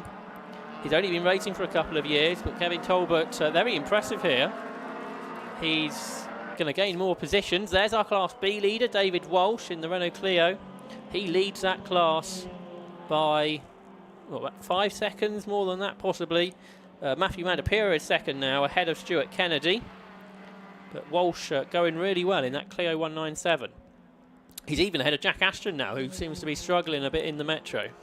Yeah, flattered to deceive that fantastic start by Jack Ashton. Class C is being led by David Drinkwater. He's now about 4 seconds ahead of Martin Paget, who was the other driver to make a really good start. Championship leader Joel Ogaias between them is in 16th overall. And something like 5th in class, I think. So we're halfway through, we're on lap 4. And we continue to watch David Walsh, who I think is 9th now after Kevin Talbot's got past him. In this Class B leading car, he's done a 2-minute 17 during the course of this race. There's Kevin Talbot ahead. He's going past Tate Taverner now, so that is 7th for Talbot. And then behind David Walsh has Jack Ashton and I think Mo Benalla just behind. As the overall leader comes up across the line, Dan Brown. For second place, Ryan Polly's been caught by Dan Sylvester. Sylvester, who's in the 9s. That's a new lap record in Hot Hatch. A 2 minutes 9.91 for Dan Sylvester. That beats Phil Wright's lap record from last year. So he is chasing and chasing really hard. He's a second quicker than Polly, who tries to defend as they come down into the hairpin. So Sylvester pulls to the left-hand side of the circuit. He's going to try and go right round the outside of Ryan Polly here. It's a long way round, but it is a bank corner. So can he get a better exit up towards Palmer, Marcus? Yeah, he's tucked into the slipstream, and he's not going to get it at Palmer, but there might be a different matter at Agostini when they get there in a second. But 2:09.91, that's 1 and a bit seconds quicker than race leader Dan Brown, which suggests that over the course of the race, even though it might only have another 2 laps to go, there is every possibility that there might be a challenge mounted on the lead. This mixed bag coming up here, they're all over the place. Look, there's sort of 6 or 7 cars there, and really, really tight in the mid-pack. Yeah, that CRX, which has fallen a bit in the race. Archie Styrant having his race debut. You've also got Callum Perfect in there, Paul Warren, a couple of the Class C cars just behind Ivan Mears. Perfect's on the grass, I think, which isn't particularly ideal. I think that's an imperfect line from Perfect, isn't it? Oh, he gets a bit sideways there, but he turns in. And the one's got one got really out of shape there, and Perfect's got a good exit there. There was always a bit bumping and boring there. Thank you very much. Someone else goes round. That's 83, I think, Paul Adams. It turns out you can't go 4 abreast at Snetterton, I think we just found out. That's not bad, isn't it? Yeah, yeah. Jamie Naylard's Mini was involved. Surely. Yeah, Jamie Naylard's Mini was involved in that as well. Paul Adams' Clio, I think, was involved. Here's Kevin Talbot. He's going to get 5th in a moment because that's Scott Smith just ahead of him. He's in the 11s, Kevin Talbot, so he's not that much slower than Dan Brown, the race leader. So he could be impressive tomorrow. What's happened to Sylvester? He is dropping a long way behind the top 2, so I wonder if he's had another mistake. it was Chris Woods. I think he was the other car involved. His car heavily smoking up there at Palmer, the Citroen C2. So that's got damage. But yeah, so Sylvester's had a mistake, then a quick lap, then another mistake possibly. So he's quick. Consistently inconsistent. Yeah. At the moment.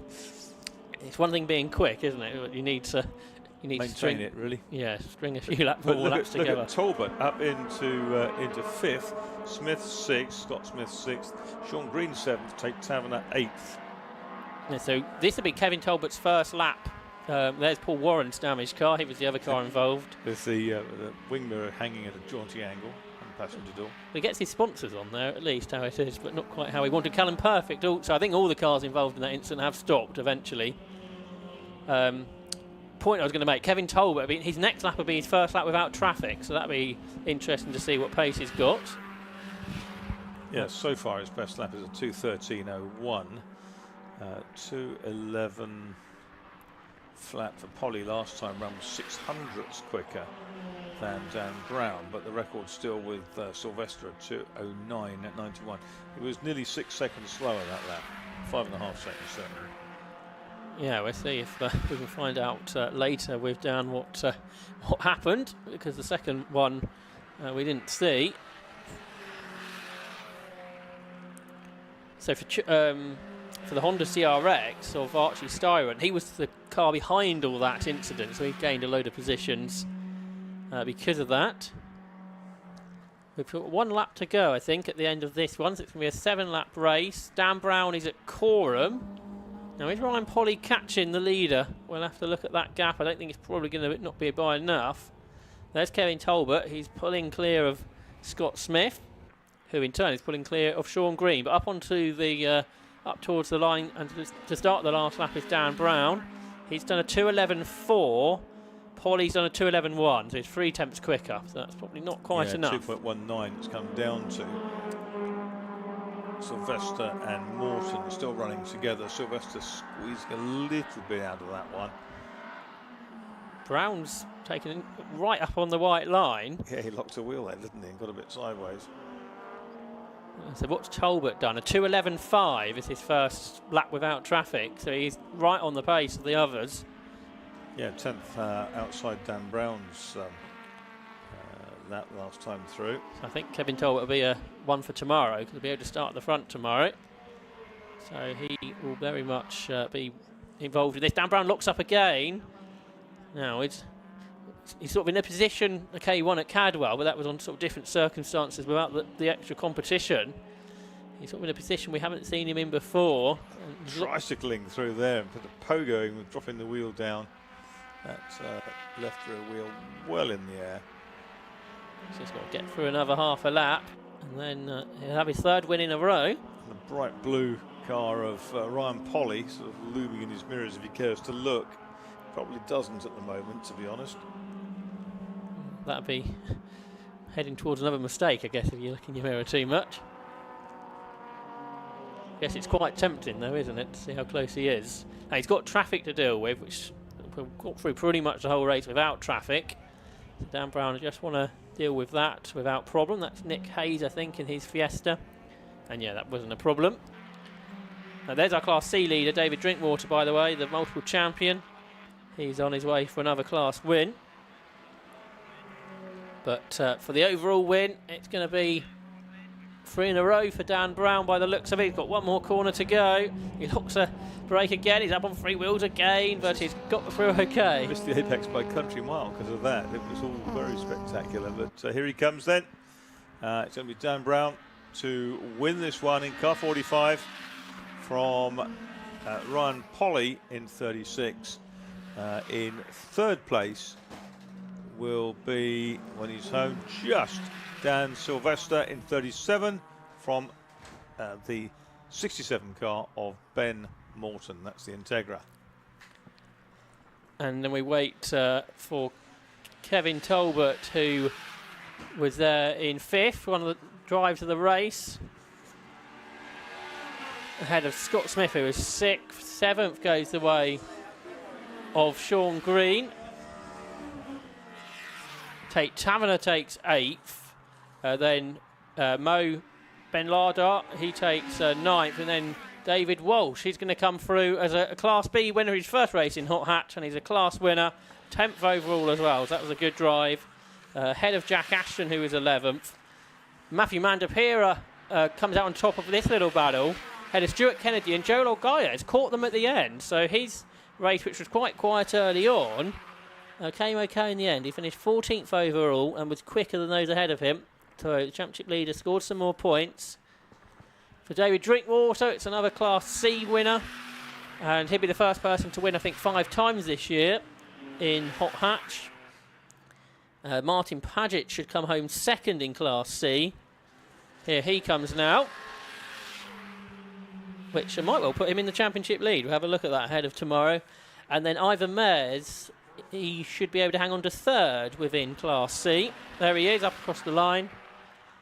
So an entertaining race, maybe a little bit too close in that incident we saw earlier on in the race. Otherwise, it was all pretty good. Some close racing up front as well. And Dan Brown, I'm sure, will be very pleased with a third win. But like I say, in very different circumstances today. He was challenged all the way and had good pace and was able not to make mistakes where some of the others were. So I think we'll be able to have a look at the results, and then we will head downstairs because I'm sure we'll be into our next race before too much longer. So we'll try and get to the interviews in a minute. But first, let's have a look at the results, where number 45 was the winner, Dan Brown, by 1.9 seconds over 36, Ryan Polly. Third was 37, Dan Sylvester. Fourth was 67, Ben Morton. Fifth was 137 from the back, Kevin Tolbert. Sixth was 27, Scott Smith. Seventh was 33, Sean Green. Eighth, 22, Tate Taverner. Ninth was 23, Mo Ben Lardar. And completing the top 10, the Class B winner, 21, David Walsh. Second in class was Matthew Mandapira. Third was Stuart Kennedy, and championship leader Joel Ogaya. Fourth in Class B.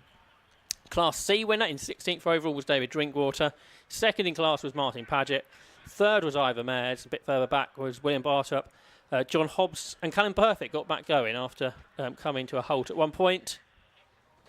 And then a few of our non-finishers there. Only 4 non-finishers in the end, despite that incident. 3 of them, though, caught up in that tangle we saw a little bit earlier on. But our race winners have made their way down to Parc Ferme.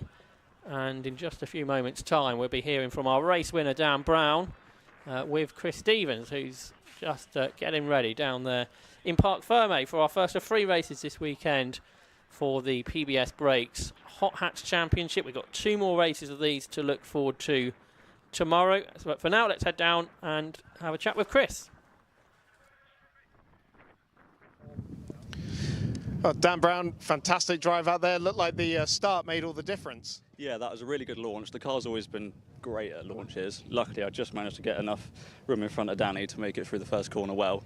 And I've never worked so hard in all my life, trying to keep that gap the whole race. Every lap on the lap timer was to the nearest, at the same 10th. Every lap. I'm knackered. I need a nap. It's amazing because from the outside it looked quite comfortable once you built the gap. Yeah, halfway through the race, the front tyres started to go off a bit. So I was worried that Ryan might catch me up.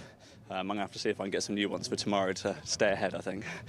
All right, amazing. Well, yeah, of course, we've got other races to come this weekend. Do you expect the same battle to reoccur?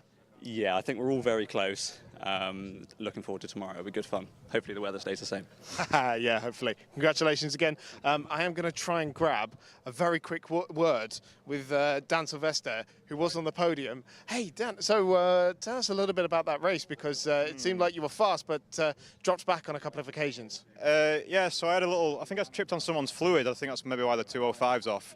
I was chasing Dan in the yellow one, and then, yeah, I lost a bit of pace. And then when I was chasing Ryan, I had some high coolant temperatures. I had a warning come up, and, yeah, I had to back out of it. And luckily, just had enough to keep Ben behind me so I could keep on the podium. But, yeah, I've put a new radiator on recently, and I don't think it's up to the job, so the old one's going back on for tomorrow.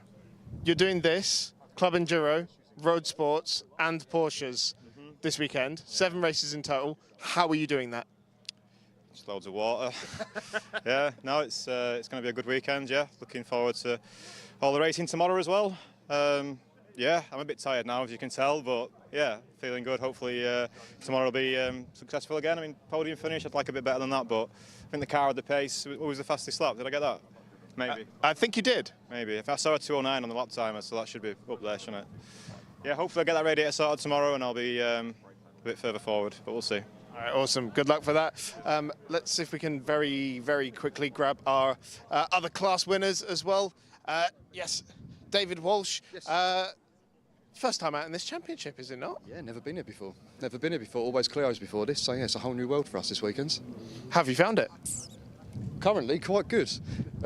Yeah, pole this morning and then win this afternoon. So yeah, as it stands, I think I probably prefer it, but we'll see. We'll see.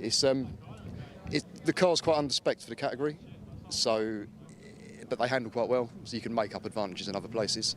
But yeah, no, good, happy. Great, glad you're enjoying it. I'd love to sit and chat more, but we've got the next races coming up. It's the Everything Motorsport Classic Stock Hatch Championship up next.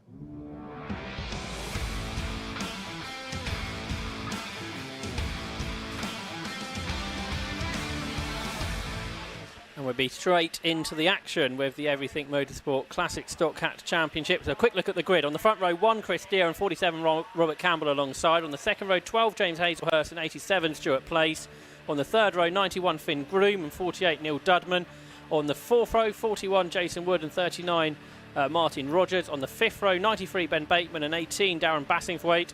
On the sixth row, 89 Rich Kelsall and 6 Andy Philpotts. On the seventh row, 92 Rick Groom and 49 Graham Rees. On the eighth row, 58 Pete Oglesby and 14 David Shaky. And on the ninth row, 42 Terry Deere and 3, which is Andrew Fort. But he won't be there because he had a role in qualifying. The championship is headed by Stuart Place, coming here to Snetterton by 39 points over Chris Deere. Stuart Place has won 6 times this season.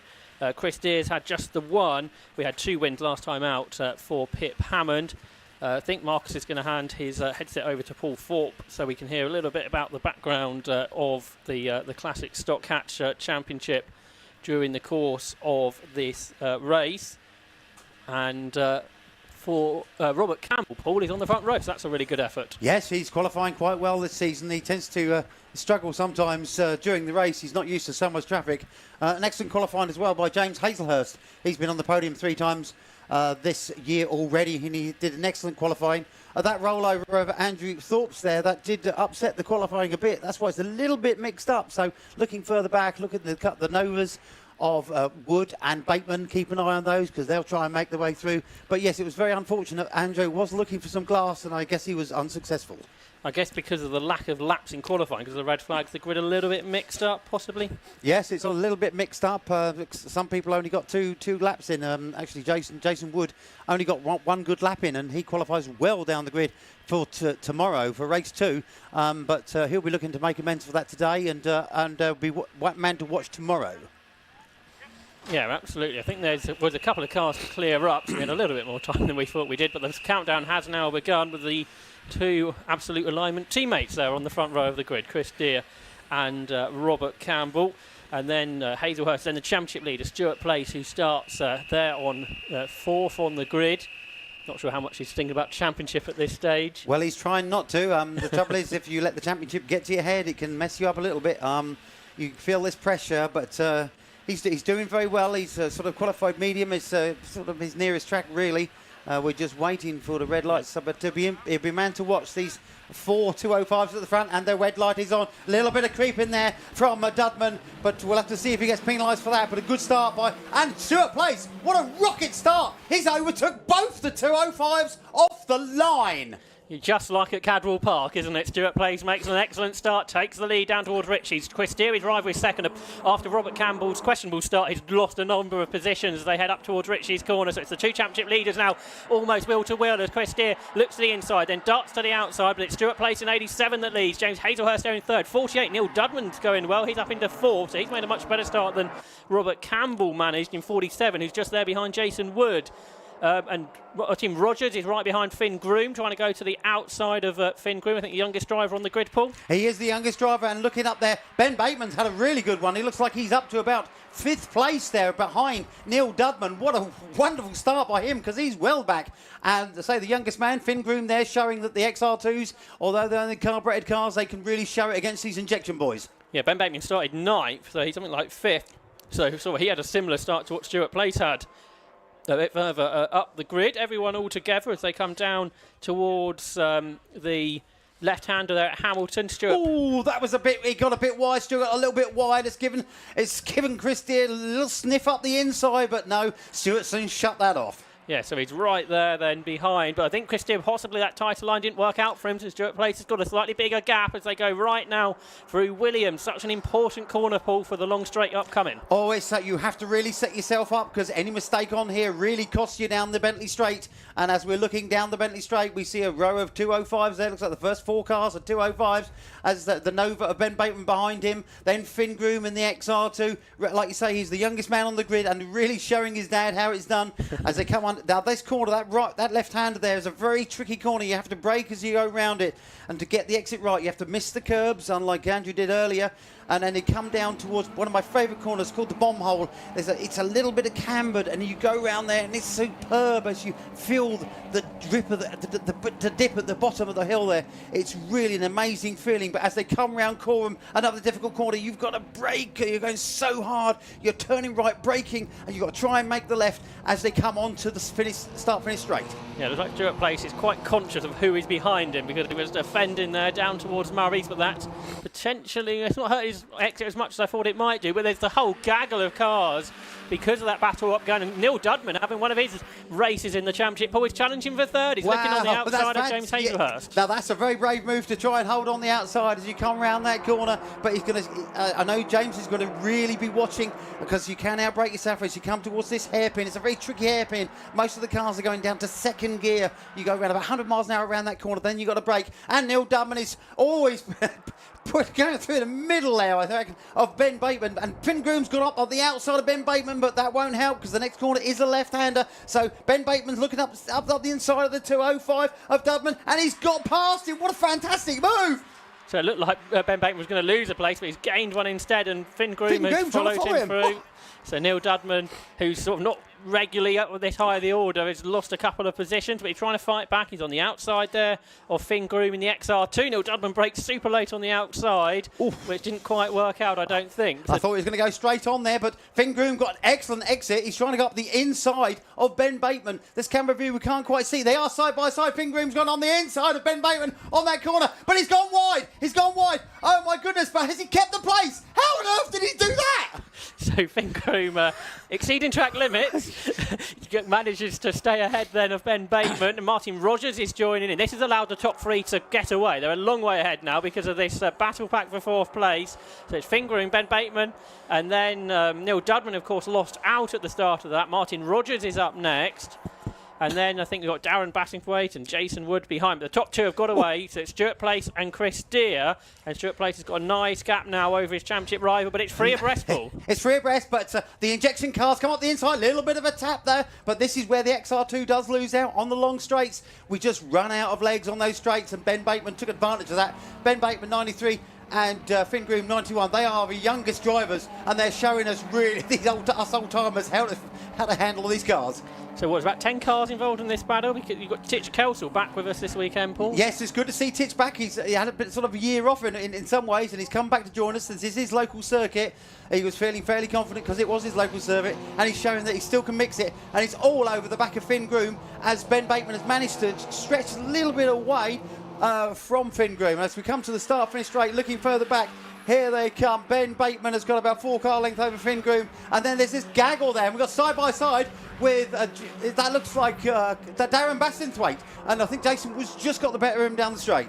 Yeah, Darren Bassingthwaite again. He's sort of higher up, a bit higher up than perhaps we expect. Then Robert Campbell. Remember, started from the front row of the grid. His teammate Chris Deere is back on terms with Stuart Place by the looks of things. There's half a second between the 2 of them. Place, the championship leader. Unlike all the other championships, Classic Stock Hatch have only got 1 meeting after this. Oh, there's been a big incident by the looks of it. Jason Wood's car was off the ground there. He's got a lot of damage to the rear of the car. Who was that? Neil Dudman. Oh, dear. He's got a lot of front-end damage. You look at Wood's car. Has that gone over? There was, I think, must have been some... He's out the car, so Jason's OK, but that must have been quite a big incident. We only saw the end of it. Not sure if anyone else was involved. Because Dudman was ahead of Wood at the start of the lap, so that's all a little bit confusing how that came about. Because Dudman's got front-end damage, Wood's got damage in weird places on his Nova. That was very bizarre. Shame we didn't see the start of that, but there was definitely damage there on the roof there, and I wasn't quite sure if it had gone over.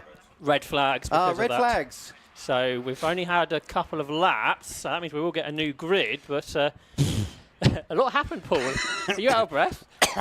This is the thing with the classic stock hatch. There are little battles all over the place, and we tend to do get out of breath, but what an action-packed first few laps.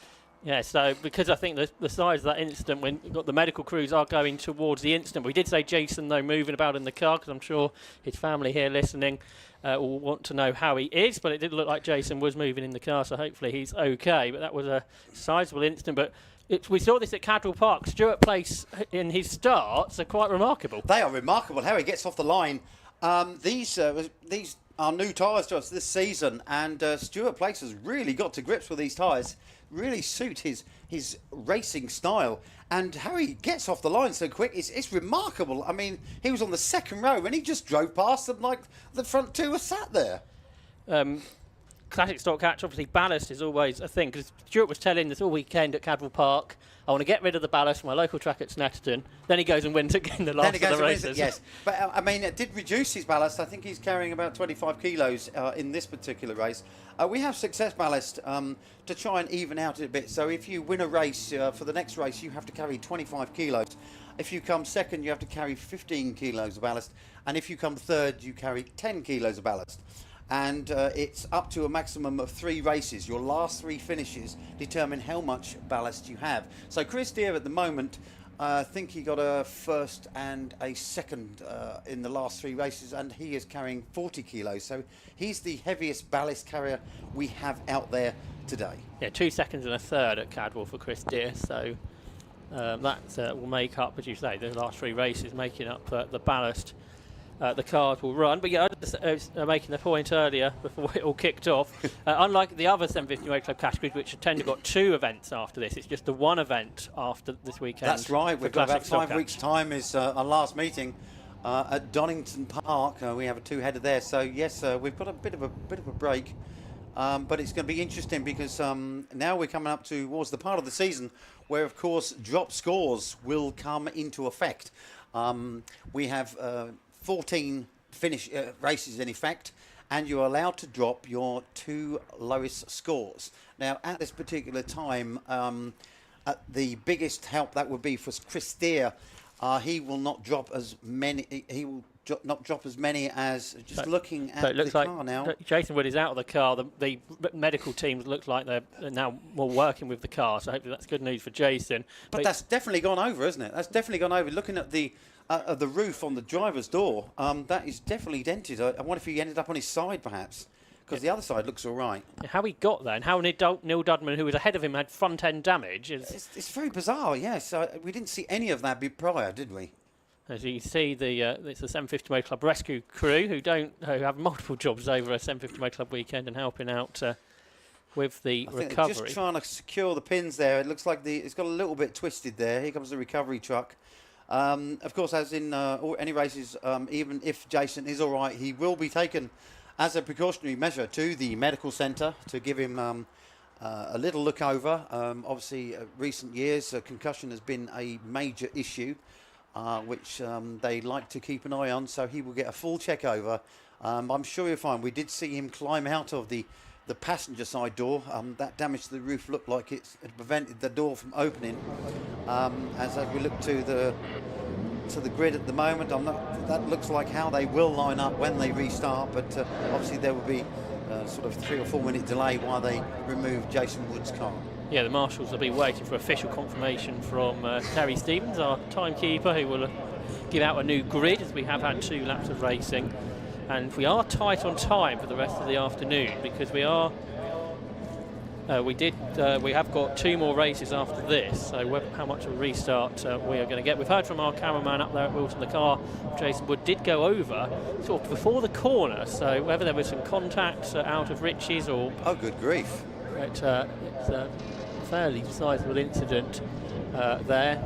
And you can see the medical car has returned behind us. Jason Wood, I think, is going to get out himself, isn't it? So Jason Wood has got out of the car by himself. He's walked to the medical centre by himself, so that is good news, Paul. It looks like, yes, it is excellent news. Looking down that, it looks like for the braking zone for the hairpin, As I said earlier, as we go around the first corner, we are doing about 100 miles an hour. It's a quick lift off and a plant of the accelerator. So you go around there about 100 miles an hour, and as you enter that, go towards that chicane, you have to brake as late as possible, down a couple of gears, and I can only think that's where possibly the incident may have occurred. Yeah, so I'm sure you'll catch up with Jason tonight and find out what happened. But that Classic Stock Action have had 2 cars on their roof over the course of today. Well, yes, that was quite a shock earlier. I don't think Andrew Thorpe actually got a lap in qualifying. He caught these sausage curbs. A lot of people are against them, but I'm actually for them at the moment because they're quite big, but they do what they're meant to. You don't hit them, and otherwise you lift up. Interesting. We're just hearing that it's been out of shape. Now the thing is about that quorum, that long corner before the start-finish straight. That long corner, we go round there about 80 miles an hour, and you're turning right, and you have to brake while you're turning right, getting ready to go for the left. And I suspect a little bit of a skip there, because what happens is when you brake, the car jolts right all of a sudden, and I can only think that's where it occurred, and then the curb just helped the process along. See that Neil Dudman's car also needs recovering, so he got back going from the incident, but then he stopped again. So obviously the damage to his car was significant enough that he won't take part in this restart. We can see now the grid starting to form with Stuart Place on his pole position marker.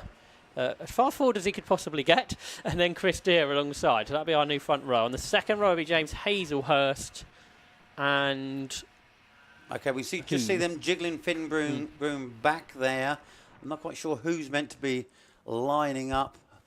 Oh, looking at there is significant damage both sides of Jason's car. That is such a shame. Looks like we've got our work cut out tonight. To try and get that car. You see the quarter light is smashed, but oh good grief, that's it looks like quite a nasty one, but it's damaged in weird places, isn't it? It is, yeah. Because it's like you say, the 2 sort of rear, where the rear door panels are damaged, there's sort of a few sort of scruffs elsewhere. Looking at it looks like that's the near side rear quarter. That looks like quite a significant tap there. So I'm wondering if that was a reason for it. But anyway, this will be in the hands of the clerks now. They will look at the events and get the reports back from the marshals and look into the incident. You can see there Chris Deere on the front row alongside Stuart Place, and James Hazelhurst is going to be on row 2. There's young James Hazelhurst. Yes, he's in his 20s. He's had 3 podiums this year. He's having quite a good year. Look at the youngster there, Finn Groom. His dad, Rick, is further back. There's Ben Baton. 91 and 93 are youngest drivers on the grid. Coming back then to Martin Rogers, a fireman. Next to him is Darren Bassingthwaite. And then we come back to this young man, and he qualified very well, but he's not used to so much traffic. And this always has been a problem. He's admitted to he's not used to so much traffic and gets quite intimidated. And we thought a couple of races ago, he managed to, I think he finished third in one race. I think it was 3 or 4 races ago. And we thought he got it, but no, he's still a little bit nervous because, as you can see, ladies and gentlemen, these cars are racing side by side, door to door. And it's quite a busy circuit. Yeah, Wilbecamp's had a 4th this year, not quite the podium, but we'll see what happens this weekend, because it looks, like you say, he's got good pace. It's just in a race situation dealing with that. Trying to work out who's missing there. So we're missing, I think, with Neil Dudman on row 2, and then Jason Wood on row 5. I think the grid has been taken up the end of lap 1. Yeah, that's what it looks like, doesn't it? Hence the strange gaps. Yeah, not sure if we've got any. How did they come together? Yeah, how they come together? It's like you say, Neil Dudman was a couple of places ahead. Not sure if we've got any news yet on our restart distance. We'll wait to hear about that, but it won't be many laps, I doubt. There won't be a need for a green flag lap because we don't have one anyway. Oh, sad to see that. That's a lovely turned out Nova. And it's such a shame to see incidents like this. They do occur, obviously, with us cars going at full chat. These incidents will happen, but it's such a shame to see. But don't worry, we'll be on it tonight. I'm with them this evening. We're having pizza together later. So we'll be looking at that and getting the hammers out and doing our best to get Jason Wood back out on the circuit. The drivers are currently being told what's going to happen by our one of our start line marshals, but that news hasn't got as far as the commentary books at this stage. Some of the car looks perfect, doesn't it? That side's not too bad. Yeah, I'd say it must have been the near side, the passenger side there must have got the full brunt, but it's such a sad to see that. Like I say, that's a lovely turned out machine. But don't worry, we'll be on the case. Such a shame to see that. We just hope that Jason is all right. He may be a bit stiff tonight. But yeah, quite a significant, looking at the driver's door, that's quite a significant lip there. Yeah, that's why he had to crawl through the passenger side. Andrew Ford, is that car coming back tomorrow? Or is that? Well, last night I haven't been able to see him. And the last I heard he was trying to find glass. For his Citroen AX. And I don't know whether we'll see him. I mean, he's come quite a distance, hasn't he? He comes from up north. I think he'll do whatever he can to get back out here if he can. We've got 2 races due tomorrow, so I'm sure he will try. Oh, there's the Dudman machine. We can't quite see the front of that, but I'm guessing that's where the damage was, because that looks pretty unscathed. Yeah. Oh no! Look at that front corner. I wonder if he's hit the roof of Wood's car when it went over, because that's where the damage is. Yeah, it's that's a bizarre one, isn't it? But that front is that's substantially damaged. Yeah, it's a real shame. It's not something we see that often, is it? It isn't. No, luckily. I mean, these cars are. I mean, the youngest car is 31 years old. These are all saloons from hatchback saloons from 1992 and prior to. And yeah, so it's not something we see very often, and it's such a shame to see it. I can hear. It's going to be a 5-minute restart. 5 minutes. Thanks to Nicky Emerson, who's downstairs. Okay, we're looking at 2, maybe 3 laps if we get past it. We're doing. I wonder if they give them 2 because of the tight timetable afterwards. Possibly, yes. We're running in our 2:25. Our lapse times really around that point. So they might be able to get 3 in, but this is definitely going to be a dash. The start there, Stewart's going to be well nervous. We know he can get off the line really quick, but Chris Deere will try and want to do a good start as well after being embarrassed slightly earlier on by the way that Stuart Place just rocketed past him. He definitely got that car sorted off the line, just rocketed past the two leaders there. Looking further back down now. We're just waiting for confirmation. We now, yes, it's definitely a 5-minute race. Definitely a 5-minute race now. So, like I say, hopefully 2-3 laps at the most. Well, the 2 laps don't sound a lot. It is obviously 6 miles around here, so it's a bit further than 2 laps around other places. It's the longest circuit that we do. 3 miles is a long way. I'm not a fan of the 300 because you don't get many laps in. Do you forget where you are at all? Well, it is unusual in the fact that you've got the outside of the circuit where you go around clockwise, and then when you come to the infield, you go anti-clockwise. So you don't get dizzy because you don't always go around in the same way. But it is a nice circuit, the 300. That's quite substantial damage there. It's almost more damage on Neil Dudman's car than there is on Jason Wood's. Yeah. Anyway, because that car now is being taken off the circuit, I should think the countdown will begin pretty soon. But it's been quite a long time the drivers have had to be sitting there on the grid. That's a long time to sit there. You're nervous. You're getting warm.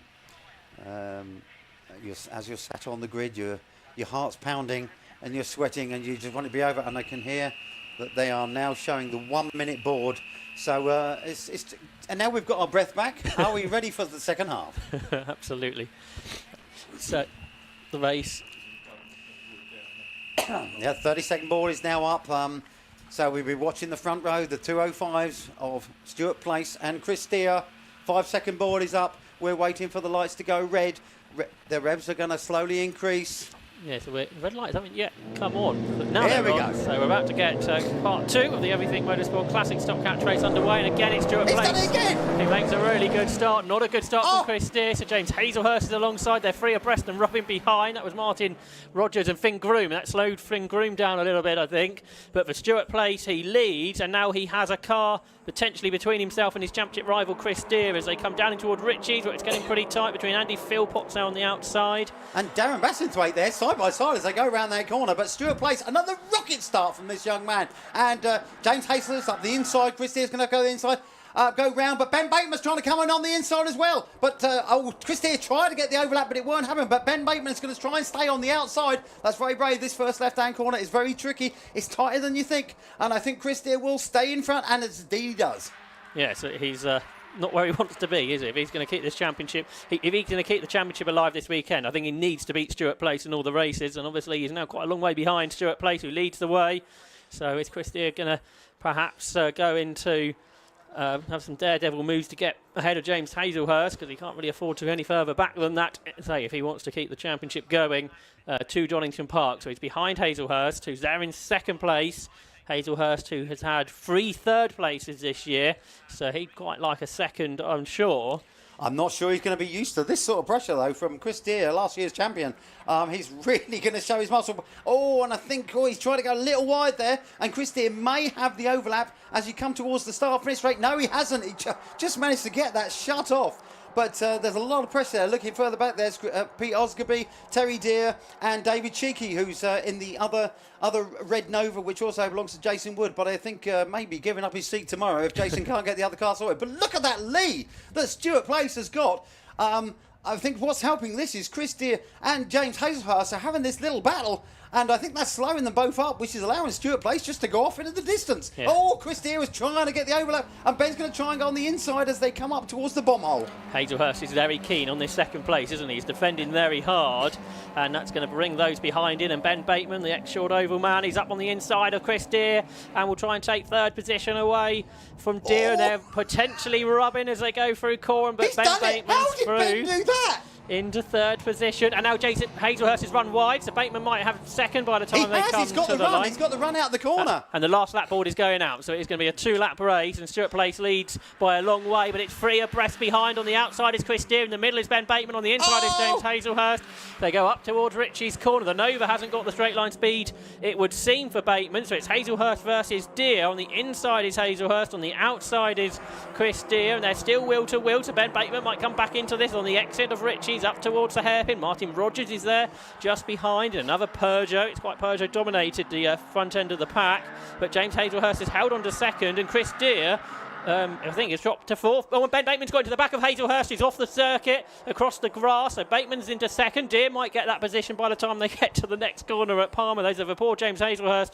He's dropped down the order somewhat because of that, and Deere has got past Bateman, so he's back into second somehow. Oh my goodness, yeah, like you say, Chris Deere is so desperate to get as close as he can to Stuart Place to give his championship a chance this year, but what a crazy situation we find ourselves in. The car's going off, and Finn Groom trying to look up the inside of Martin Rogers, but that didn't quite pay off. But looking at the front now, but Stuart Place has gone off in the distance. He's gone and checked out. And now Ben Bateman will not sit back. He will want a second place. He will be all over the back of the Chris Deere machine. But as we're looking, Finn Groom and Martin Rogers, we've got the... both went a little bit wide there. They're both trying to keep in front. But Finn Groom, this young man, he's showing that he really can muscle this car around. And Martin Rogers got a little bit wide there. I'm not quite sure if he can get the overlap. No, not quite. Oh, what a fantastic piece of racing. And there is James Hazelhurst after his little bit of a knock there. You're going to need a lie down and darkened room after this, Paul. Definitely. Try doing a whole day of it. I get too old for this. So they make their way down the Bentley Straight. Stuart Place a long way clear, we've been saying. He led by 3.5 seconds after the first lap and the penultimate lap of the race. In second place is Chris Deere, so he has got back to V2. Third is Bateman, who's looking for a podium. Ben Bateman, who's only had the one podium this season. He's there in third position, ahead of Martin Rogers in fourth, who hasn't had the best of season, so he'll be pleased to be up there.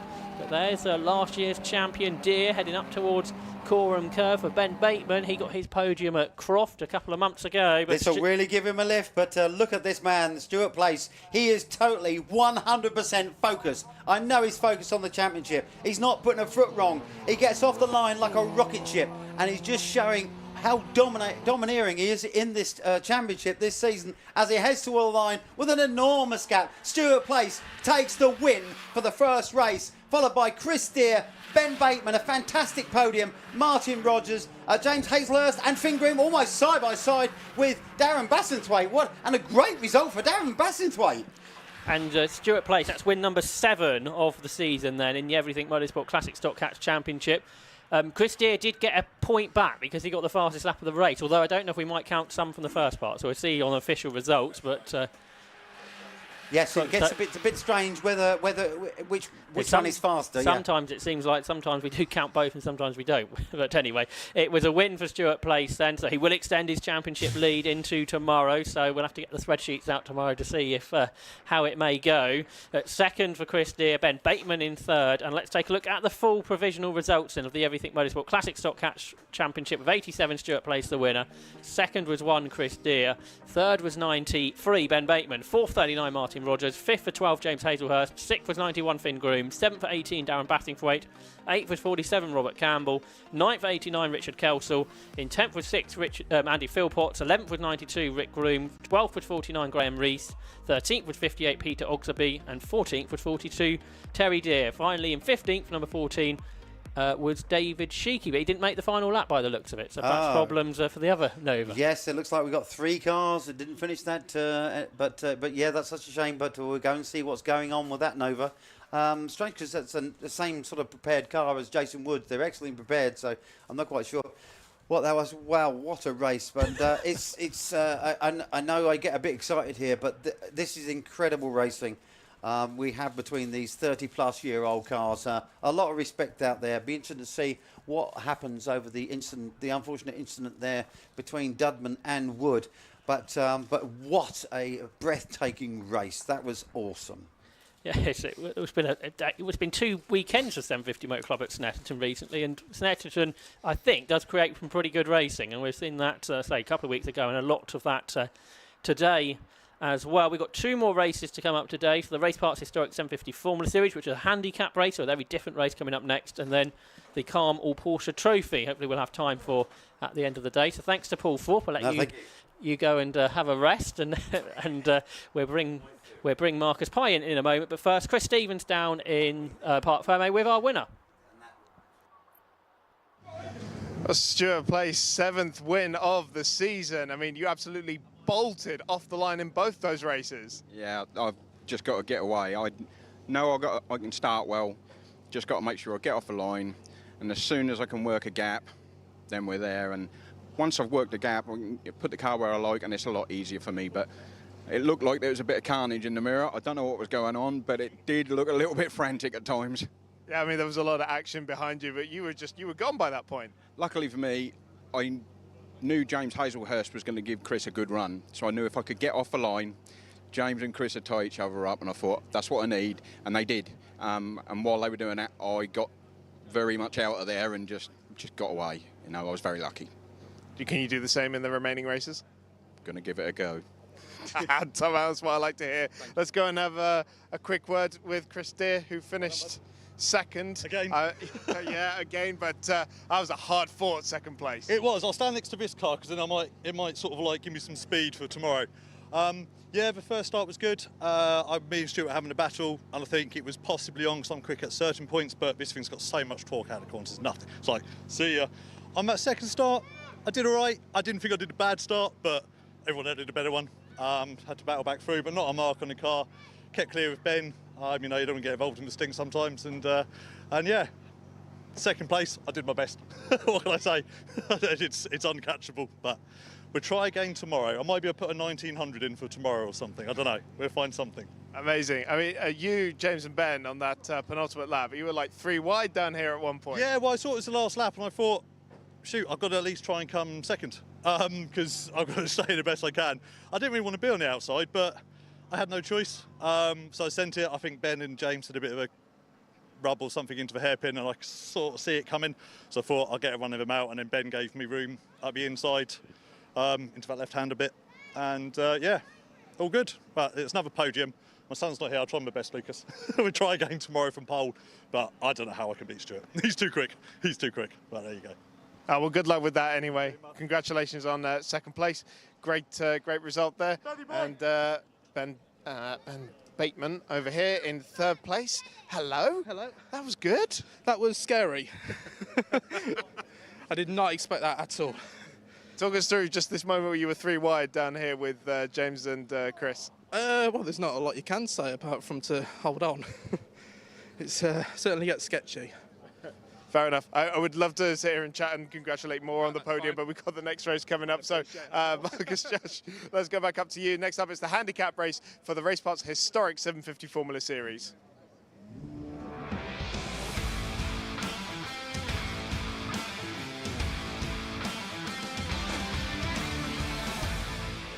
So it's time for the handicap race of the day, the Race Parts Historic 750 Formula Series. It'll be a 6-lap handicap, so the grid will take a little while to explain to you, so I'm not sure if we've got a good graphic for this.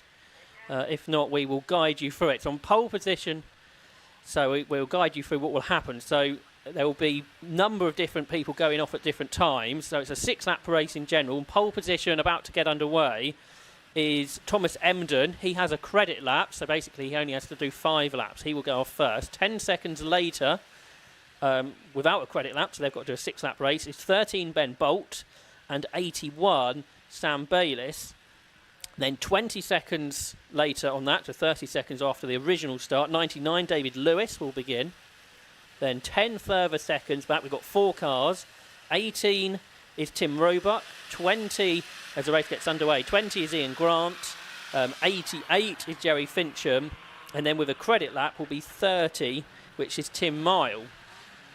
25 seconds after those will be number 12, which is the car of Ben Mile, and 29 John Village. 5 seconds after that, number 42, which will be Tim Sage. And then 20 seconds later, with a credit lap for both, will be number 8 Peter Marsh and 85 John Moss. 20 seconds later, again with credit laps, will be 6 for Richard Verheyden and 69 for Mike Pickup. 10 further seconds back, again with a credit lap, will be 22 Charlie Plain Jones, and then 5 seconds later will be 66, these cars all with credit laps, 66 Nick Hayward Cook, 11 James Miles, and 1 which is Gregan Fruston. So about half of those cars have got underway, Marcus Pye, but it all will become more clear as the race goes on. Yeah, it's interesting because often these handicaps favour the very slowest car because then you've got to do 1 fewer laps, so 5 laps out of the 6. I noticed that the John Village car is still on 2 carburetors, so they've relented with that one. There's still a whole bunch of 7s here to go, and this looks quite exciting because there's a block of them here towards the back of the field. There's the next pair going, 8 and 85 go away. Yeah, so we've still got 5 cars, 6 cars to go. And they're going to go in 3 batches. What a great picture that is, with the low Cowley in the middle of Charlie Plain Jones. What's the radiator? Top. There it goes. It's the perfect race for this type of formula, isn't it? Yeah, absolutely. It gives everybody a chance. We had this at Cadwell. It was Richard Verheyden who won at Cadwell, from Simon Gallen and Jörg Schneider. Yeah, Jörg Schneider, one of our Swiss visitors, came to Mallory Park as well. Now everybody's away now. So this is, as I say, a 6-lap race rather than a timed race. And how many of them only have to do 5 laps? Basically all the Austin 7s, really, isn't it? Apart from James Miles in the supercharged car. Yeah. Sorry, not Tim Roebuck. Tim Roebuck. Oh, someone recovering from a spin there. That's 69. That's Pickup. Yeah, Mike Pickup, I think, for this race. Yeah. So his first sort of racing lap hasn't gone, because if you have a spin in a handicap race, that almost puts you out of contention. So he will get back up to speed now. But yeah, basically the first 5 laps as everybody settles in, don't they? And then the 6th lap it all goes. Is everyone scrabbling around and wondering what's happening? But even sometimes the winners don't realise they've won, do they, at the end of these races? So the first car to come through is 81, which is Samuel Bayliss, who will have to do 6 laps. And Ben Bolt is second. Yeah, they started together, so Bayliss has got the better of Bolt. 4.6 seconds apart, those two, 81.13. But obviously they're going to drop back when the likes of Tom Emden, who started first with a credit lap, comes through. He'll be our leader for a while, but he is a little bit slower than the rest. Here he comes. At number 9 across the line is our race leader, Tom Emden. He's now done 2 laps. They've only seen him do 1, but he's done 2 really. That's right. So there he is, number 9, the second car in your shot. There's our race leader. but he will be the slowest car. This is the Austin 7 Sportsman. Tom is a 40-year-old IT analyst from Hampshire who's done hill climbing and sprinting in the past. This is a 1938 Austin 7 Super Accessory Sportsman, which has a Austin side valve 747cc engine. This car is prepared with the help of Alf Rayling Cork, a long-time racer. This car originally was built in Cornwall in the 1950s, stored in a barn for 35 years, and is now back out racing, Marcus. Well, Tim Miles got his credit lap there, so he's 30.6 seconds behind Emden, so he's done his net second lap. And in the first race, Tim Miles was 15 seconds quicker than Tom Emden on best lap, so that would suggest he should be able to catch up in the remaining 4. Yeah, Ben Mile, meanwhile, is still about 12 seconds behind John Village, and they started together. So something obviously happened to Mile on that first lap, didn't it? Yeah. Lots of understeer for Tom Emden. There's John Village going past him. So that's Village onto the lead lap, basically. So he has 3.5 laps to catch the that car, but he in the earlier race it was the best part of a minute quicker. So probably will get there. Fincham didn't. He practiced out of session, didn't he, in the 88 car for the previous race? Yeah, he did finish 6th in the race. So Jerry Fincham did pretty well. So where's he? He's 13th behind Ian Grant. Yeah, it'll all fiddle around. For Hayden, who won that previous one of these handicaps. It's a new idea to have the second race as a handicap. It's sort of on the odd meeting. We had it here last year. It's sort of on tracks that suit kind of thing. Snetterton, because it's a long lap, it works better, I think. Because if you did it at Brands Hatch, you need to get out the way pretty sharpish as the people that flag them off. And equally means you can't have that many sort of batches going off, where here we had 1, 2, 3, 4, 5, 6, 7, 8, 9, 10 batches leaving out of 20 cars. Yeah, there's Sam Bayliss, who's got Ben Bolt now catching him back up.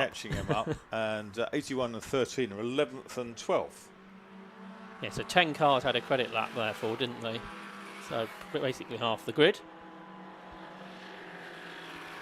There goes Fincham through, Jerry Fincham in 88, who's a 71-year-old from Suffolk, so fairly local driver. He's been competing in Magnificent Sevens in the past, in Caterham, so this is quite a bit different.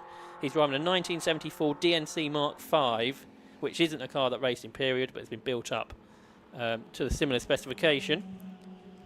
See one of the single-seater Austin 7s there, which is 30, which is Tim Mile, who is in second place in the Austin 7 Pigsty Mark 13. Pigsty, yeah.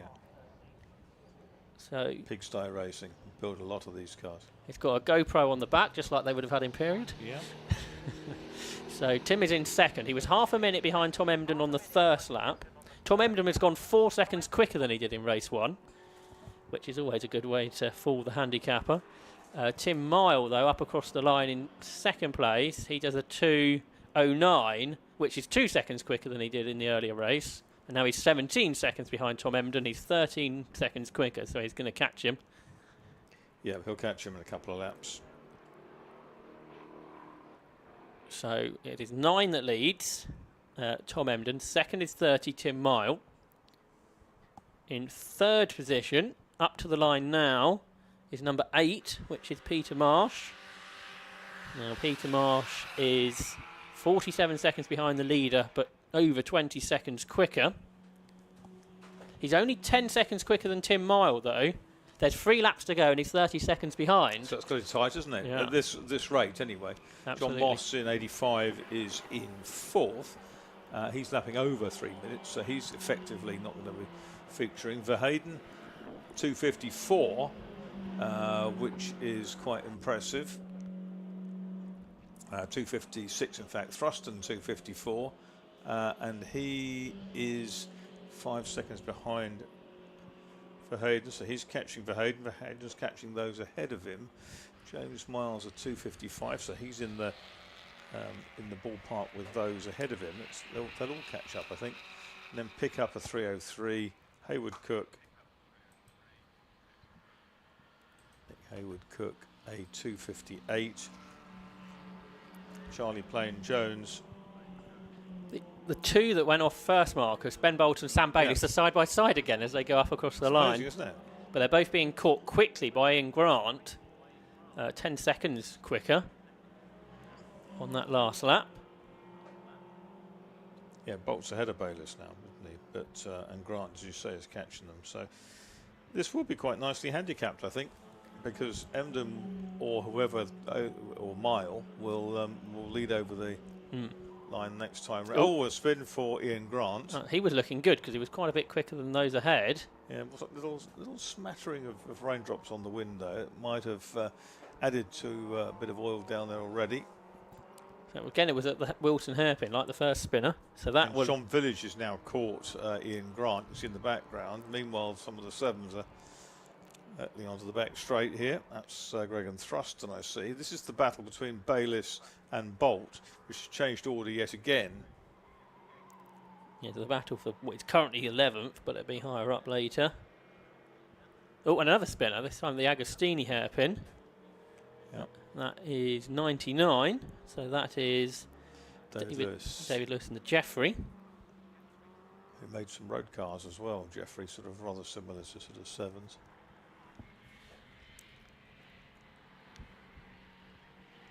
I think that 81 car, Sam Bayliss, that's the car that Martin Depper won some races in the past in this series. So Thomas Emden's gone across the line as the leader. He's gone a little quicker, still in the 322s. But Tim Miles pretty much with him now in the 9s. So they're both lapping on a similar pace to what they did on the previous lap. So 4.8 seconds between 9 Thomas Emden and 30 Tim Mile. They're on their penultimate lap now. And catching them will be Peter Marsh, I think. So he caught by 10 seconds on the last lap and caught 10 again, and he's 20 behind Tim Mile. So they're only two in contention. And just trying to work out the sort of much quicker later cars, how much quicker they're going and whether they're going to catch. Supercharged car going through there, I heard. I think that's Greg and Fruston. That's Fruston, isn't it? Yeah, Fruston's going, 6 seconds quicker than Marsh. Is 16 behind, so it's going to be difficult for him to catch, I think. But for the lead of the race, we're going to get that lead change, I think, coming up in a moment. Tim Mile, he's chawing up alongside, and he'll take the lead, and he acknowledges that. So he passes Thomas Emden. So the single-seater car. Here's the quick boys. It's 4 together across the line up towards Ritchie's. So that'll be worth watching. So John Village is going to be the best of the Class C cars pretty quickly. So he's in the 33s. So he's looking pretty close to where he was before.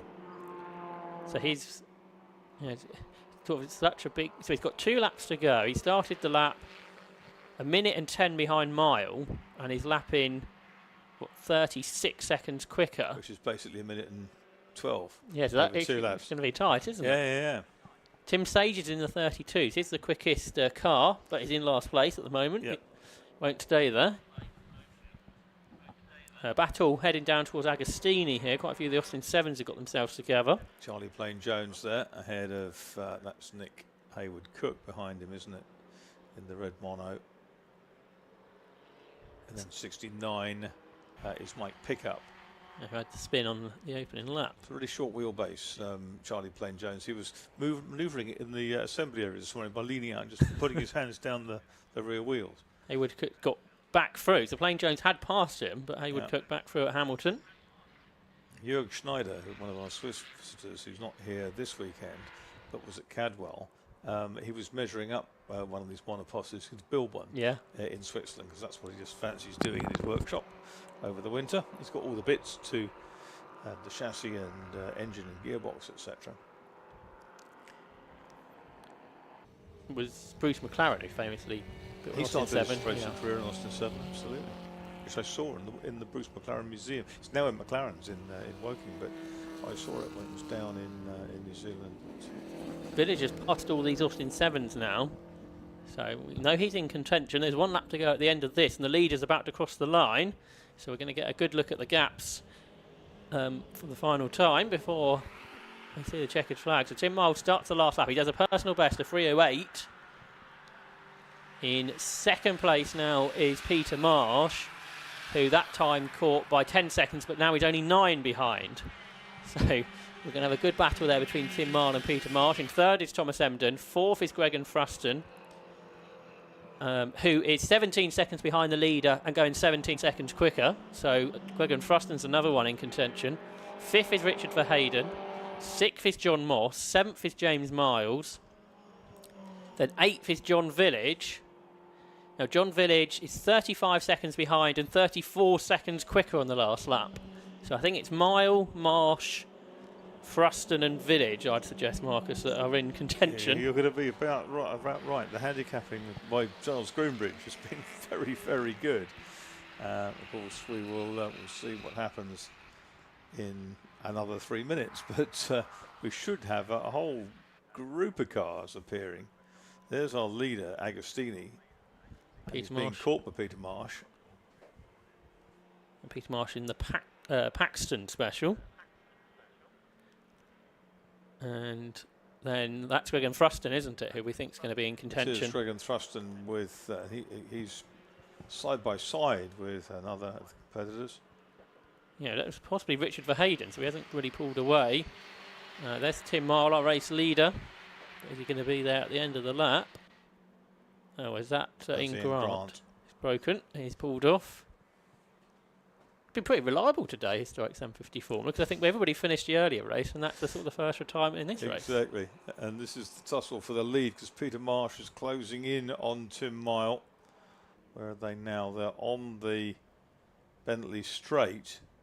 Charles Groombridge has come to have a look to how good this is. He's come to collect his plaudits, that's what it is. It's side by side for the lead now. So Peter Marsh has caught Tim Mile a bit quicker than we thought he might do, but Tim Mile is defending, so I think he realises he's in the lead of the race, but he hasn't got enough power, so Peter Marsh takes the lead. There's Fruston, not far behind. There's John Village in the back of the shot. Can he catch them in half a lap? It's going to be difficult. And the problem for him, he's got to overtake so many cars. Yeah, that's right. Where for Marl and Marsh, they didn't really have to worry so much about getting past others. There's Village just in the background. I don't think he's quite going to get there. So Peter Marsh, he caught Tim Mile a lot quicker on this last lap for some reason, didn't he? Because he was being consistently 10 seconds quicker every lap, but this lap seemingly a lot quicker. This is the top four, isn't it, coming into sight? There's that's Tim Mile from second. Fruston is third, running wide. Fruston's broken. Fruston's broken. So it's Peter Marsh that's going to come through to take the checkered flag as the winner in car number 8. And he did a 2:56 on that last lap, a couple of seconds quicker than he's done before. Tim Mile comes home in second. John Village is third.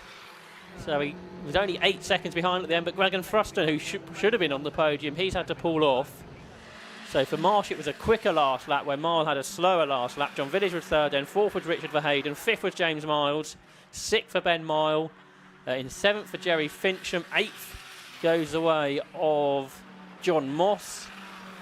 They're all coming across the line now, the rest of the pack. So what, there's about 10 cars there, separated by just a few seconds, a bit further down the order. Charlie Plain Jones got ahead of Nick Hayward Cook again, and finished 100th ahead, 100th second ahead. Brilliant, yeah, that was... the whole field finished 43 seconds apart, so, and that's the difference really between the fastest and slowest car on the grid.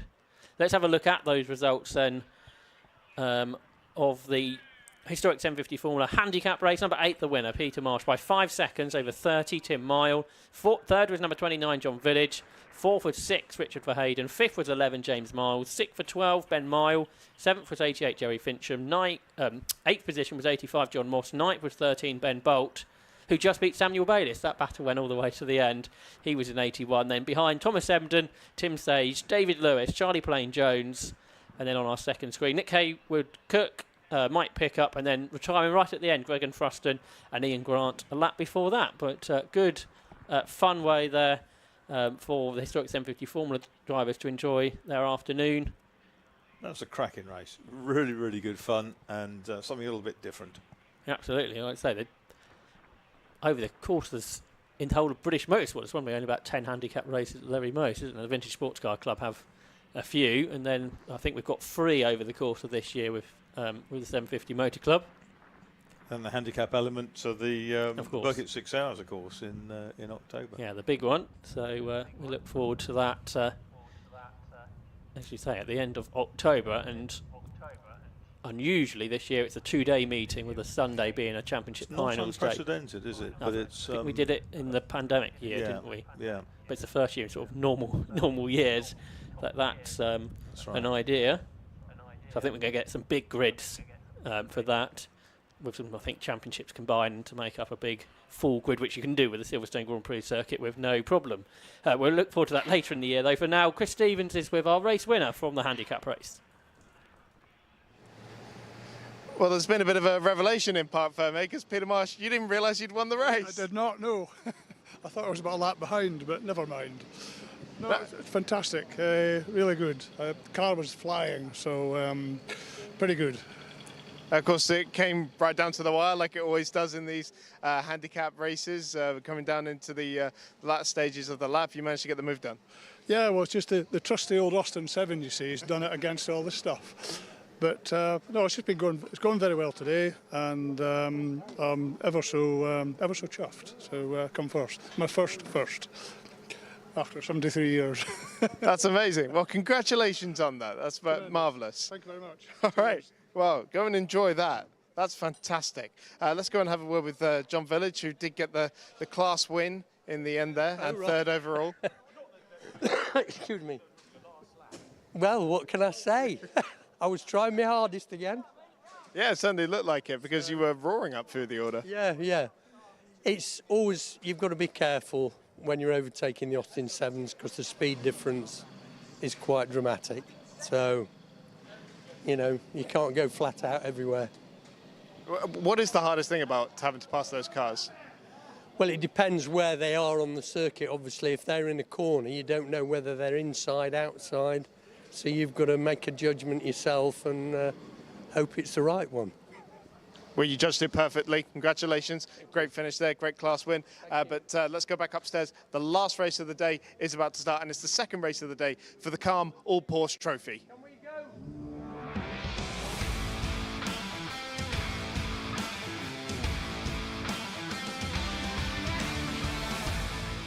Yeah, it's time for the final race of day one of this 750 Motor Club race meeting. We've got another day of racing to look forward to tomorrow, but for now it's the Calm All Porsche Trophy, and let's have a look at how the grid will line up then, with the result of the earlier race deciding the grid. So on the pole position will be number 47, James Coleman, and alongside 165, Warren Allen, both in their Porsche Caymans. On the second row is 7, Christian Walker, who leads a whole load of Boxsters. Alongside is 50, Lucas Hutchings. On the third row is 25, Jamie McHugh, and 40, James Harvey. On the fourth row, 661, Andrew Juice, and 72, James Brodie. On the fifth row, 80 is Bill Cayley, and 44, James Callahan. On the sixth row, 46, Gary Goodwin, and 15, Colin Tester, a driver to look out for.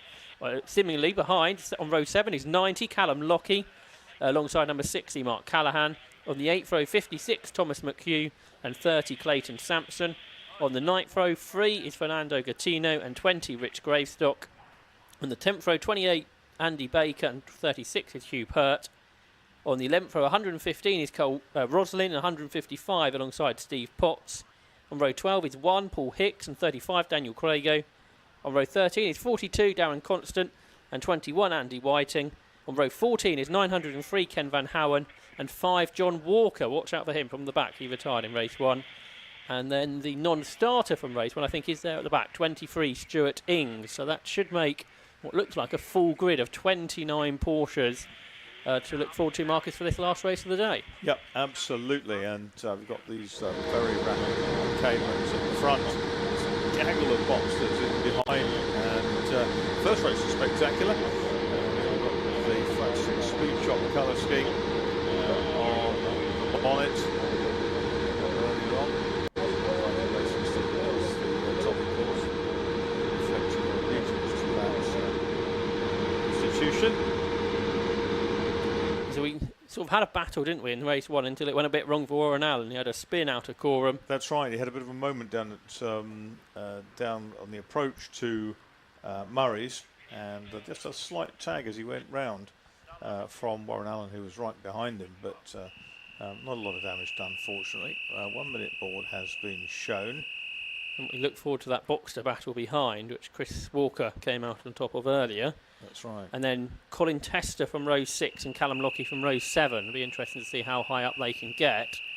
I think they qualified something like 6th and 7th in the earliest race. They're rapid drivers both. I mean, Callum Lockie drives many cars over the course of a year. Green flag lap just to get this. I saw somebody's just... Chris Walker's stalled, I think. Yeah, he got going again. I noticed his wiper set itself off, so there must still be that little odd sprinkling of drizzle just around. And I can see Callum Lockie will be trying to bustle his way towards the front. Callum Lockie won the British GT Championship 23 years ago now, in 2000, in the Marcus that he shared with Corroiser. There is Callum Lockie in 90. As we watch out for him, and the car ahead, Colin Tester in 15, a very experienced driver. He won the Porsche Club Championship last year in one of these cars.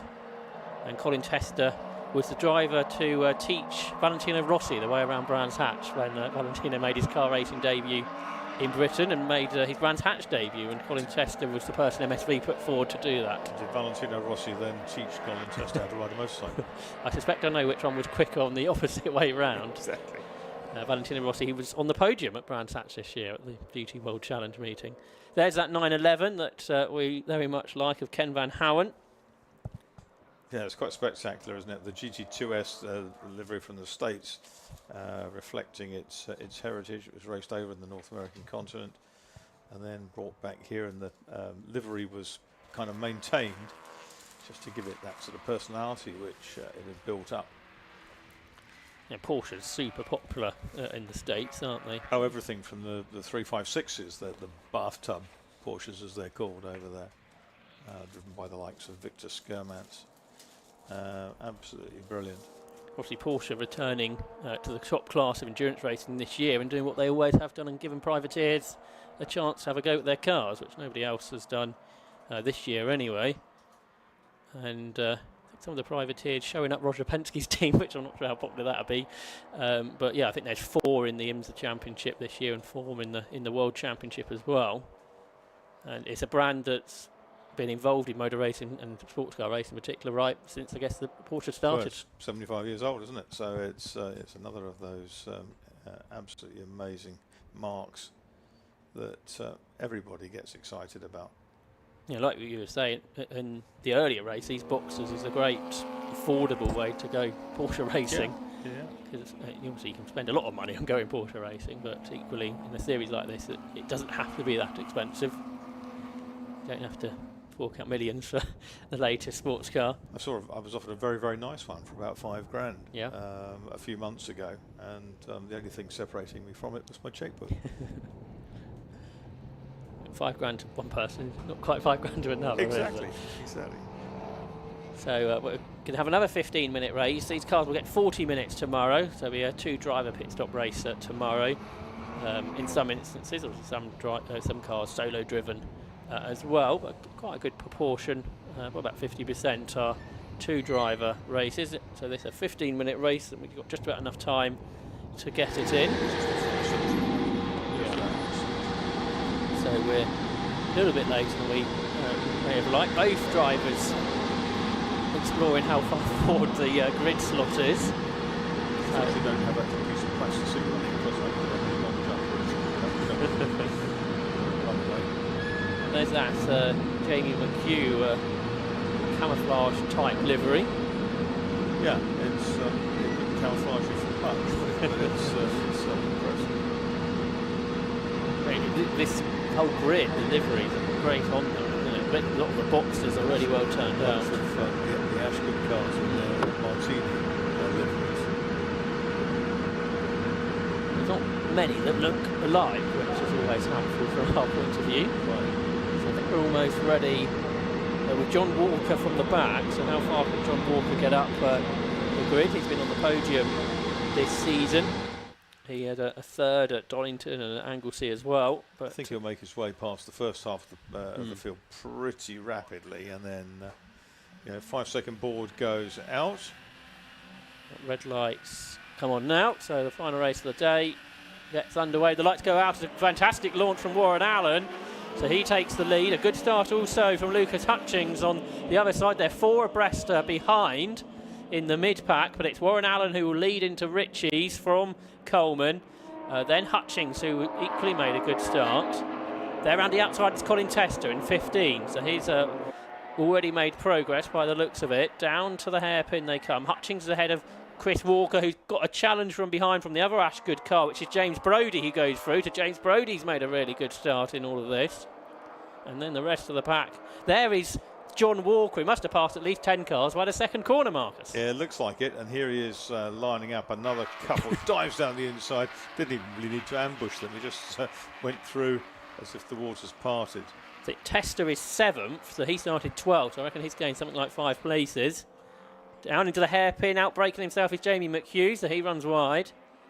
There's Lockie, so he's a couple or 3 behind Tester. John Walker's nearly caught Callum Lockie already, so that's been a remarkable start. He did use to race Caterham, so I guess he's used to overtaking. There's Colin Tester, he's got Sam Callaghan, he's got a big slide on as well, but Colin was able to control that. They're both now ahead of Jamie McHugh, who ran wide at the previous corner. So Tester is 5th, I think, and 3rd of the Boxsters. So a class win is very much a possibility there. I think that was Callum Lockie coming through, wasn't it? Past a bunch of cars. Now, his is a class 3 car, the 968, so shouldn't be as quick as the Boxsters, but I'm sure Callum can make it pretty much there.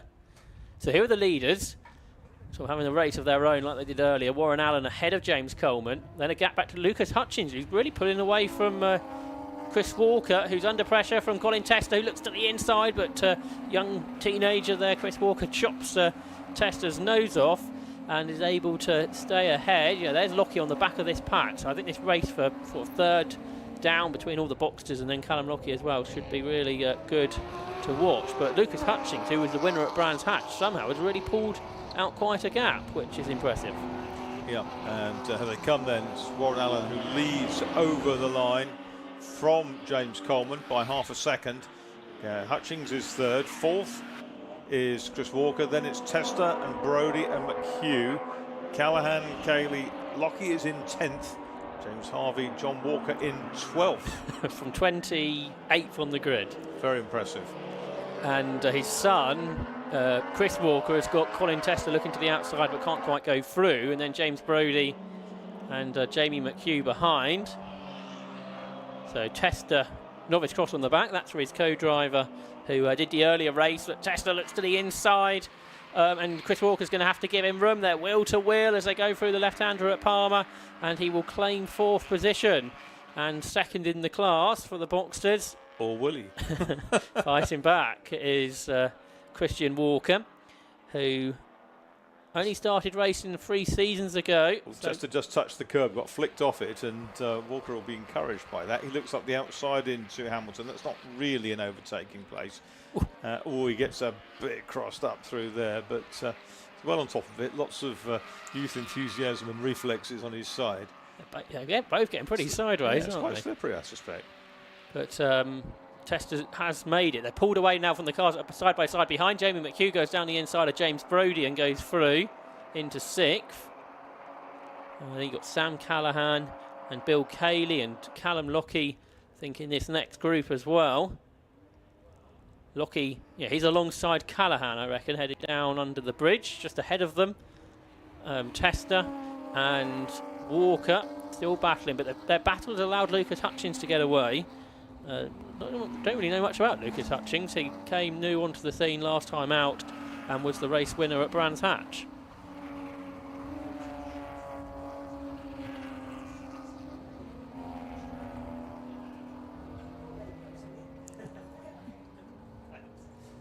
We've got one of the 968 jumping off the curb there. The leaders through. The gap's still half a second between Allen and Coleman. James Coleman has equalled his best lap from the first race to the 100th of a second. 2 minutes 10.68. A few more rain spots on our window here as Coleman has a big challenge for the lead. Can't quite get it at the hairpin. my concern now. I've got to walk to the car and it might be raining. So the leaders come up towards Palmer. They're 5 seconds ahead of Hutchings, who is being caught by Tester. So Colin Tester is quicker than Lucas Hutchings. And 5th is Chris Walker, 6th is Jamie McHugh, ahead of James Brodie. Callum Lockie 8th, and he's quite a bit quicker than the 2 in front of him. John Walker's 11th now in the number 5 car. Yeah, so just the one he had to pass on that last lap then. And Lucas Hutchings has been caught by Colin Tester already, so that gap was 2 seconds, but Tester is with him halfway around the next lap. The leaders are coming down towards Oggies, just ahead of the 2 Boxsters. It's still Warren Allen that leads. James Coleman behind. Yeah, Tester's vastly experienced, Sierra Cosworth some bits and pieces, and always quick. Yeah, absolutely. As I say, raced all types of stuff over the years. And here's the battle behind. That is Tester chasing Lucas Hutchings. As I say, Lucas, a new name on me when he sprung up as a winner last time out. So not too sure of his past experience. But here are the 2 leaders, pretty experienced drivers, Warren Allen and James Coleman, in these Porsche Caymans. And Tester hasn't got through yet. Lucas Hutchings still ahead. Now, if they battle, is that going to give Chris Walker a chance to catch? Behind Callum Lockie up the curb. Bouncing over the curb for Callum Lockie. There's John Walker, I reckon's gained a couple more places. But here come the leaders, Marcus, to complete lap 3. Yeah, that's right. And it's interesting that they've got to maximise their exit speed from Murray's there. And I reckon that Coleman's a little bit closer. Yeah, absolutely. Yes, he's halved that gap, 0.24. He's not through yet, but he's having a look on the exit of Riches. Hutchings is still 3rd, Tester 4th, 4 tenths between them in 50 and 15. Coleman had a big look up the inside of Warren Allen into the hairpin, couldn't get there though. He shot from one side of the track to the other, trying to surprise Allen with the inside move, but it didn't come off. Plant the car sort of close enough to prevent a lunge for the apex. It worked out for now. We had 7 laps in the first race. We're on lap 4. We're coming up to half distance. Yeah, McHugh's moved up. He's into 6th place in 25. Lockie's still 7th. Brodie is 8th. 72 and 25 have got black and white warning flags. 72 and 25 is McHugh, and 72 is Brodie. Yeah, they've got John Walker catching them, haven't they? So he might well get through shortly. So the leaders onto the back straight, and James Coleman is very close. James Coleman was trying to suggest that he's not the quickest driver here this weekend, but certainly how close he is to Warren Allen, it may prove otherwise. Is Lucas Hutchings still ahead of Colin Tester? He is. And is Christian Walker any closer? Possibly, as the leaders come through. Lucas Hutchings is running in the high downforce spec, little tail spoilers up, and Tester's isn't. So we saw last time Coleman appeared to have a better line through Murray's, didn't he? So I wonder if he can try again at that. A little dab on the brakes from leader Warren Allen at that point. Maybe more in hope than anticipation that the pressure will shrink behind him. He takes a tighter line, doesn't he, which then runs wide. So that means Coleman should be earlier on the power. He gets up just onto those rumble strips, and that's not going to help his exit speed.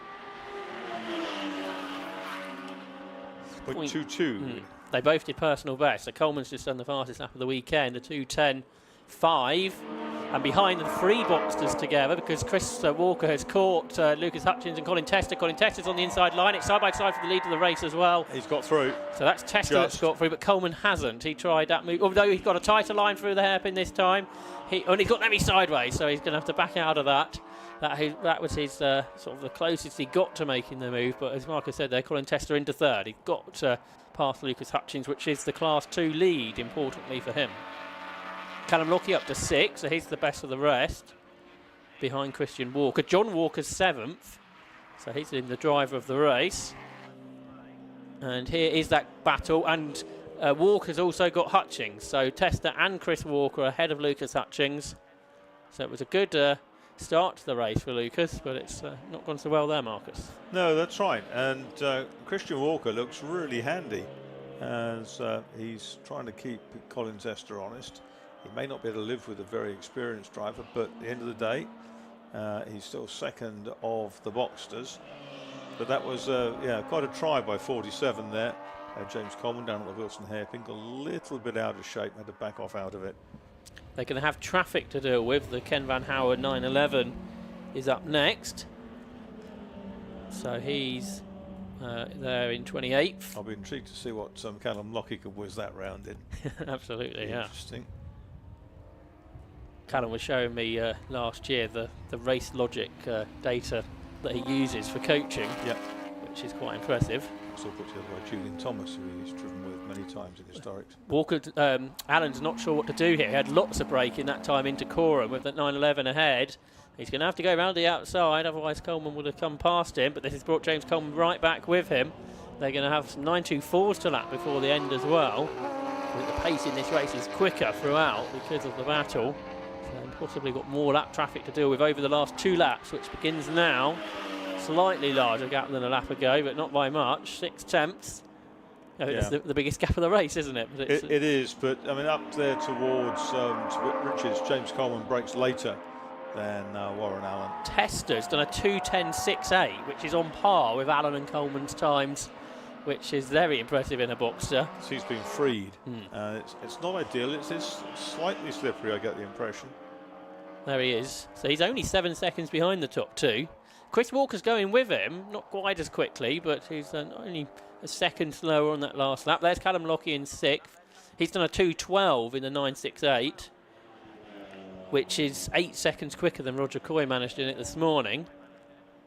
So Callum showing his talent. And that's a second quicker than he went in that car a year ago here. So the leaders now have quite a lot of traffic to deal with. So this is surely the opportunity for James Coleman to try and do something about the leader, Marcus. Yeah, I'd say so. And they both managed to clear the pair of back markers going into, was that Oggies? I think it probably was, nothing to Williams now. And yes, they're back together. That's certainly not 6-7 tenths of a second. Yeah, I think the back markers, they kept well aside, didn't they? Tomorrow's going to be a different story in a much longer race. So there's going to be quite a lot of traffic to deal with then. Yeah, and some shared cars in that as well. So what we're going to get to enjoy tomorrow is the likes of Tester and Lockie chasing through perhaps in the second half of the race after the car owners do the first part, you'd think. One more lap after this one. Now down inside. So now there, Again, Allen, quite a lot of brake this time. He's done that consistently the last 2 or 3 laps. Brakes in the middle of Coram. And he takes his tighter line into the final corner, which doesn't necessarily help. But he stayed off the curb that time, which is beneficial. Slipstream doesn't seem to make much effect in these types of cars with lots of power. 5-second penalty board is going out to James Brodie in 72. That'll be for another black and white infringement, won't it? It'll be a track limits thing. Absolutely. Through in 3rd position comes Colin Tester. 50's got a black and white warning flag as well. It's Lucas Hutchings. Yeah, there is Hutchings in 5th. It's just lapped the 42 car, which is Darren Constant in his 924. And then Callum Lockie just behind in 6th. He's folded the mirror around, so he's obviously had a brush at some point. He's got John Walker right behind him, so he's going to come under pressure on the last lap. There's Lockie, lots of oversteer out of the hairpin. And then up towards Palmer. Long way ahead of all the other front engine cars in this race. Got a little bit of damage, a little bit of trim hanging off there. So I think Callum told me last year this is a car that he owns. Yes, that's what he said to me this morning. But he does quite a lot of coaching. Yeah, and it's just a little trim panel, isn't it, on the side skirt there. So he's got John Walker chasing him down. Probably two of the most experienced drivers on this grid. John Walker, former Caterham Superlight, Lotus racer, and more recently in this Porsche. But he might not quite catch Lockie before the checkered flag. That's a left hooker there, doesn't it? The Lockie car. That's right. And what's going on with the leaders? And they come. And it's still Allen, isn't it? He's still ahead of James Coleman. And the time has run down to 0 as of now. We're going to have a bold effort on the last corner. Sort of suggests that might not be the case. He's not quite close enough, James Coleman. So Warren Allen's just got to get through here without a mistake. Warren Allen wasn't on the grass spinning yet. Yeah, it looks like he should be able to hang on. It'll be a pretty small winning margin. Checkered flag goes out, and it is Warren Allen then who wins for the first time in the campaign against Living Miserably Porsche Series. He wins by 0.48 of a second over James Coleman. Great drive from Colin Tester. He's going to take third in the Class 2 win. Fourth goes the way of Christian Walker, who chased him all the way to the checkered flag. Fifth was Lucas Hutchins, who Callum Lockie caught there at the end. He got into the 11s in the end, Callum Lockie. Very impressively. Then John Walker was up next. He took 7th.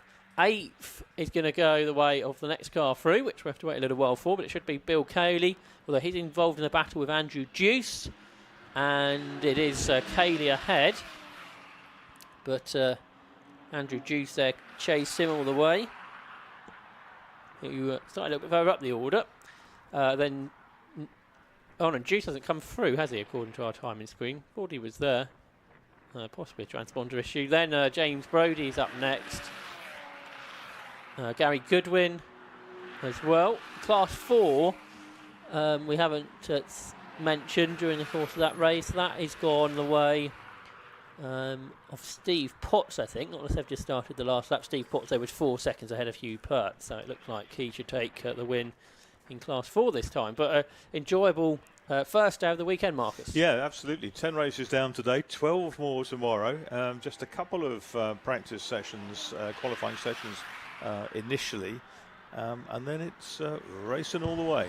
Yeah, racing starts just before 10 o'clock tomorrow, so if you're joining us here at Snetterton or on the 750 Motor Club TV YouTube channel, 5 to 10 is the scheduled first race, which is for sports specials and going off for today's race. That's very much not to be missed. That was a mighty race today, wasn't it? Yeah, so we get 2 races for those tomorrow, 2 races for 750 Formula, for hot hatch, classic stock hatch as well, and then we have single races for Sports 1000, the All Porsche Trophy, and then we will be joined tomorrow by the Austin 7 race. Well, most competitors staying over for that, and then the day tomorrow will be ended up with the 2-hour Club Enduro race, which I think has got something like 35 cars entered, so that should be pretty good. We had a very good race at Croft at the beginning of the season in particular, but for now we say thanks to Marcus. I think we're going to have results to look forward to, and then we'll head downstairs to Chris for the final time.